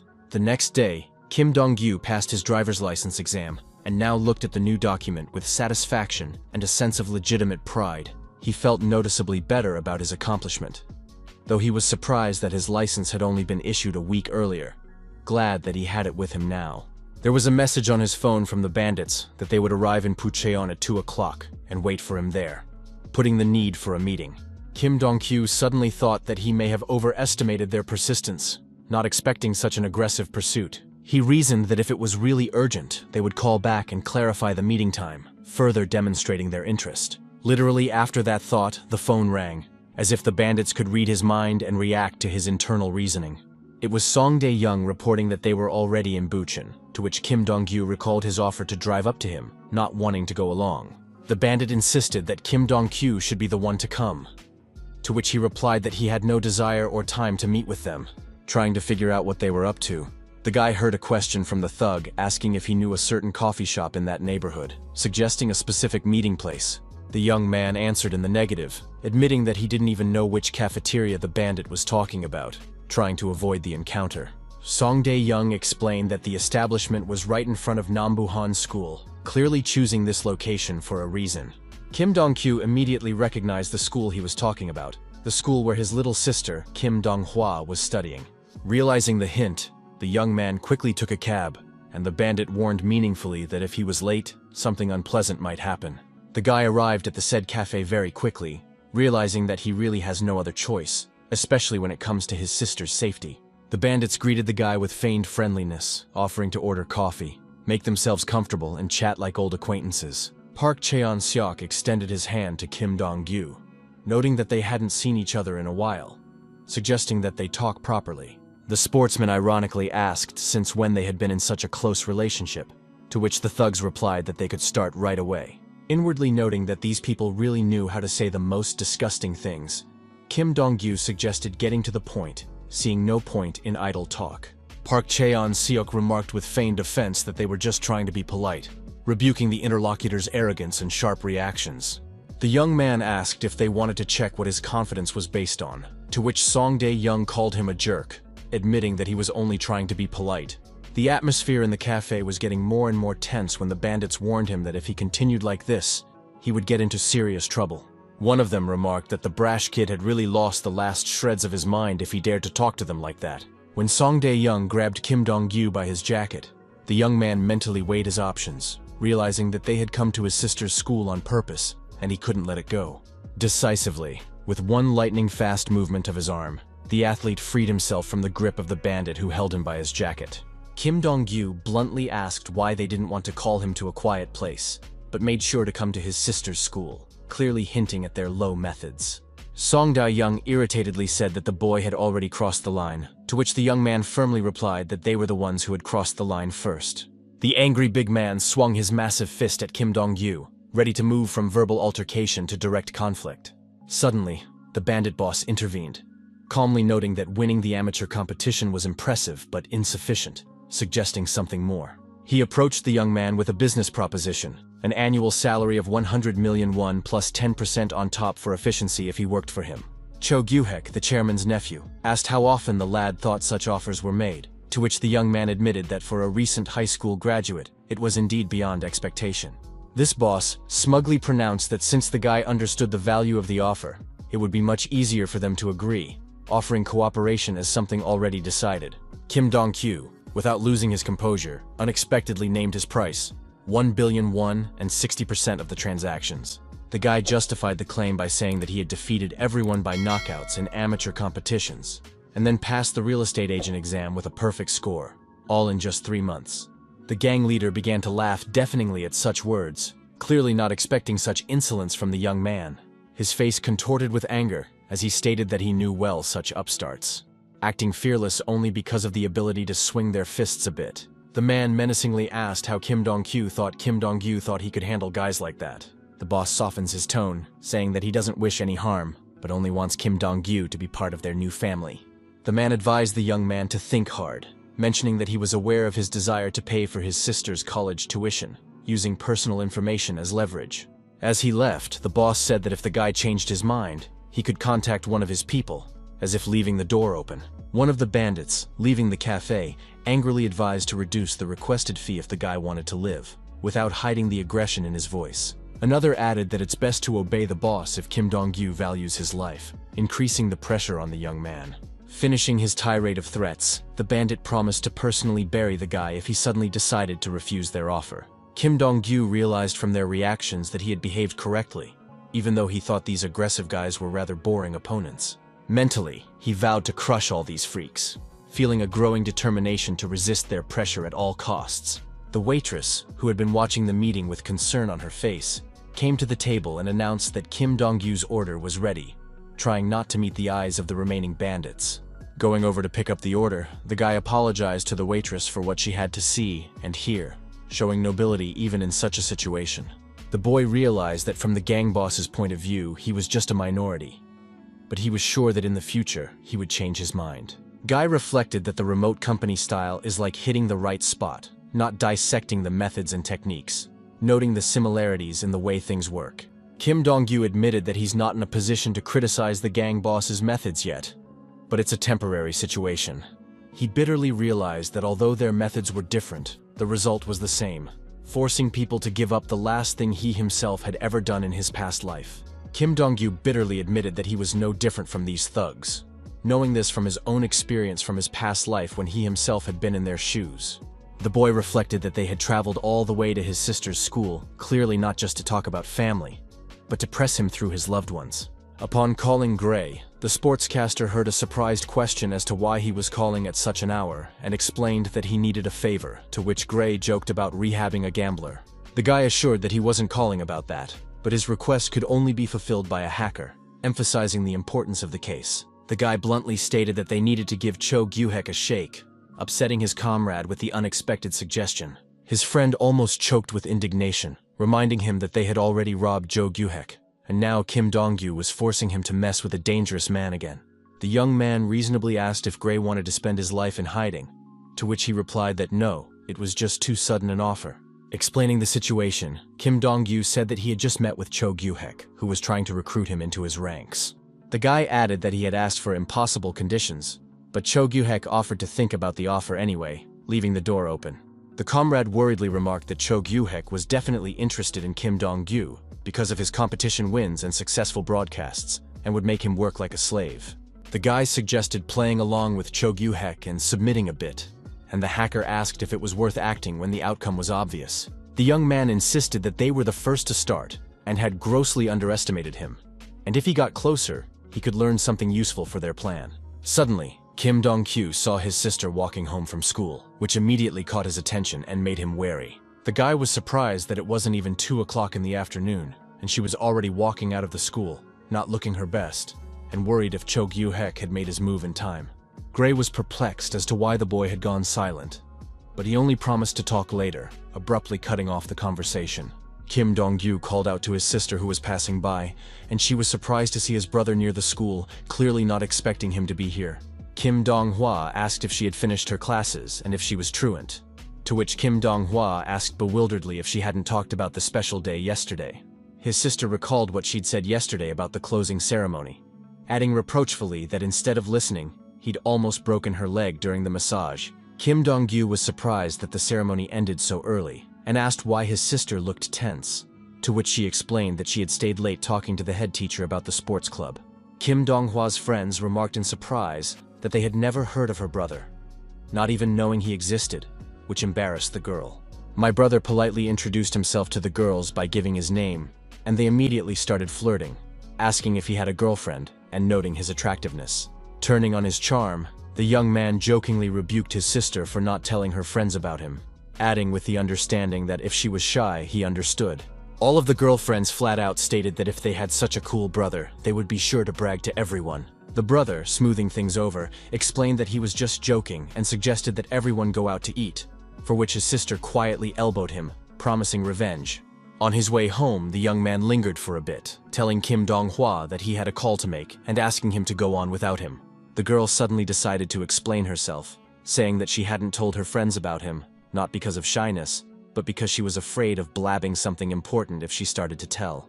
The sister apologized sincerely, asking not to be misunderstood, clearly worried that she might have offended her brother with her silence. Just a second later, she had already run away, and Kim Dong-gyu thought in surprise that his sister had actually said something nice to him, not believing his ears. The young man dialed a number, and the caller asked whose contacts he had sent, to which the guy replied that they were the numbers of Song Dae-young and Park Cheon-sok. Gray, talking to him on the phone, asked if they were Gu-hek's henchmen, to which the guy replied that they would get information from them first. Dong-gyu is currently in the ring, training hard and honing his fighting skills under the watchful eye of his trainer. Henschel moved forward quickly, trying to strike, but the boy managed to take a step to the side, avoiding a direct collision with the coach's fist. The next blow also failed to reach the target. Dong-gyu jumped up in time, showing excellent reaction and coordination in the ring space. The experienced coach is clearly surprised to notice how much better the guy has started to move. His technique and reaction speed have improved noticeably. A second later, the coach saw an unexpected picture. A guy swinging his fist, preparing to strike back, his eyes full of determination. Dong-gyu actually hit the trainer right in the side, catching him off guard with the surprise attack and showing his growing skill. Henschel doesn't give up and challenges the guy to see if this is really all he's capable of, provoking him to take more decisive action. The guy notices that the coach is opening up and realizes it's time to hit him with a precision shot, taking advantage of the gap in the defense. Suddenly, Dong-gyu is approached from behind by a kick from the coach, but the guy manages to react and jump away from the dangerous attack in time. Dong-yeon asks in shock what kind of monster Dong-gyu is if he was able to sense and dodge even a blow from behind, out of sight. Guy notes that the longer the fight lasts, the more his senses sharpen, and he becomes more and more aware of the mechanics of his body and movements. The young man marvels at the ability to control his body so thoroughly, feeling every muscle and anticipating the actions of his opponents in the ring. The young man wanted to regain his balance, but then his opponent suddenly blocked the blow, showing no less skill and reaction. The mentor jokingly tells the guy that he almost hurt his co-workers, to which Dong-gyu replies with a smile, hoping it's a joke. In response, his opponent seriously states that he is not joking at all, adding tension to the situation and showing his true attitude. When the opponent's fist moves towards the guy, he realizes he's seen this kind of move before, which helps him anticipate the trajectory of the attack. Thanks to this experience, Dong-gyu manages to easily dodge the blow as if he already knows where his opponent's fist is going to go. Dong-gyu quickly throws his arm forward and grabs his opponent's arm, retaking the initiative and preparing to counterattack in the ring. The guy realizes that this is the perfect moment to throw his opponent over his shoulder, using his own strength and inertia against him. Henschel suddenly comes to his senses, and the trainer swings in to strike again, not allowing the guy to fully seize the initiative. The coach yells, reminding him not to forget his presence, and still grazes the guy with his fist, showing the experience and skill of a professional. Dong-yeon quickly applies his favorite jujitsu, grabbing Dong-gyu and pinning him in an effective pain hold on the ring floor. The guy realizes he's still not at the point where he can anticipate surprise attacks, which limits his options considerably. The young man realizes that it will be difficult for him to stand up to the bandits, who will definitely act together using their numerical advantage. The owner of the gym, who has been watching the intense workout, shouts loudly that enough is enough, urging the fighters to stop sparring in the ring. Dong-hyun declares that Dae is weak, and Park Hoon reminds the viewers as the workout is broadcast live for subscribers. Coach keeps boasting that even in normal life, he is so strong that he can pin a monster like Dae to the ground without any problem. Park Hoon says that he still can't believe it's real, to which Dong-gyu replies that it doesn't matter because the broadcast will be on his channel. The guy explains that he and Dong-haen agreed to post the video on their channels, those are the rules, and asks viewers to subscribe to his YouTube. In the chat room, everyone starts laughing, commenting on how good Dong-gyu's jokes are, admiring his wit and great sense of humor.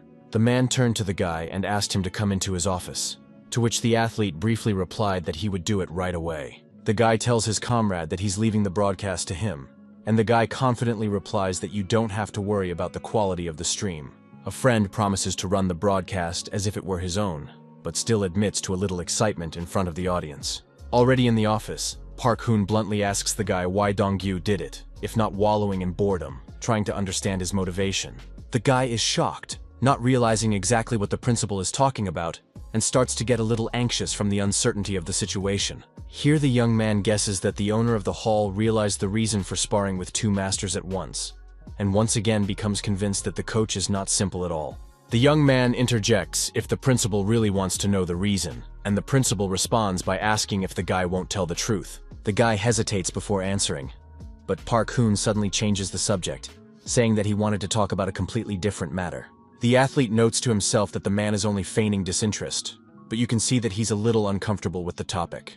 Park Hoon informs him that starting tomorrow, the guy has to be at the gym by 9 a.m., leaving no room for objections or discussion.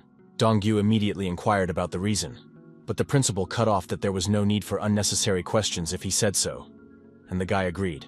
It is explained to him that the guy will train in the morning and in the evening meet the fans who have supported him even before coming to the gym. Mujina says that although Dong-gyu won't become a full-fledged coach, he can handle posture and defense by teaching fans in the evenings. The director adds that a lot of people come to the gym and the guy just needs to be friendly and open to talking to them. The principal reminds him that Dong-gyu is now the face of their hall, so he should be careful not to let anyone beat him up. Dong-hyun and Henshul continue to spar with each other right during the broadcast, showing viewers a high level of skill. The guy watches with interest as his sister films what is happening, and his companions still manage to actively communicate with the chat.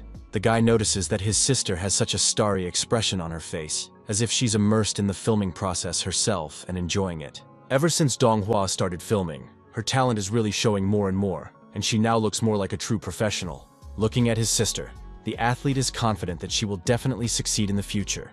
She just needs constant support and belief in her abilities. Dong-gyu suggests a short break, noting that it's time for everyone involved in the broadcast to take a little break from their intense work. But the young man moved closer, so that the viewers of the broadcast could not hear, and whispered some confidential information in his comrade's ear. Turning to the fans, Dong-gyu announces to keep the fans entertained.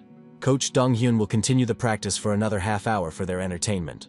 A veritable bacchanalia began behind them, and Dong-gyu took the broadcast camera and turned to the audience with a smile, asking how they were feeling. After resuming the broadcast, he asked if the viewers had a good break, clarifying that it was not just a normal vacation for him. The guy explains that he needed to shower and get ready to go out, mentioning his recently obtained driver's license and the difficulty in choosing a car. The young man ponders that, like last time, he should buy a new car, because now he has driving skills and the ability to drive. However, Dong-gyu decided to buy a used car to save money, rationally assessing his financial capabilities and priorities. Explaining that he wants to be prepared to pay for his sister's tuition, Dong-gyu asks for help from viewers, many of whom understand cars better than he does. The guy came into a used car dealership and politely said hello to the employees who were sitting at their workstations. The employee immediately noticed the guy who walked in and asked what he could do to help, demonstrating a willingness to serve the customer. The young man explains that he wants to buy his first car, and the employee instantly understands the situation, identifying him as a novice driver. The young man asked about the selfie stick in the guy's hands, puzzled by its presence, to which Dong-gyu embarrassingly apologized, not understanding the question at first. The guy asked if he could film the car buying process for YouTube, promising to be careful not to show the faces of the employees. The employee turned around and nervously asked what the boss would think about it, hesitant to give permission to film in the salon himself. A serious-looking man, clearly the head of a car dealership, entered the room and began to assess the situation, studying the unusual visitor. Dong-gyu politely said that if they were uncomfortable, he could leave, realizing to himself that it would be extremely rude to film without permission. The boss just smiled and assured me there was no problem, noting that it was even good free advertising for their car dealership. The supervisor asked employee Dong Chul for confirmation, and the latter agreed, chuckling nervously at the unexpected turn of events. The boss invited the guy to sit down and browse the assortment, and the employee asked if the guy had contacted them before, receiving a negative answer. Chul asked how many places the guy had visited before their showroom, and was clearly surprised to hear that their car dealership was the first on the list. The employee turned around and said that he understood everything perfectly now, having assessed the situation with the inexperienced customer who had come into their showroom. Dong-gyu noticed that they were looking at him as if they had caught a real oaf, and felt somewhat uncomfortable with those looks. The employee immediately asked about budget and preferences for the make and model of the car, trying to narrow it down for the customer. The guy replied that he hasn't decided on a specific model yet, but expects less than 1.7 million, including taxes and registration. Chul assured him that they would now see what they could offer in that price range, and began to pick out options for the young customer. The chat started discussing that the situation looked suspicious, although Dong-gyu didn't seem to be doing anything strange, expressing concern for the outcome of the deal. Fortunately, there were those among the onlookers who tried to calm the chat, and in the meantime, the staff member reported after a bit of searching that he had selected a few options. Dong-gyu said he would look at the options offered, and the employee immediately warned that most of them were pretty modest cars. The guy is surprised to think that although he was expecting a resale, it's strange to hear the seller call the cars modest, sounding surprisingly honest. Deciding that he needs to inspect the cars in person, Dong-gyu asks if he can look at the offered options in the parking lot himself. The employee confidently replies that it not only can be done, but must be done, and invites the guy to come with him into the parking lot. Upon entering the parking lot, the employee promises to show the cars selected for the customer, lined up in rows for easy inspection of each. As we get closer, viewers in the chat room start commenting that the first car has clearly been driving on mountains, and the second car looks too small. The third car seems fine, although the seller described it as a modest option, causing onlookers to marvel at his honesty. The employee tries to smooth things over as they approach the obviously beat-up car, noting only that it's a bit shabby looking. Dong-gyu turns around and says that he hasn't seen a car he might like yet, to which the employee replies that he thought so. The employee reassures the guy that there is still a fourth option, which he thinks would be perfect for a young driver on a tight budget. Upon approaching the new car, viewers in the chat room write that compared to previous versions, this one seems to have descended from heaven, looking much better. While the employee is trying to sell it, the chat room advises Dong-gyu to inspect the car more carefully without giving in to the seller's entreaties. Onlookers are warned to check the seatbelt. If there is dirt or sand on the end, the car has clearly been sunk and recovered. Subscribers also note that the mileage could have been twisted, advising to check the screws on the dashboard, which could give away signs of tampering. Dong-gyu wonders how such a good car can be so cheap, to which the employee replies, "Didn't he say he was confident in this car?" Chul emphasizes that the model is relatively new, with low mileage and plenty of options, explaining the appeal of the offer. The car dealership employee admits that he wanted to buy it with his savings, but business is business, so he offers Dong-gyu the car at a bargain price. Wrapping up the broadcast, the guy thanks all the viewers for helping him buy a nice car, and separately thanks the employee for providing the car. The employee assures him that the lad has made entirely the right choice, and wishes him to drive his new car with real pleasure and safety. Dong-gyu noticed that the employee was nervous about the reaction of the chat viewers, who began to suspect something amiss with the proposed deal. An onlooker advised the guy to check what was under the seat of the car he was about to buy at a suspiciously low price. Checking the seat, they found some sort of black charcoal stain, the sight of which sent shivers running down their backs, causing anxious thoughts. At that point, a subscriber wrote in the chat that his uncle's car had been used to commit suicide, hinting at the possible origin of the stain. The young man asked the employee what happened in the car, and he instantly changed his face, asking to talk off camera, to which the guy promised to come back soon. Turning off the broadcast, he asked the employee what he wanted to talk about. Chil replied that the guy was making things very complicated. The seller insisted that other than that stain, everything was perfectly fine, and was perplexed as to why they just couldn't close the deal without too many questions. Don was shocked by this approach, noting that even gangsters don't intimidate like this, and said he had completely changed his mind about the deal. The guy stressed that the seller had drastically changed his behavior after the broadcast was over, and therefore should now think hard about the purchase.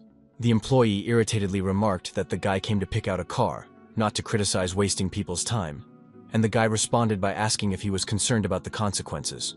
They discussed the possible presence of a black box, to which Don stated that it was the salesman who first started aggressive communication after the camera was turned off.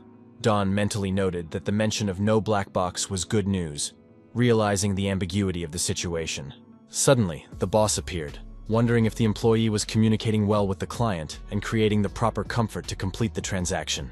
The man noticed that the customer seemed quite polite and not at all stubborn, suggesting that he should wrap up the paperwork sooner.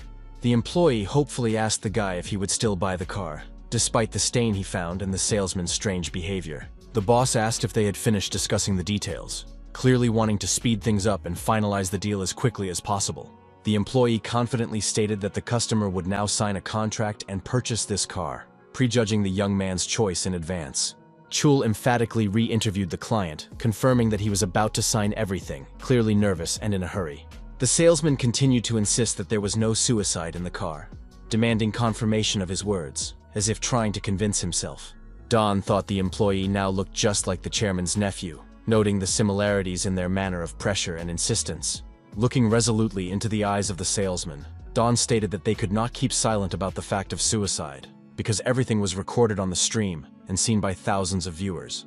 "Let's talk in private," the guy said before ending the stream, wanting to discuss the situation without witnesses or recording what was happening. The boss cheekily replied that he was sure that the dear client would think of something to say to his favorite viewers, showing complete disregard.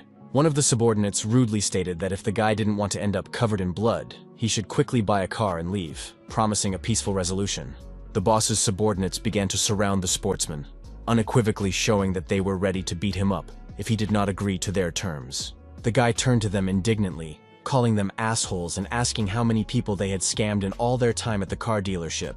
The employee coldly replied that the guy didn't need to know that. His job was just to sign the contract without asking too many questions. Realizing that they wouldn't let him go so easily, Dongyu Lightning grabbed the employee and began to twist his arm, showing off his fighting skills. Chul started squirming in pain, screaming for the guy to let him go, not expecting such determined resistance from his young client. The rest of the guards pounced on the guy with fists, yelling that he was just crazy, trying to overwhelm him with their numerical advantage. Dongyu stopped the fist of one of the attackers with surprising ease, grabbing him by his jacket, showing incredible reaction. Once captured, he threw the guard over his shoulder in a powerful motion, using his own weight and inertia against himself. The throw was so strong that the assailant hit his head right on the pavement, temporarily out of the fight from the concussion he received.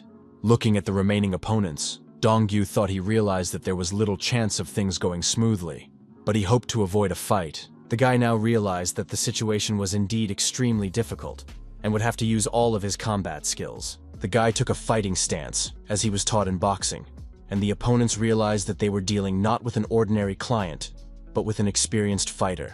The office boss angrily asked why Dongyu hit his subordinate if he was going to hand over the car right after signing the contract. In a quiet, intimidating voice, he added that the guy shouldn't have done it, ordering the guys to leave their fingers as they needed a signature. The employee swung his fist, yelling, "Hear what the boss said," trying to intimidate the guy into submitting to their demands. He added that it was too late for regret, but the guy dodged the blow with incredible agility, showing impressive reactions. The young man began to analyze his opponent and determined that he had a fairly average speed, which gave him an advantage in combat. The guy anticipated his opponent's next move and easily stopped his fist with his palm, neutralizing the attack without much effort. Continuing his analysis, Dongyu noted that his bearded opponent had average strength and weak attack technique, making him vulnerable. Deciding to go on the offensive, the athlete swung his fist, preparing to deliver a powerful blow to the worker, leaving him no chance. The blow was strong enough. The employee's glasses cracked in two, and his face contorted in a comic grimace of pain and surprise. The rest of the guys were yelling about how Dongyu was so cheeky for daring to come to their territory and do such a thing, not realizing who they were messing with. Not listening to the threats, the guy immediately rushed to the next opponent, deciding not to waste time talking to obvious criminals. Being in the fight stand, the guy realizes his main problem: there are too many opponents, and it will be difficult to cope with all of them. Dongyu notes that he's already hit some of the attackers, but there are still enough of them to pose a serious threat. The young man takes the situation as another challenge, realizing that there are no judges and rules. As in the ring, only the brutal reality of the street. Just like the boss said, they can easily pretend like no fight happened, making the situation even more dangerous for the lone fighter. The subordinates are yelling to each other that it's all on one, you can't lose to this guy, trying to boost their morale and coordinate attacks. Dongyu feels that the decisive moment has come when they all begin to pounce on him, surrounding him on all sides. The young man immediately incapacitates one of the attackers with a powerful fist blow to the back, demonstrating incredible reflexes and accuracy. The guy notes that this fight is radically different from the training sparring with his coach in its brutality and unpredictability. No matter how bloodthirsty they are or how many, he can still follow the movement of each one, the young man thinks, analyzing the situation. The young man deftly jumped in such a way that one of the attackers hit his own comrade with his bat, turning their numerical advantage into a weakness. The guy is confident that he will outplay his opponents with his physiological skills, surpassing them in reaction speed and tactical thinking. With a lightning-fast swing of his foot, the athlete hit one of the attackers so hard that he began to fall, dropping the bat from his hands on the pavement. In the ring, Dongyu just isn't nervous, which the guy now realizes by comparing his emotions in a controlled and uncontrolled fighting environment. Now the young man realizes that he was calm in training, knowing that the trainers could never really hurt him, unlike these thugs. That was why Dongyu had easily let himself be caught in training without the adrenaline that was now aggravating his senses. The boss's subordinates are in complete shock, not understanding who this guy is, where he came from, and how he manages to fend off all their attacks with such ease. How can this be? Does he really have eyes in the back of his head? They wondered, unable to explain the supernatural reaction of the enemy. While one of the subordinates was pondering this phenomenon, a powerful fist of a guy flew straight into his face, interrupting his philosophical musings. The guy is confident that he will take them all out one by one, feeling that this is no problem for him now. Suddenly something caught his attention, and out of the corner of his eye he noticed a quick movement from the side, instinctively preparing for a new threat. It was the boss himself who appeared, deciding to suddenly attack the guy, but Dongyu managed to dodge, showing incredible reactions. The boss thinks you're not only so cool on your streams, but he's really good on his own.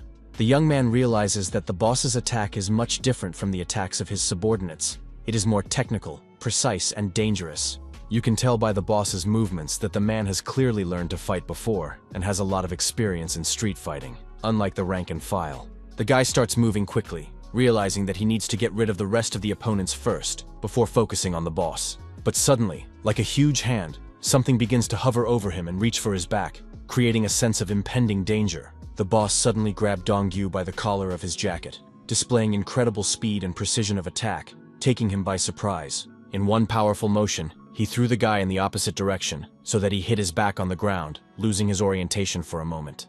Coming to his senses, the guy sees the boss in front of him, who is already swinging his leg, preparing to strike the lying, seemingly defenseless guy. The boss strikes hard, counting on the guy hitting his head on a nearby car, which could end the fight in his favor. However, the guy manages to dodge at the last moment, and the boss hits the body of the car, missing the target. With a grimace of surprise, the boss notices that the guy managed to avoid a seemingly imminent hit and assesses his skills with interest. Meanwhile, in the gym, Hyunchul is coached by Kim Dong-hwa, who hits the punching bag masterfully and with full dedication, honing her technique. The hall director walks up to them and jokingly asks if she's warming up for her meeting with Jamin, eliciting an embarrassed shout from the girl. The girl explains that she has some free time, so she asked Hyunchul to work out with her to get ready for her workout with Jamin. Park Hoon praises her approach, noting that she is a real good girl, showing diligence in her preparation and taking her training seriously. The principal then inquires about her brother's whereabouts, and the other coach replies that he went to buy a car, explaining his absence. The man asks if he has streamed the buying process, to which the sister replies that the brother promised to stream. But strangely, the stream has already been completed. The coach regrets that Dongyu didn't tell him about the plans in advance, because he could have introduced him to his acquaintance who sells used cars. But why did he end the stream, the director wonders, while in the car dealership a powerful punch to the cheek flies across the guy's face. The young man thinks, damn, as expected, this old man really knows how to fight, assessing his opponent's technique and experience. The guy realizes that this man is not as simple as the others. He is clearly prepared for such situations, and has a solid combat experience. Don doesn't give up either, and deftly dodges the next punch flying in his direction, showing great reactions even after a missed punch. At this point, one of the subordinates, already somewhat recovered from the previous blow, decides to attack the guy, hoping to catch him off guard. Sportman realizes that with his subordinates back in the fight, the situation becomes more complicated, and dealing with everyone at the same time will be a really difficult task for him alone. Suddenly, the guy notices the boss throwing something heavy in his direction, forcing him to react instantly to the new, unforeseen threat. The boss threw a bat at him, declaring his intention not to let the guy go, blaming him for starting the bloody conflict on the car dealership grounds. Don manages to dodge, and the pipe hits the car window, shattering it, to which the guy resents the obvious attempt to seriously harm him. To the accusation, the boss only smiles with a mocking smile, denying intent to kill, claiming he's merely giving the guy a warning about the consequences of his actions. One of the office workers heard the phone ringing for a guy who was left lying on the hood of a car during a violent fight. Upon picking up the phone, the employee realizes that the device is not turned off, and considers it a strategic mistake on Dong-gyu's part in such a tense situation.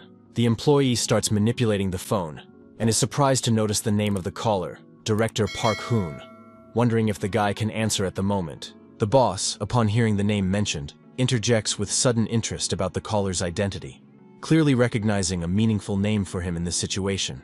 Dong-gyu ignores the question, maintaining his fighting stance and not loosening his concentration, ready to repel any new attack from the hostile people. After realizing what circles the guy is from, the boss abruptly changes his behavior and starts shouting to all his men to immediately stop attacking the visitor. One of the subordinates, ignoring the order, still continues aggressive actions against the guy, not wanting to stop despite the command from above. A boss approaches a disobedient subordinate and harshly reprimands him for disobeying a direct order to end a conflict, showing obvious irritation. The guy is perplexed as to the reasons for this sudden change in the man's behavior, suspecting some ulterior motive or attempt to deceive in this situation. The boss orders the employee not to answer the call and simply hand him the phone, seeking to personally control the communication at this critical moment. Thoughts of a possible connection between the boss and the hall director rush through Dong-gyu's mind, especially after the boss even hit his subordinate. The boy feels that something significant is hidden in this sudden change of mood, some important element of the situation that is not yet clear to him. The boss asks Dong-gyu about his gym membership, to which the guy doesn't hesitate to confirm it, seeing no reason to hide the obvious fact. With growing concern, the boss specifies the specific location of the guy's workouts, despite the obvious signs of his good fitness. The young man watches with interest the sudden transformation of his recently aggressive and self-assured boss into a nervous and worried man. Internally, the guy notes that he could have continued the fight after this warm-up, but the situation has clearly changed, demanding an end to the conflict rather than an escalation. Dong names Park Hoon's gym, located on the 3rd floor, as the place of his regular workouts, not noticing the boss's harsh reaction. The boss mentally berates himself for not bothering to find out this information from the beginning, realizing the seriousness of his mistake. The guy is perplexed, observing the strange behavior of his boss, who inquires about the extent of his closeness with the hall director, mentioning his affiliation. The realization that he's messed with a famous hall mascot makes the boss realize the seriousness of his situation and the possible consequences. Dong asks for the phone back, noting that Park Hoon will get very anxious without an answer, which is undesirable for everyone present. Holding out the phone, the boss abruptly changes his tone and offers to show off a nice car, trying to mend recent aggression and mend the relationship. Upon picking up the phone, the guy greets the director and reports on his ongoing search for a suitable car, without mentioning the recent fight. A man in a phone conversation advises the guy to visit Hyundai Motors, where he can find suitable options for a new driver.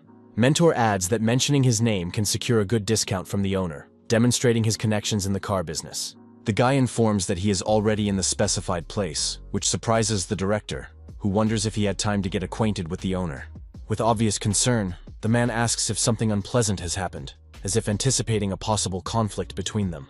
Turning off the microphone, Don firmly demands the car for $1.5 million, declaring it his final offer after everything that has happened. Realizing there is no other choice after the fight that happened and the guy's connection to the powerful director, the boss quickly agrees to the terms. In a conversation with Park Hoon, the guy reports on the deal he just made, characterizing the owner as a good man, omitting the conflict. Showing interest in the promised car, the guy follows the boss, who invites him to follow him to inspect a suitable vehicle. Leading Dong-gyu to the car, the boss emphasizes its low mileage and lack of accidents, guaranteeing its excellent technical condition. Inspecting the car, the guy is in for a real shock as this car looks perfect compared to the previous variants. The boss asks the guy not to look at him with such astonishment, noting the incredible luck of the client who received such a favorable offer. With a forced smile, the man adds that even for $2,000 to get such a beautiful car would be an incredible stroke of luck. The guy is suddenly interested in the relationship between the boss and the owner of the hall, trying to understand the reason for such a drastic change in the behavior of the owner of the car dealership. The boss is surprised by the guy's ignorance and advises him to listen more carefully to the director, hinting at Park Hoon's considerable authority and influence. The guy, intrigued by the reaction, asks about the man's past, trying to find out the origins of his influence on people like this tough boss. Evading a direct answer, the boss suggests Dong-gyu find out this information on his own from the director, clearly not wanting to be the source of such information. The man attributes his evasiveness to his reluctance to cross Park Hoon's path, knowing the kind of person he is, which further fuels the guy's curiosity. Don wonders how the mere mention of his principal's name has caused such a stern man to change his behavior and attitude so markedly. Dong-gyu mentally thanks fate for the cheap car and ponders the identity of the director, wondering who Park Hoon really is. A young man wakes his sister, who has fallen asleep in the back seat of the car, gently informing her that they have already arrived at their destination after a tiring drive. The girl thanks her brother for bringing her to school, expressing her sincere appreciation for her older brother's care and attention. The sister's friends instantly surround them, curiously questioning the princess about the origin and ownership of the car that has caught their attention. Girls who knew her sister, noticing her brother, began to admire his looks, commenting loudly on his attractiveness in the schoolyard. The sister becomes uncomfortable with this reaction from her friends and suggests that they just go to class, trying to avoid further embarrassment. Someone from the school recognizes him as the guy showing the training, causing maximum shock and delight among the students watching the scene. The school children standing outside are actively discussing among themselves why she kept quiet about her cool brother, showing genuine interest. Some of them shout out declarations of love and offers to take classes together, clearly demonstrating Don's suddenly increased popularity. His sister immediately gets between him and the crowd, covering him with her arms and yelling for him to get out of here as fast as possible to escape the attention. She explains to him that she considers it her payment for his support and help when she needed it, now protecting her brother from annoying suitors. Getting into the car, Dong-gyu mentally thanks his sister, promising himself to never forget her selfless behavior and genuine concern in this situation. Arriving at the hall, the guy hears a question about an early appearance related to the purchase of a car and the interest of his colleagues in the model of his new car. They wonder if it's that convertible car, noting that he can now be considered the most famous streamliner in the room. The sportsman shows off his new car and reports its value at $1,500, making no secret of the satisfaction of a successful purchase. This causes widespread surprise and questions about the reasons for such a low price, some even joking that perhaps the car was given away for nothing.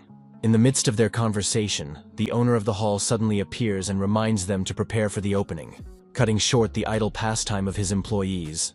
Upon seeing the guy's face, Park Hoon becomes outraged at the discrepancy between saying everything is fine and the obvious signs of beating. Hearing the name of the boss of the car dealership, the man threatens to turn him into a fish when they meet for daring to touch a man from their showroom. Don calms the angry man down, promising to take care of the problem himself, and is instructed to get ready and go to the ring to train. The guy immediately announces that they'll be heading to the Boron today, clearly having some plans for joint action with the director. The wrestler suddenly announces that the kid will be training against him in the ring tonight, creating intrigue and tension ahead of the upcoming sparring session. The guy looks like he's been waiting for this moment all his time, his eyes burning with anticipation of a real challenge with an experienced fighter. The fight started lightning fast, and a punch from Park Hoon flies right into the guy's face, showing the huge difference in skill and technique. Don flies away from the blow with such speed that he doesn't even have time to realize what has happened. Feeling only sharp pain and disorientation, the guy is stunned to realize that he couldn't even see the headmaster's movements. The blow just came suddenly, showing the incommensurability of their levels. The man is insistent that the guy get up and immediately swings again for another punch, giving no time to recover. The guy is trying to put up at least some kind of block, gathering all his knowledge and skills to defend against the experienced fighter's next attack. The young man is surprised to notice that the mentor's hand that was moving towards him suddenly stops right in front of him, causing a second of confusion. This turns out to be a deceptive maneuver, and the director uses his other hand to deliver a powerful punch to the guy's stomach, demonstrating his martial arts skills. Park Hoon announces that from now on, whenever they're in the ring, he's not going to give in, setting the bar high for the student. Don is stunned as he ponders the director's incredible strength and speed. not realizing how such a thing is even possible for a man of his build. Park Hoon notes the guy's lack of focus and demands more concentration in the fight, emphasizing the importance of the mental aspect in the fight. After such a powerful blow, the guy is at a loss, not understanding how to collect himself and continue the fight with such a superior opponent. Giving no time to think, the director reminds them there is no time to stand and insists on continuing their intense fight.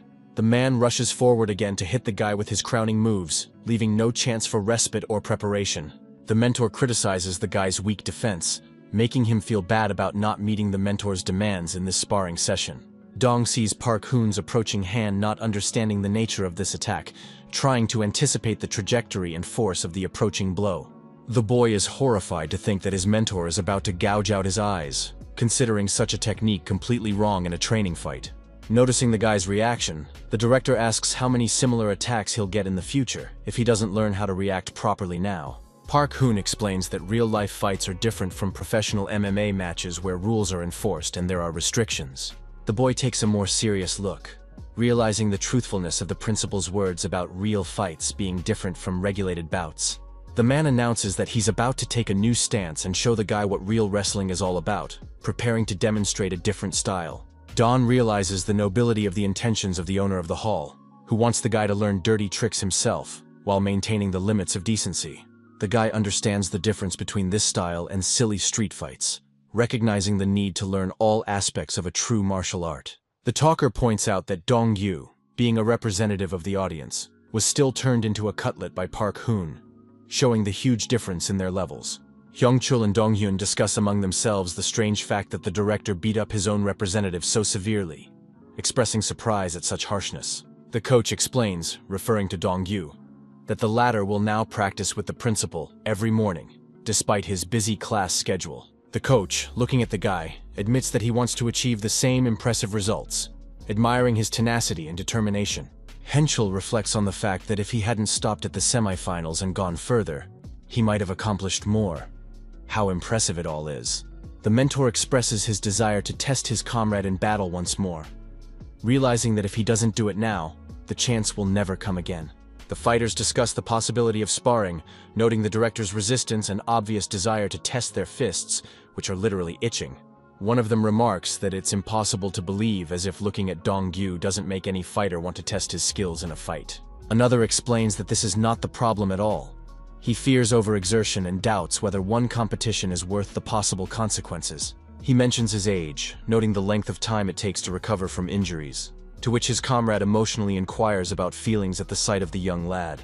The man responds that they have both reached the age where they need to choose stability and family, prioritizing long-term values. A guy who appears overhearing their conversation is interested in the topic of conversation and offers to get in the ring and practice with him, showing enthusiasm. He explains his desire to prepare for sparring with his mentor and asks for their help in practicing, showing determination and perseverance. Dongyu is asked about wanting to get more punches in after his recent defeat, to which the guy responds with a determination to give his best. Their friend from the hall, hearing these motivational words, changes his mind and expresses his desire to still talk to the coach about a possible sparring session. He admits that he now understands exactly what his friend was talking about earlier, clearly impressed by the young fighter's determination and attitude. Later, Dongyu and Gray are riding in a car, discussing upcoming plans and strategy for action using the guy's new vehicle. The comrade suggests they begin the briefing, preparing Dongyu for the upcoming operation, which requires careful planning and coordination of their actions. Discussing the plan, the hacker suggests just looking at the boss first, while Dawn insists on the need to film everything for evidence. Gray agrees with the plan and asks an important question, drawing his comrade's attention to some disturbing aspect of the situation. With horror on his face, he inquires about the car's origins, expressing hope that no one died in it, clearly concerned about its history. The young man wonders about the importance of this question, to which his comrade confirms the significance by mentioning that the car looks like it's from a broadcast. A friend is relieved to note the absence of the suspicious stain on the floor that was probably mentioned during the car buying stream. The guy admits that the story of the car is really sad, because of which he managed to buy it cheap. But now he feels strange and can't sleep feeling cold. The hacker begins to express amazement loudly, questioning the veracity of the words. But Don tells him to keep his voice down as a woman sleeps behind him, making up a story. Startled, the comrade instantly stops screaming and turns around in horror. peering into the back seat of the car, trying to see the ghost. Gray anxiously asks if someone is really there, and if Dawn can see the mystery woman, having fully believed the mystical story. Horrified, the friend suggests that in that case, the guy himself may have risen from the dead, continuing to develop the paranormal theme of the conversation. Dong suggests forgetting this now useless information and wonders what information Gray has managed to get from Park Cheon-seok, returning to the case. Gray expresses strong resentment that his friend is amused to see him pale with fear, not appreciating the ghost in the car prank. To reconcile, the athlete promises to buy his friend a chicken breast after the case is over, to which the latter agrees to start summarizing the information gathered. The hacker reports that the nephew's target is a strawberry farm of interest to their adversaries, for reasons as yet unknown. Guy adds that the owner of this farm also possesses a large amount of adjoining land, which adds to the value of this property. Dawn notes the convenience of the location with its proximity to the highway, pointing out that there are no major investment plans nearby, making the land promising. Continuing his analysis, he suggests that under certain circumstances, this place will become a real hotspot for real estate investment. The dark-skinned comrade adds that according to Song Dae-young's investigation, the farm is run by a private owner, not a company, which changes the way the case is handled. The hacker specifies that the owner's name is Park Dae-young.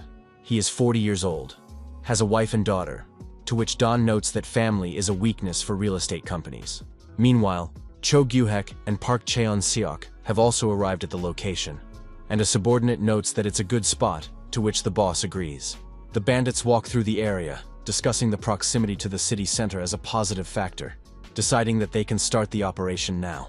The bandit boss suggests saying hello to the farm owner first, observing a semblance of business courtesy before acting. As they move around the area, they can't locate the owner, and Song Dae-young suggests they find him quickly to negotiate. The boss interrupts the search by noticing that the owner is right there, finding him not far from their current location on the farm. The owner, who is minding his own business, notices the appearance of uninvited guests on his property, interrupting his work to communicate with them.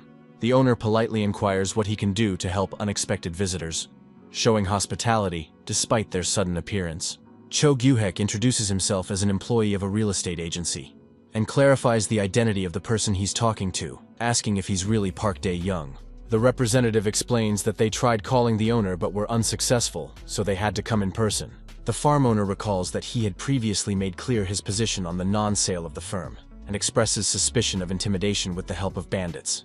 One of the boss's subordinates pretends to be offended by the suggestion of thuggery, explaining his appearance only by his clothing preference, pretending to be offended. The owner starts to get nervous, apologizing for his words, making excuses for his ignorance of modern fashion, trying to smooth over the tension.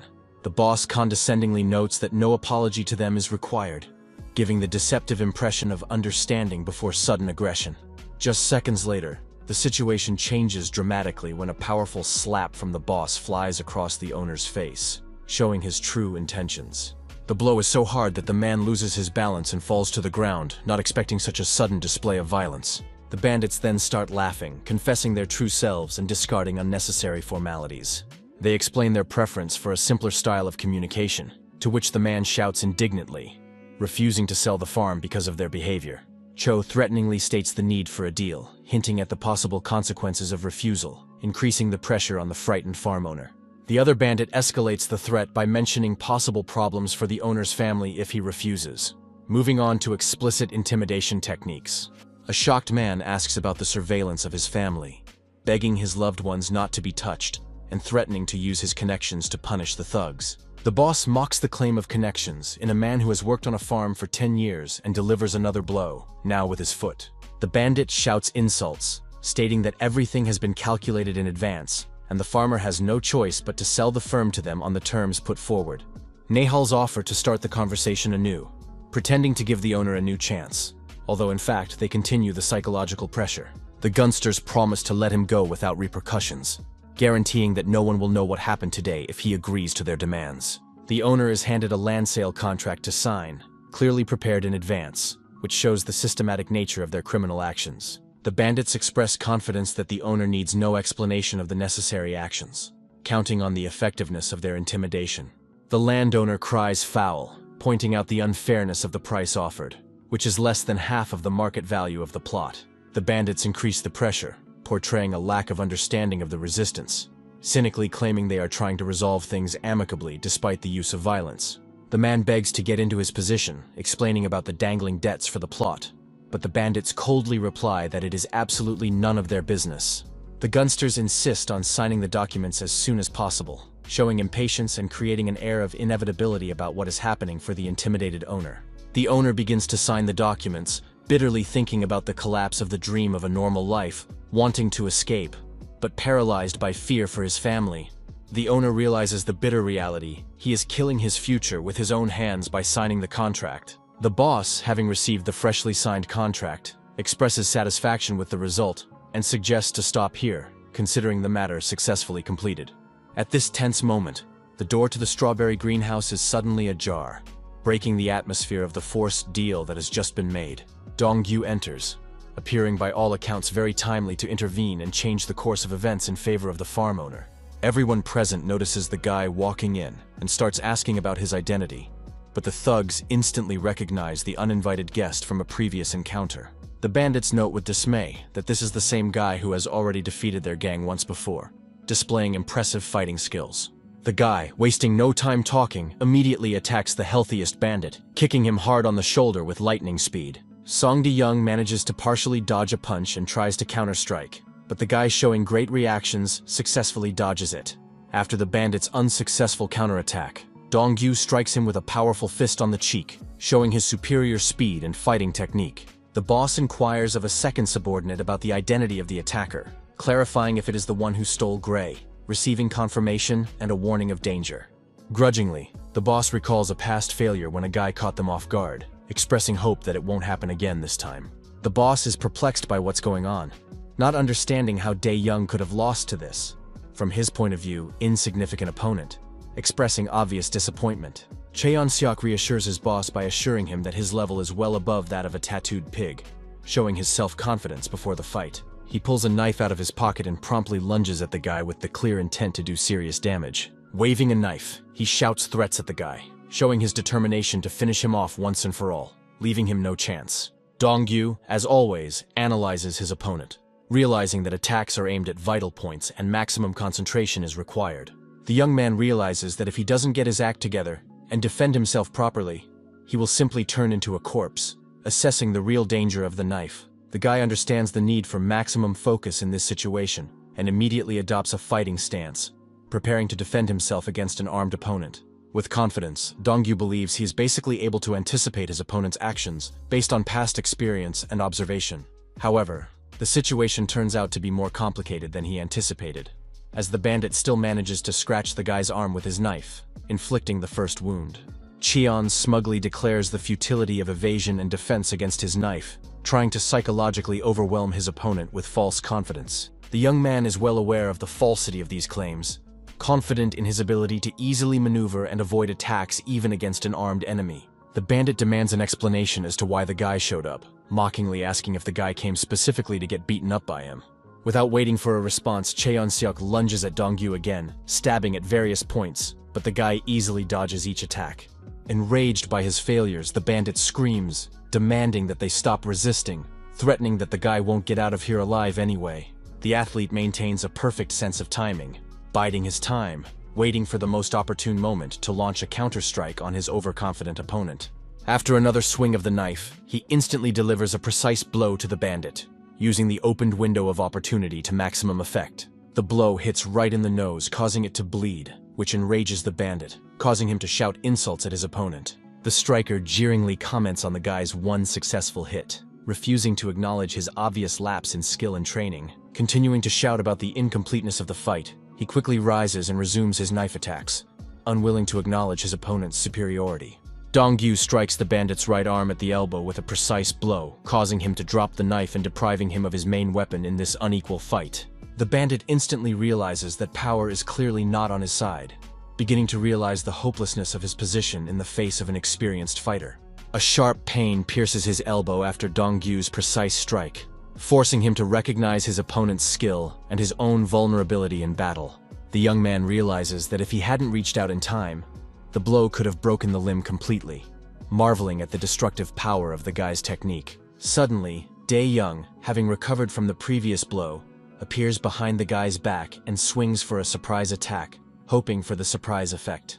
The guy quickly deals with the new threat by simply stepping aside, showing great reactions and awareness of what's going on around him. Going beyond dodging, he simultaneously delivers a powerful counterpunch with his fist to the attacker's face, turning the defense into an instant counterattack. While he's dealing with one thug, the other tries to seize the moment and attack again with his knife, counting on the divided attention. The attacker thinks the moment is perfect to finish the job while his comrade distracts the guy, wrongly underestimating the opponent's capabilities. Don, feeling no fear of another attack, knocks the knife out of the bandit's hands with a lightning-fast leg kick, once again ruining their plans. The boss, who has been watching, is in complete shock, not believing that his subordinates can't handle one guy, despite the numerical advantage. Having defeated two subordinates, the guy realizes that now there is only one opponent left, the gang boss, who is alone in the face of danger. The one begins to feel intense fear, suddenly realizing his loneliness in confronting the fighter who easily massacred his men. Seeing Donggyu's murderous gaze, the boss lightningly rushes to escape, clutching the contract tightly in his hands, showing a true level of bravery. Don reflects that he now sees the real face of the boss, who only pretended to be ruthless, strong, and cruel, hiding his true nature. The guy realizes that in front of him is a common bully, trying to seem cool, but running away at the first sign of his loss, losing all the contrived courage. Dongyu recalls that this is why, while still Yoon Seok, he felt no real threat from him, correctly estimating the true caliber of the enemy. There was already a friend standing at the exit of the greenhouse, who had defeated the boss with surprising ease with a simple footstep, demonstrating his entire worthlessness. The young man feels absolutely similar to the past situation, once again feeling no real threat from his boss, even after all his attempts at intimidation. Gray remarks that the fall seemed even more painful than he might have expected, expressing satisfaction at the fairness of what happened to the cruel man. The hacker angrily accuses the lying boss of being an abomination, while he complains of physical pain from his unexpected fall on a hard surface. Gray proudly addresses his friend as Director Yoon Seok, asking about the quality of work done, receiving well-deserved praise for his help. The shocked boss is stunned by the treatment he hears, unable to believe the possibility that the long-dead Yoon Seok might actually be in front of him. In desperation, the boss starts yelling, asking about the guy's real purpose, assuming he recorded video of the incident and demanding money for his silence. Dongyu coldly replies that the price of the video is equal to the boss's entire life, causing incredulous outrage and fear of repercussions for both parties. The guy philosophically remarks that he doesn't see the point of honoring garbage, mentioning that he's been asked about it before under similar circumstances. The hacker asks the boss's opinion on the likely answer to such a question, adding that words reflect a person's character. The young man adds that even when doing wrong things, he does not wish to become trash like his opponent by maintaining inner honor. Guy confirms that this was his answer to a similar question in the past, demonstrating the constancy of his principles regardless of body. The boss hysterically denies the impossible, claiming that Yoon Seok is long dead, to which the guy simply replies that he's back, confirming the unbelievable. Turning to the farm owner, Dongyu reassures him, telling him that now he has nothing else to worry about, having gotten rid of the threat of bandits for good. The young man warns the farmer not to relax, explaining that the company will continue to send out their men, and the owner always needs to be one step ahead for protection. The bewildered man wonders how he, being an ordinary farmer, can be one step ahead of the professional raiders with their resources. The guy gives sound advice to advertise the land for sale to other companies, which will create competition and force potential buyers to raise the price significantly. Dongyu explains the possibility of selling at a high price, or keeping the land after the company is convinced of its value and backs out. Gray notes a strong change in his friend's character, mentioning that he used to not dispense advice, to which the athlete philosophically advises him to try to be reborn. The captured video perfectly depicts how the bandits threatened the farmer, providing irrefutable proof of their criminal actions and modus operandi. Don, reviewing the tape in his room, notes the perfect quality of the footage, allowing the faces and actions of everyone involved in the incident to be clearly distinguished. Young ponders the proper use of this video, planning the next steps to maximize the impact on the reputation of the corporation and its representatives. Gray, meanwhile, deals with practical matters by loading the bandits who attacked the farmer into a car for transportation to a remote location. The guy instructs to just dump them somewhere, eliciting a surprised question from a friend about the seriousness of such an instruction.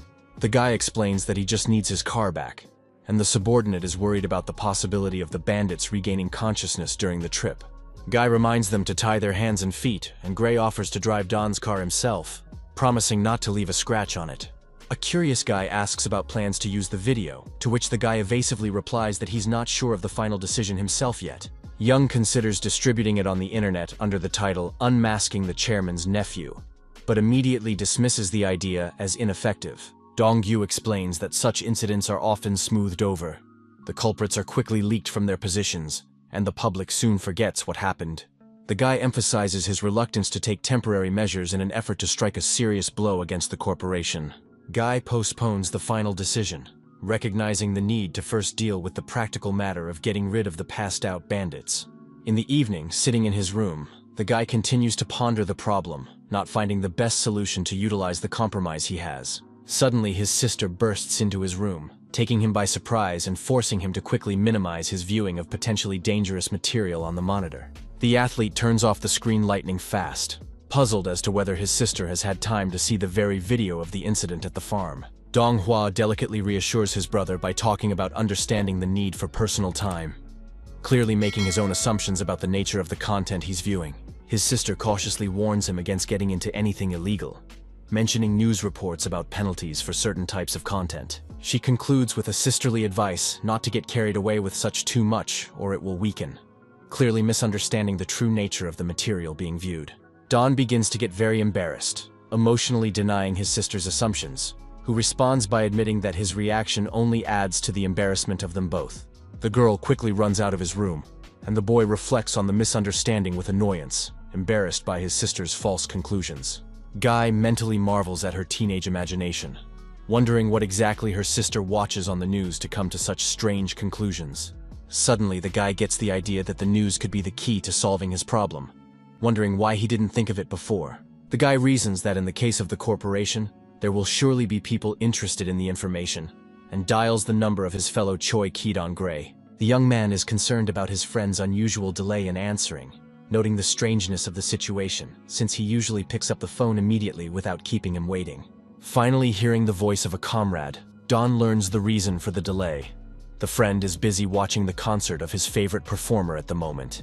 The guy instructs his comrade to forward the video to someone through Park Chun-suk's email, giving clear instructions on the next step of their plan against the corporation. When asked about the reasons for this action, the guy succinctly explains that it will be more interesting that way, without going into the details of his strategic plan. The athlete insists on completing the task immediately, to which the friend complains that he will miss the most interesting part of the concert if he is distracted by the errand. Comrade reluctantly agrees to break away from his favorite concert for the sake of forwarding materials, showing dedication despite personal preferences. The young man reflects that he begins to plan his machinations as if under the influence of Guhek, noticing in himself the traits previously inherent in his adversary. An email message from Choi Kaidon catches his attention, causing him to be distracted from thinking about the similarities with his opponent. Opening an untitled attached file, the guy discovers materials with Gray's favorite performer. At that moment, Donghua suddenly bursts into the room again, catching his brother studying a screen with unexpected content from a friend. The girl carefully explains that she bought him a scarf because of the cold weather, admitting that she forgot to mention it earlier on the first visit. Leaving the room, the sister is relieved to think that her brother is interested in women after all, deciding to leave the scarf in the room without further question. When the girl leaves, the guy again begins to explain to his now absent sister that the situation is not at all what it may seem from the outside. Gray calls back, raving about the real emotion of his favorite performer, promising that a friend will understand his passion after trying it himself. The hacker proudly proclaims that he collected all the legendary materials, especially for Dawn. Leaving the gym in the late afternoon, the guy hears a well-deserved praise from the director for a job well done and a reminder to meet tomorrow at the usual time. Walking home, Don is surprised to realize that Christmas is approaching, realizing that he has lost track of time due to his intense workouts at the gym. The guy recalls that in Yoon Seok's body, he never thought about things like Christmas, being a lonely person with no loved ones to celebrate. Now, with people important to him, he recognizes that even annoying personalities are worthy of attention on such a bright holiday, shifting his priorities. Don calls Gray again, noting that they haven't seen each other in a week, wanting to reconnect in person after a busy period of business-only interactions. The guy asks his comrade if a lot of time has passed and wonders if he still wants to beat him up. recalling their past disagreements. The guy suggests that his friend voice a desired gift in honor of the approaching Christmas, to which Gray confesses that Don is the only really close person for him. The comrade then reports receiving a reply to the message sent via Park Chun-seok's mail, moving on to discuss the business part of their interaction. Gray relays that the recipient inquired about his identity, to which Don notes the cleverness of his opponent, who immediately realized the forgery with the sender of the video. The hacker asks for further action on the response received, to which the guy instructs to just ignore the message at this point. Dongyu advises his comrade to temporarily abandon this line of interaction and step aside, promising to decide later what to do with the resulting reaction. After the conversation ends, the hacker reflects on his boss, noting his unexpected shyness when discussing personal topics and holiday plans. The young man then returns to watching the black box recording of Guhek's car, studying the materials to prepare the next step in their operation. While watching the video, he hears the thug tell his boss that the athlete is not at all as simple as he seems, warning caution. The recording also suggests the futility of simply destroying an opponent's career, indicating the gang's more radical plans. The bandit offers to capture Dongyu's sister if she refuses again, threatening to make sure no one ever sees her again in a show of brutality. At this time, Guchek himself is standing at the window in his office, reflecting on recent events and calculating the next steps against his enemies. Guhek's face is covered in beating marks after an incident in the garden of a strawberry farm, making him extremely angry and set on ruthless revenge. When his subordinates come to him with a report, he expresses his displeasure that the guy and his assistant are still missing despite the search. One of the bandits makes the excuse that they have tried all methods, but the opponents have so cleverly bypassed the security cameras that it is extremely difficult to track them down. Guchek irritably wonders if his subordinates think he is an idiot who would believe such excuses for their professional failure. The terrified bandits begin to shake, hastily denying any such thoughts of their superior in an attempt to assuage his growing anger. The boss is perplexed as to why, despite all assurances of competence, they still couldn't discover the whereabouts of their adversaries. His subordinates explain to him that additional people have been brought in for surveillance, asking for a little more time and promising to provide kneeling enemies soon. Guchek doubts whether we should trust the words of people who have proven time and again that they are professionally unsuccessful in their tasks. The man raises a suspicion that his opponents were only able to find them because of information leaked by someone in his inner circle behind his back. Turning to Dae-young, Guhek bluntly asks if he's the idiot who passed the information to the enemies, expressing an extreme degree of suspicion. Then, not receiving a satisfactory answer, the boss addresses the same question to another Gopnik, who also hastily denies the betrayal. Song Dae-young offers the theory that their phones may have been hacked, and that's how the adversaries tracked their location and plans. The boss skeptically wonders if the subordinates really think this is sufficient justification for their failure in catching the group's enemies. To his surprise, Guhek calls the version an excuse, but then acknowledges its possible veracity by bringing up the hooded guy, Dongyu. Given the young man's past actions at the lighthouse with the list of names, Guhek assumes that he is working together with Gray to form a dangerous duo of adversaries. The boss, in extreme irritation, starts yelling at his subordinates, accusing them of stupidity and failure to understand the obvious information leak situation.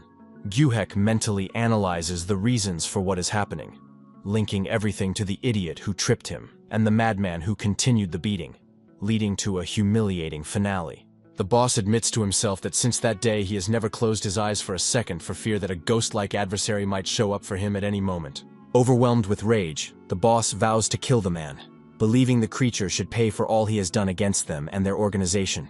Guchek insistently demands that his subordinates find this man, find out his identity, and what exactly he has managed to hear about their plans and operations. Guchek orders to bring the enemy to him at any cost, to which the bandits immediately and understandably agree, afraid to object. The subordinates promise to complete the task and wonder what to do with Dongyu, not realizing that the hooded man and the fighter they know are the same person. The director yells about the need to deal with the hooded man first, prioritizing finding and eliminating potential threats. The bandits bow respectfully before the angry boss, assuring him that they fully understand the task and are ready to immediately carry out all instructions. After they leave, Guchek realizes the hopelessness of the situation, knowing inwardly that these men are clearly not up to the difficult task at hand. He reflects on the impossibility of trusting those who have already been beaten twice in such a short time. Deciding to personally take care of the capture of the enemies, Guchek takes the phone, instructing someone to deal with the situation before the bandits themselves do anything. At this point, the bandits walking down the hallway after talking to the boss are chatting amongst themselves, finding the whole search situation just ridiculous. In the course of the conversation, one of them notices something strange in the circumstances, beginning to suspect an unobvious connection between the events. Bandit notes that both the hooded man and Dongyu are showing off their boxing skills, to which his comrade waves off, claiming the popularity of the sport. The former insists on the strangeness of so many strong boxers they constantly encounter, expressing bewilderment at the coincidence. Cheon Seok finally realizes the direction of his comrade's thoughts, voicing the suggestion that the hooded man and Dongyu might be the same person. The bandits are beginning to realize the need to consider this possibility, despite its seeming improbability at initial analysis. However, Cheon immediately begins to object, assuring his friend that the hooded man is clearly not practicing any formal martial arts. He argues that a professional athlete would never risk his career by breaking someone's arm, as it risks serious problems. Bandit adds that the hooded man is not someone who is afraid to get his hands dirty working the streets, and even a blind dog would see that he is no official fighter. The comrade remains silent, unable to find an argument against it, but still asks why. If there are such suspicions, Cheon doesn't take up Dongyu on his own, testing the hypothesis. Cheon insists on the need to act strictly on his boss's instructions, suggesting he call the rest of the guys and rally them for the task. They discuss a plan to follow Gray, emphasizing the urgency of the operation, and decide to call everyone who knows anything about the situation. Arranging for the group to gather, one warns to be on guard, as the hooded man could appear at absolutely any moment. He decides to share something important with his comrade beforehand, warning him of his intentions regarding the mysterious hooded adversary. The bandit insists on personally resolving the conflict with the hooded man, forbidding his comrade from interfering and demanding that the enemy be left to him alone.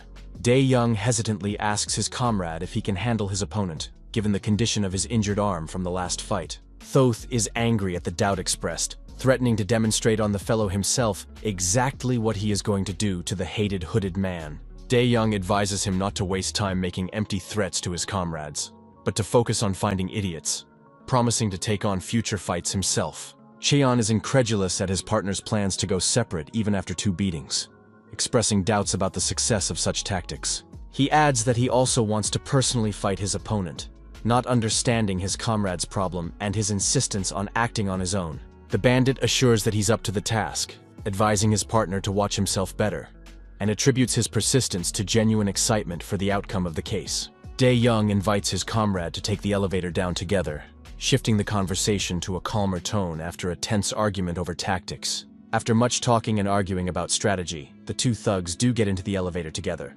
temporarily putting aside the clarification of their relationship for the sake of a common cause.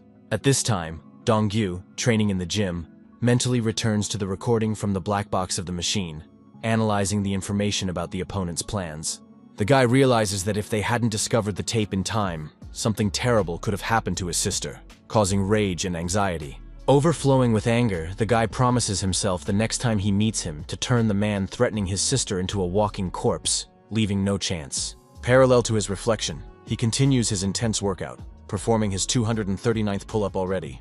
It turns out that all this time he is broadcasting, and his viewers are in shock at the guy's strength and stamina, admiring his physical fitness. The young man apologizes to his audience for his sweaty appearance, showing an unexpected modesty and consideration for his audience for a fighter of his level. The guy explains the need to change his shirt, unwittingly showing off his perfect body relief, causing even more reaction in the broadcast chat. The guy admits that he kept silent during the exercises, fearing that the audience would be bored watching the monotonous process of pull-ups. Seeing the violent chat reaction to his physique, he urges viewers to calm down, stop being jealous, and start exercising on their own. Don reminds us of the many channels that teach proper workouts, motivating subscribers to do their own physical development instead of passively watching. After finishing the session, the athlete sits in his or her room closer to the computer, preparing for more interaction with the broadcast audience. Wrapping up the workout portion of the stream, the guy makes an offer to his subscribers to work out together, turning an individual workout into a collective experience. Guy announces the start of regular co-broadcasts on Tuesdays and Thursdays, always at 9 p.m., creating a schedule for his viewers.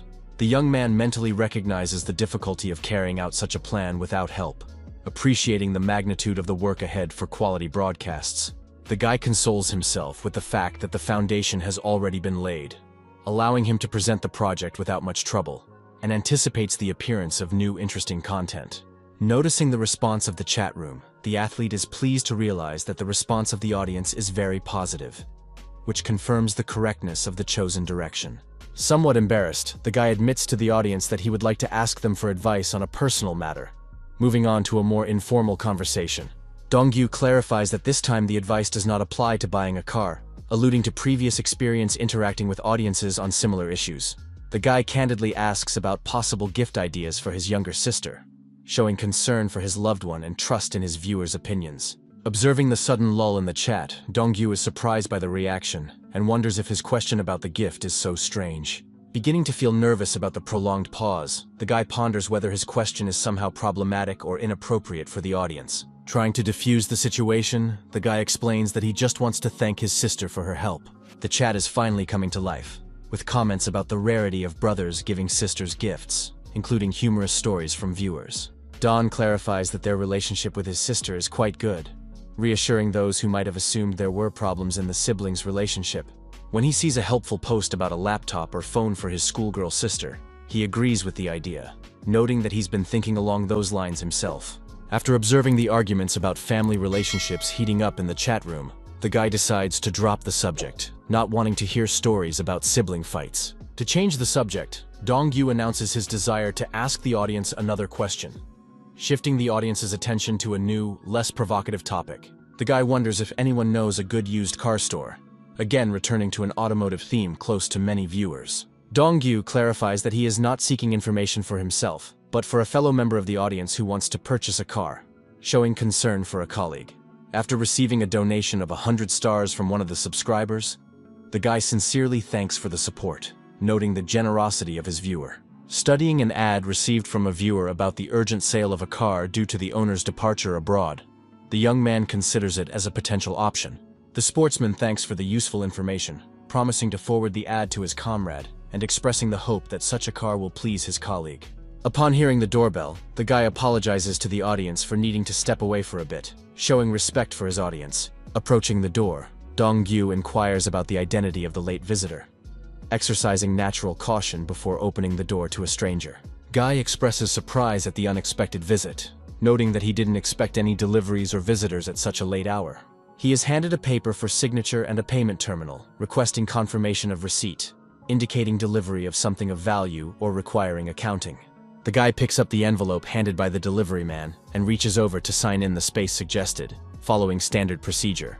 Noticing the delivery man's strange mumbling, Don immediately takes notice, his combative intuition suggesting the unusualness of the situation. It turns out that the delivery man recognized him as a popular streamer, and now, embarrassed, asks for an autograph, translating a business situation into a fan meeting. The delivery guy embarrassingly holds out a piece of paper and pen to the guy, politely asking for his autograph if it won't give the celebrity any trouble. The young man modestly admits that he doesn't have an autograph designed yet, suggesting that he just write his name, to which the fan assures that would be more than enough. The happy delivery man, having received the coveted signature, thanks the guy for leaving his name, and the guy replies that he himself should be thanked for supporting his work. After seeing the delivery man off, the guy reflects on the fact that 300,000 subscribers is an incredible number, and the appearance of fans right outside his house is even a little scary. Suddenly, he remembers the real purpose of the delivery man's visit, who has brought some dispatch, and reaches out to check what is in the envelope he received.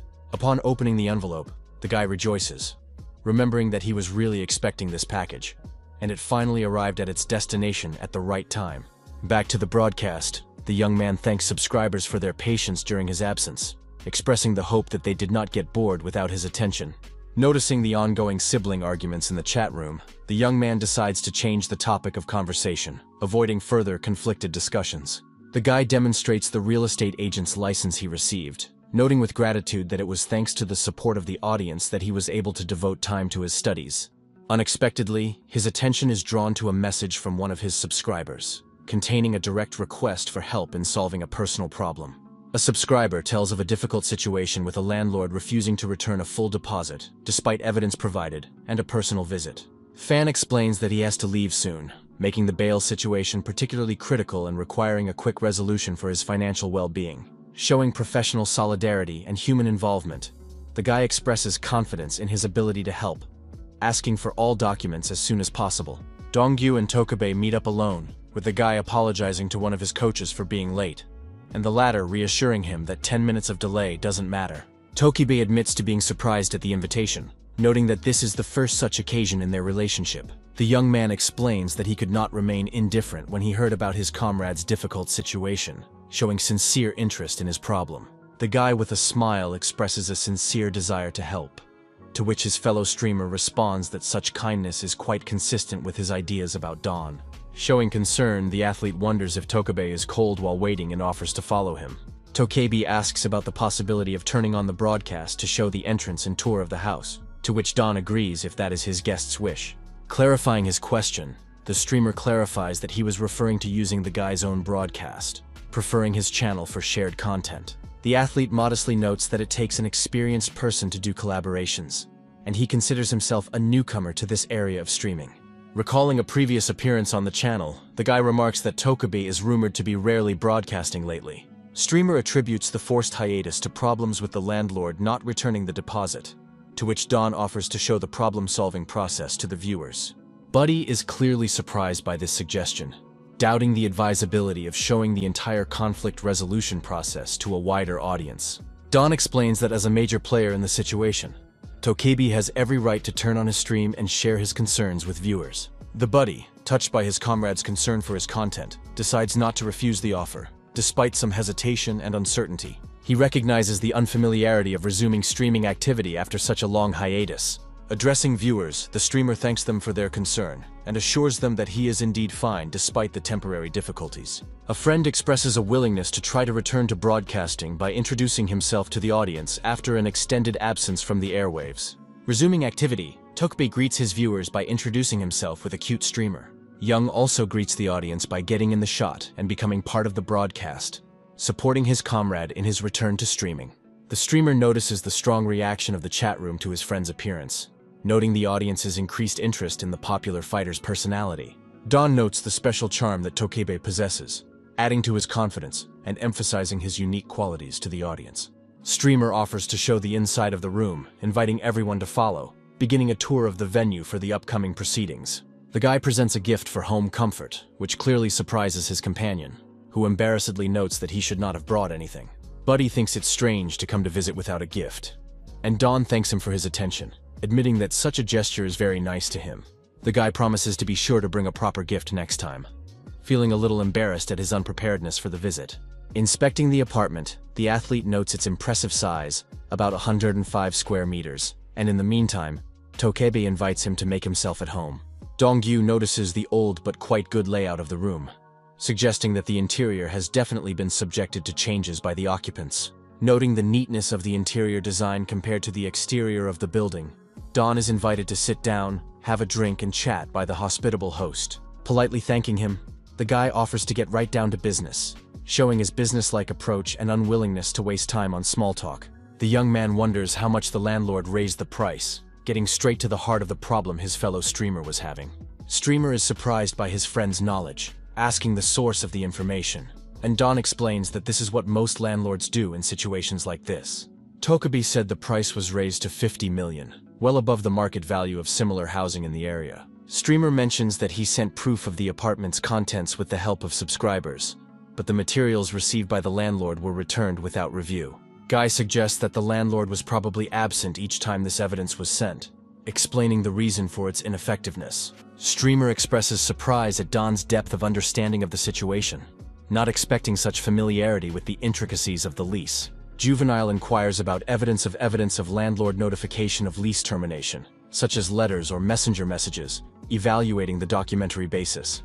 After receiving confirmation of the availability of both, Dawn clarifies whether Tokabe contacted the landlord directly, without intermediaries. After an affirmative answer, the athlete explains that it is difficult to prove fraud based solely on delayed bail, without additional factors. Dongyu characterizes the situation as a purely civil matter requiring legal resolution, and inquires about the time frame before Tokabe's planned move. Streamer notes the extremely small window of time before the new tenant arrives, complicating the situation and requiring urgent action to resolve the conflict. When asked about the availability of sufficient funds, Tokabe confirms their availability, specifying that the finances are sufficient for a new place of residence, Don asks to see the lease agreement and any additional documents needed to fully understand the legal aspects of the situation. The guy instructs on the necessary actions for today, advising to attach certain materials at the end of the next video to inform viewers. Streamer opens the book the guy provided, beginning to scrutinize its contents, probably containing legal advice on housing disputes. The guy suddenly announces his intention to immediately go to court with the streamer, showing determination to protect his comrade's interests. To his amazement, Tokabe actually ends up in court, shocked by the rapid turn of events and sudden immersion in the legal process. A friend was suddenly bombarded with a lot of things to do: lease registration, how to request documents, and other unexpected legal procedures. The young man can't believe the complexity and agony of the process of solving a seemingly simple problem with the return of the deposit for the rented apartment. Watching Dongyu, the streamer notes his direct and frank manner of speaking. So natural, it's as if he's been dealing with legal issues all his life.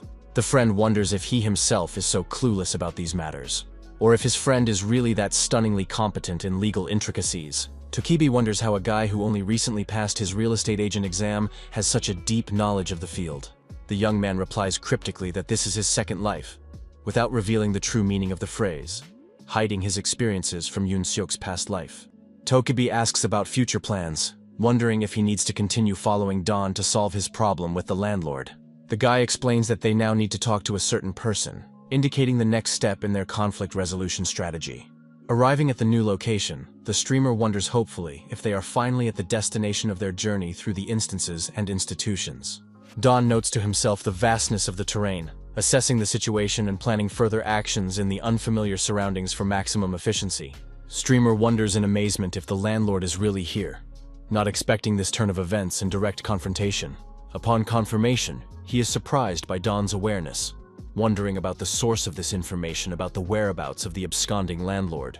The young man explains that before visiting Tokabe, he checked out a local real estate agency. Streamer realizes the reason for his friend's tardiness, and the latter admits that he was counting on getting information quickly, but the agency was cautious in its expressions. Don holds out something to Tokabe, who inquires curiously about the purpose of the item, not understanding its significance in their plan. Explaining, the athlete says it's a number from the agency, to which the streamer reacts enthusiastically, calling it their trump card in the confrontation. The young man recalls the circumstances of obtaining the number. The woman from the agency tried to calm him down by mentioning that Mr. Kim was not to be trifled with. The lady refused to give the landlord's address, citing the confidentiality of personal information. According to the woman, the landlord is one of the richest men in the city, despite the reluctance of some to recognize this fact, and is a real pain in the ass. The agency official also let slip that things are currently going pretty badly for the influential landlord, adding context to the situation. On second thought, the lady admits that she shouldn't spread the word about other people's business and, referring to a waiting customer, quickly ends the conversation. Don admits that he tried to get the address by rubbing in his trust, but everyone at the agency was extremely reluctant to share information. The guy notes that the landlord does not live in the place of his official registration, which makes it much more difficult to find him to resolve the conflict. Young was approached by some girl, asking if he was the wrestling streamer and mentioning that she knew about Kim's situation, getting his attention. The young man instantly showed interest by politely saying hello and confirming his identity, and the girl noted that it was indeed hard not to recognize him due to his popularity. The stranger introduced herself as the manager of that office, moving on to discuss Tokabe's situation. The manageress shared important information from which the guy clearly understood that Mr. Kim deliberately did not want to return the deposit. After thanking him for the information, the girl suddenly handed him her phone, transferring the business conversation into a personal one. Don was clearly surprised to have gotten hold of the stranger's cell phone, not expecting such a turn of events after a business interaction. Embarrassed, the girl offered to definitely call if he had free time, explicitly hinting at the possibility of a personal meeting. The guy understands the true motivation of the girl. The information about the landlord was not provided out of pure altruism, but for personal gain and familiarity. Showing resourcefulness, Dongyu asked if she minded if he gave her phone to someone else, suddenly changing the course of the conversation. Parent describes Tokabe as a sweet and funny guy, assuring that a girl will definitely like him. It was in this unexpected way that Tokabe got the girl's phone number, becoming the object of an impromptu matchmaking by a friend. Dawn expresses genuine joy at the prospect of the streamer deciding to call her after all. supporting the possible development of a relationship between them. Moving closer to their destination, the guys notice an apparent conflict situation between a man and a woman on the street that catches their attention. The woman begs the man to give her some more time, clearly in a quandary and trying to reach his understanding. Don intuitively realizes that this is the dreaded landlord showing his true colors in a conversation with an elderly woman. The woman explains her situation by her grandson's torn briefcase and the need to buy him a new phone, begging for pity and understanding of her situation. The landlord categorically refuses to compromise, cynically noting that people are ready to paddle with their bare hands, demonstrating complete indifference. The woman appeals to the length of their acquaintance and perhaps past help, perplexed by the landlord's overly strictness in this situation. The man shouts irritably, forbidding her to mumble nonsense and dashing any hopes of help by being physically aggressive, pushing the elderly woman. The landlord rudely demands that she clean up as quickly as possible, showing a complete lack of empathy and basic human respect. Don assesses the situation as unfavorable for starting a conversation, suggesting that we wait until things calm down to increase the chances of a successful interaction. Tokebi expresses doubt about the propriety of inaction, wondering if they should step in and stop the landlord's clearly unacceptable behavior. Guy recommends just observing and not taking active action for now, showing strategic restraint in a difficult situation. Dongyu explains the need for a softer approach to the landlord, emphasizing the importance of diplomacy to achieve their main goal, the return of the deposit. Don explains the need for further surveillance, emphasizing the value of the information he receives and the risk of ending up in court if he intervenes prematurely. The shaking woman agrees to the landlord's demands, begging only to give her something at the same price, showing an extreme degree of desperation. Streaming viewers begin to express frustration at the inaction of the watchers, but the guy firmly insists on the need for surveillance, sticking to his chosen strategy. The comments in the chat are becoming increasingly harsh, with some writing about their final disappointment in the streamer due to his seeming indifference to the situation. A woman who has just been kicked out of her house apologizes to Don and Tokubai, perhaps for causing trouble or embarrassing the situation with her presence. When she's almost gone, Tokebe suddenly calls out to her, asking her to wait, deciding to intervene despite his friend's recommendation to watch from the sidelines.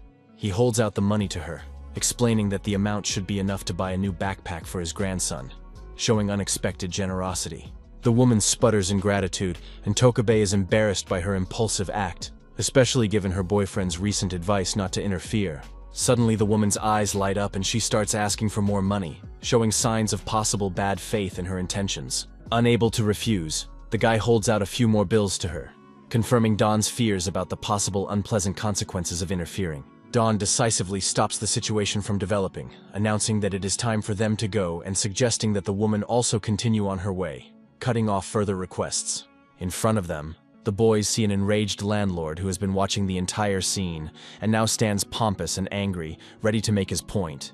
The man expresses his displeasure, calling Tokubei an idiot for giving in to the woman and just handing over his money, condemning the kindness shown.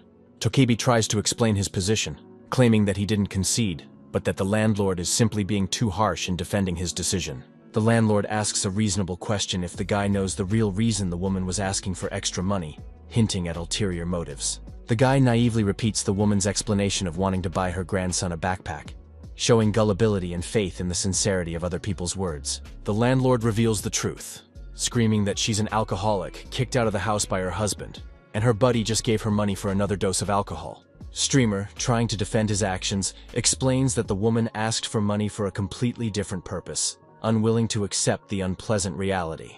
This angers the landlord even more, seeing the guy's lack of understanding of the complexity of the situation he's gotten himself into because of his gullibility. The man claims that with Tokebi's money, the woman will drink all week long, having already gone to the store and bought alcohol for the amount received. The landlord goes on to shout about the pointlessness of handouts to strangers, advising it would be better to donate to charity, not hiding his irritation at the streamer's naivety. The man abruptly changes the subject, stating that he sees the true purpose of their visit, and demands to say at once what they want, discarding feigned politeness. The young man discreetly explains that they have come from Building 13, Apartment 103, to discuss rent issues, keeping a business-like tone. Upon hearing this, the landlord boils over, loudly questioning the problems with the apartment, and accusing them of trying to intimidate, instantly going on the defensive. Don doesn't react in any way to the emotional outburst, showing poise and professionalism, skillfully ignoring attempts to throw him off balance. After a brief pause, he offers a peaceful solution, noting their lack of aggressive intentions, seeking to move the conversation in a constructive direction. The landlord is rude to the streamer, calling him an idiot and telling him to just move, showing complete disregard for the tenant's rights. Dawn intervenes, calmly warning that they will then be forced to call a real estate agent to protect their client's interests. Developing the idea, Dongyu mentions the possibility of litigation, indicating a willingness to use legal mechanisms if necessary. The landlord asks incredulously if they are really going to sue him. Guy clarifies that so far they have only submitted a request to register the lease, but are willing to go further depending on the landlord's own actions. Todd accuses the guy of duplicity, claiming that under the pretext of talking, he is engaged in threats, trying to shift responsibility for the conflict. Ignoring emotions, the athlete nonchalantly offers to discuss a possible deal, showing remarkable composure in a tense situation. Dongyu offers 2 valuable plots of land, one for burial and one for children, hinting at knowledge of his opponent's hidden interests. The landlord explodes with anger, accusing the guy of gathering dirt, beginning to realize the seriousness of the situation and the level of training of his opponent. Gradually it comes to him that the young man standing before him is not as simple as it seemed at first, and possesses some secret leverage. After pondering, the landlord hesitantly asks if the guy's word can be trusted, showing the first signs of willingness to negotiate. The young man confidently replies that there is nothing to lose, mentioning ideal locations for the landlord's long-standing plans, showing a deep knowledge of his secret desires. There is a tense silence, filled with risk assessment and pondering the next steps as everyone considers their next move. Breaking the silence, the landlord declares that he will never give money to the pathetic overbidders, trying to regain control of the conversation. Dawn nonchalantly clarifies whether or not the landlord really prefers to discuss the land parcels first, skillfully steering the conversation in the right direction. The man accuses the fellow of lying, doubting the existence of said plots, to which the latter calmly replies about the naturalness of such transactions in his work. In a last-ditch effort, the landlord accuses the guy of meddling in the wrong business, but clearly loses confidence when confronted with his awareness. In an unexpected change of tactics, Dawn inquires about the landlord's free time, and the latter, caught off guard, asks about the purpose and place of a possible meeting. The guy explains that he does not like idle talk when he says compliments, expressing sincere sympathy for the character of the interlocutor. The landlord informs through force that it is impossible to meet today, offering to arrange for tomorrow at 7 o'clock, reluctantly agreeing. The only condition the landlord imposes is that Tokebi, whom he contemptuously calls a jerk, not come back tomorrow. The young man defends his comrade, explaining that he just wanted to help the woman, and did not know the whole situation, trying to soften the negative impression. The man has little interest in excuses, and continues to call the guy a fool, wondering how he could have fallen for an obvious deception so easily. Dawn asks not to insult a well-intentioned person, pointing out that the blame lies entirely with the one who committed the deception, not the deceived. The host shouts irritably, demanding to leave immediately and report back tomorrow without tardiness, showing impatience to finish this unpleasant conversation. On the way back, Tokabe gets uncomfortable and asks his friend if he knew beforehand that the woman was an alcoholic, looking for an explanation. The young man honestly admits that he didn't know, as he saw this woman for the first time in his life, as the streamer himself, trying to calm down his embarrassed comrade. However, to himself, the guy thinks that he actually noticed all the signs, but chose not to share his observations with his comrade at that moment. The woman's pale face and severely shaking hands were clear symptoms of alcoholism, which Dawn's professional eye easily recognized. The boy decided to remain silent, realizing that Tokabe would probably be embarrassed by such information, showing psychological sensitivity to his friend's feelings. Tokabe asks the reason for the advice to wait, to which Dawn explains the difference in their values. He is in no hurry to help without assessing the situation. Streamer clarifies, which is why the young man offered to observe without interfering. Guy confirms this as one of the reasons, adding that he suspected the landlord's anger was not accidental, showing an analytical mindset. A friend is surprised to learn of the landlord's intention to use the funds to build an orphanage, regretting the unspoken information. Noticing the streamer's reaction, Dawn realizes that he may have been wrong to say everything so bluntly, regretting his overly frankness on a sensitive issue. Dongyu changes the subject, asking why Tokabe didn't call the number he gave him in the morning, shifting his attention to a more neutral question. The streamer doubts the necessity of the call, suggesting that the friend is just messing with him, not taking the number situation seriously. Expressing doubt, Tokibi gets a reasonable question from the guy as to why he's hesitant, given his popularity and numerous subscribers. The young man ponders that the owner of the land he found being Yoon Seok was quite rich, remembering his past life and connections in the area. It is noteworthy that this place was not even officially offered for sale, which emphasizes the exclusivity and value of the found site. Arriving at the site of the future shelter, Don asks his companion's opinion, inviting him to appreciate the potential and beauty of the chosen piece of land. The sportsman adds that the landlord's wife will definitely love the place, which resembles an island that changes its appearance with each new season of the year.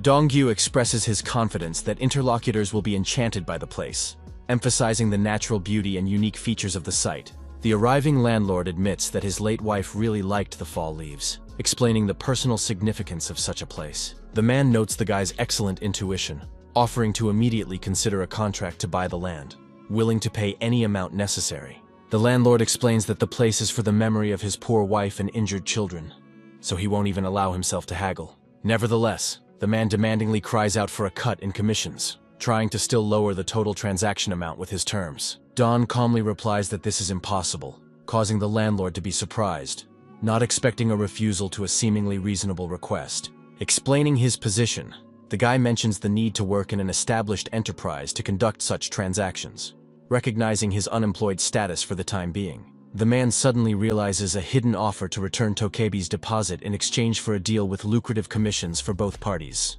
Recognizing the boy's cleverness, the man offers to eat together, to which the young man responds with knowledge of a suitable restaurant, agreeing to the meeting. The landlord generously offers to pay for lunch for a job well done, inviting Don to eat as much as he wants, showing his sudden generosity. Don readily accepts the offer, realizing that they are working on their first contract, laying the groundwork for a profitable partnership. Approaching the restaurant, the landlord inquires about its fame, and the guy confirms that the establishment is famous for really good food. Young adds that the place is perfect for grabbing a bite to eat and discussing their contract at the same time, combining the pleasant and the useful in one place. Mr. Kim asks in surprise about the need to talk about contracts at the table, preferring to enjoy his meal first without business talk. The guy explains that the restaurant owner is also somewhat of a landlord, hinting at a connection to their main topic of discussion. The landlord inquires about the quality of the place, to which Don suggests he try the food to see for himself the excellent choice of venue. Mr. Kim gets straight to the point, aggressively demanding the land be sold to him, wasting no time on small talk or culinary impressions. A man turns to a waiter who approaches, asking if he is the owner of the land overlooking the island, showing impatience in the transaction. The guy feels awkward, as he'd planned to start this conversation after a few compliments, not a direct demand to sell the land. The waiter, who turns out to be the owner of the land, responds by flatly refusing to sell the plot, asking the uninvited guests to leave the restaurant. The owner adds that many people are interested in his land, but he won't sell it just because someone demanded it, expressing a firm stance. Don understands the risk of being kicked out, and tries to soften the situation by apologizing for the sudden question and trying to save the negotiations from failure. The young man asks the owner to listen to Mr. Kim's story, trying to appeal to human empathy instead of a business-like approach to the transaction. Turning to the landlord, Don offers to tell him why he wants to purchase this particular land so badly, giving him a chance for an emotional connection. Guy hopes the personal story will work for the owner, encouraging Mr. Kim to share his sincere experiences and motivations for the purchase. The landlord talks about wanting to create a place of remembrance for his wife, who went through a lot of suffering by his side, calling himself unworthy of her. The man adds that his wife dreamed of having a child, but her health condition prevented them from having children, revealing the depth of the family's personal tragedy. Mr. Kim describes her as a kind-hearted woman who offered to shelter orphans, but admits that as a bad husband he scolded her for such ideas. Now, having regretted it after her death, albeit too late, Mr. Kim decided to use the rest of his life to fulfill his wife's cherished wish. The landlord shares his intention to build an orphanage on this beautiful land, realizing what he was unable to do during his wife's lifetime. The landowner agrees that Mr. Kim's late wife would definitely approve of such a decision, showing a sudden understanding of the situation. Young realizes that the story sounds somewhat cliched, and many people would simply ignore it, thinking it was an attempt at emotional manipulation. However, the guy hopes that the landowner will show empathy for people with similar backgrounds, counting on his emotional response to the story. The landlord apologizes to the owner for the pressure, explaining his behavior by his fear of missing such an opportunity to realize a noble goal. To Don's surprise, after this story, the landowner begins to weep genuinely, amazed at the existence of such good intentions in the world. Watching this reaction, the guy realizes how sensitive the owner was, which opens up new opportunities for negotiation. The shaken owner asks them to wait while he goes away for a while, obviously needing a moment of privacy to make an important decision. When the owner returns, he emotionally declares his willingness to give the land at the price for which he bought it, refusing the market markup. Don is surprised at the power of the emotional story's impact, and Mr. Kim objects to such generosity, noting the sharp rise in land prices now. The owner explains that he's making good money from the restaurant and the land is just sitting idle, then treats them to an abundance of food. The landowner quibbles about the propriety of putting the land in good hands, and Mr. Kim nobly refuses to bargain in such an exceptional situation.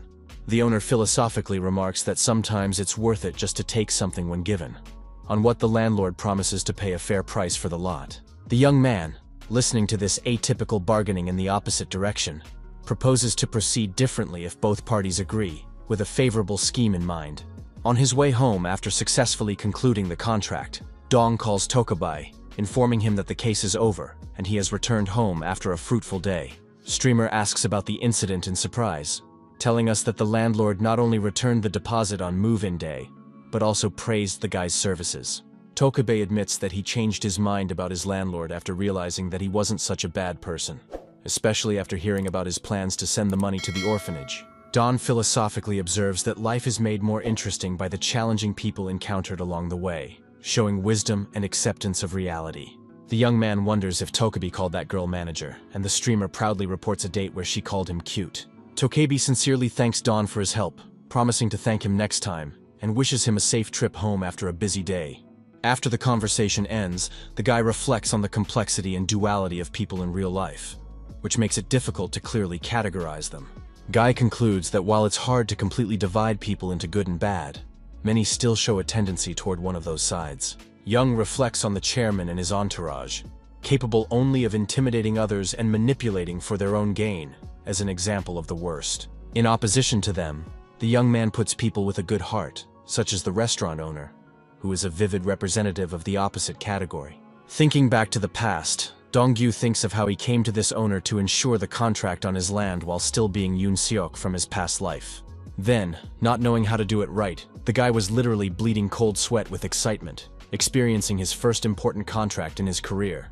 The young man even dropped the documents from his hands right in the restaurant where a huge number of customers were at that poor moment, increasing the awkwardness.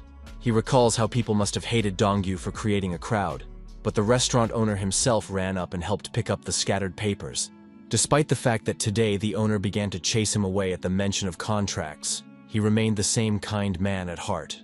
A vivid detail of the memory is the famous pink apron worn by the owner of the restaurant at that time, which has been preserved in memory in every detail. Suddenly, something confused Don, making him think about the strange vividness of these memories, as if they had happened recently, not years ago. He wonders why he remembers so clearly his first contract, signed years ago in a past life, before being reborn in a new body. Young assumes this is some unusual side effect of being reborn, trying to understand the mechanism of memory retention when changing bodies. He finds an explanation in the fact that Dongyu's memories are also alive in his mind, creating a blending of the experiences of two different personalities in one mind. Guy sees this feature as an advantage rather than a problem, realizing that memories from his past life can be useful in the future. Realizing that things are working out well, he notes that the memories from the extra body can also be used as a valuable resource. He is struck by the vividness of the memories, as if he really was in the military, suggesting that this too may be a side effect of the rebirth. Concluding his thoughts, the athlete decides to be cautious of possible side effects until he fully understands the mechanism of his new condition. At his morning training session, he stands against Park Hoon again, preparing for another sparring session to help improve his fighting skills. The man asks the guy with obvious irritation about the reason for yesterday's absence, starting the training session by expressing his displeasure at missing class. Don mentally marvels at the need to talk during the battle, focusing on the upcoming fight and preparing for the director's attack. He attributes his absence to important business with a friend he couldn't refuse, trying to sound convincing without revealing details of the meeting. Analyzing his opponent's movements, the lad notes that despite his mentor's familiar speed, it's still difficult to anticipate his goals in battle. Mujina declares the need for more training intensity to compensate for the miss, and immediately rushes to attack Don. The guy notices that the coach has suddenly started moving even faster than usual and tries to anticipate the direction of the next blow. Analyzing the director's stance and movements, Don assumes that the next blow will probably be aimed at the neck, preparing to defend himself. However, the experienced man, as always, deceives his expectations, and the real blow is aimed quite differently from where the guy assumed. The fighter suddenly grabs him, uses him as a spinning point like a wolf, and completes the hold with a powerful punch right to the student's cheek. The blow is so strong and unexpected that the boy falls on his back, stunned by his mentor's speed and technique. The principal turns to the lying guy, frustratedly asking if this is really all he can do as a member of the audience. The guy mentally objects, realizing that he just needs to warm up a bit to show his real fighting abilities in sparring. Henschel, who has been watching the training, approaches the defeated guy, anxiously wondering if he's all right after the heavy blow. The young man assures that in principle everything is normal, complaining only of a slight ringing in the head, which causes serious concern to the attentive coach.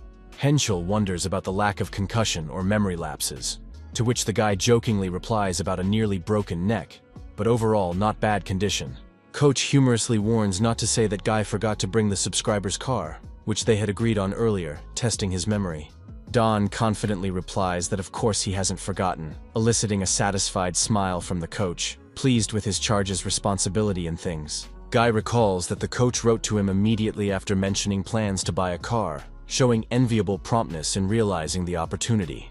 Guy asks if Henschel is too worried without seeing the car in person, to which the coach philosophically replies about his good feeling. Henschel romantically describes the future purchase as a beautiful car that he feels will stay with him for the rest of his days, showing affection.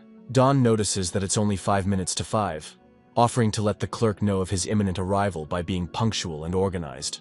The coach objects to the Wonder Man's delay, but the guy tries to explain the need to change before the meeting, thinking about the impression. Henschel criticizes Young's lack of a coat as childish carelessness, to which he replies that the weather is not yet cold enough for warm clothes. Coach reminds us of the approaching Christmas, wondering about Don's assertion about the lack of coolness. In the parking lot, a person approaches them, clarifying whether the day in front of them is indeed day, verifying that they are properly meeting the potential buyer. Henschel ironically notes that the signer is also wearing a coat, jokingly wondering if he is the only one who is so intensely cold on this wintry day. They head to the car the signer is about to sell, proceeding to inspect the potential purchase before closing the deal. The coach asks in surprise if it's a new car, and Don notes its incredible cleanliness, impressed with the condition of the car on offer. Remembering the mention of moving to China, the guy wonders if it's business-related, trying to figure out the real reason for selling such a nice car. The signer denies business reasons, mentioning some small business, which makes the coach curious about his professional situation. After learning of the layoff a week ago, Young notes the difficulty of such a choice, showing empathy for his subscriber's serious life decision. Toth admits that he decided to take this step only because of Don's support and example, showing the streamer's influence on real people's decisions. The subscriber explains that, inspired by his favorite streamer, he decided to change something in his life too. The mentor inquires about the marital status of the subscriber, to which he simply answers in the affirmative, confirming his status as a married man.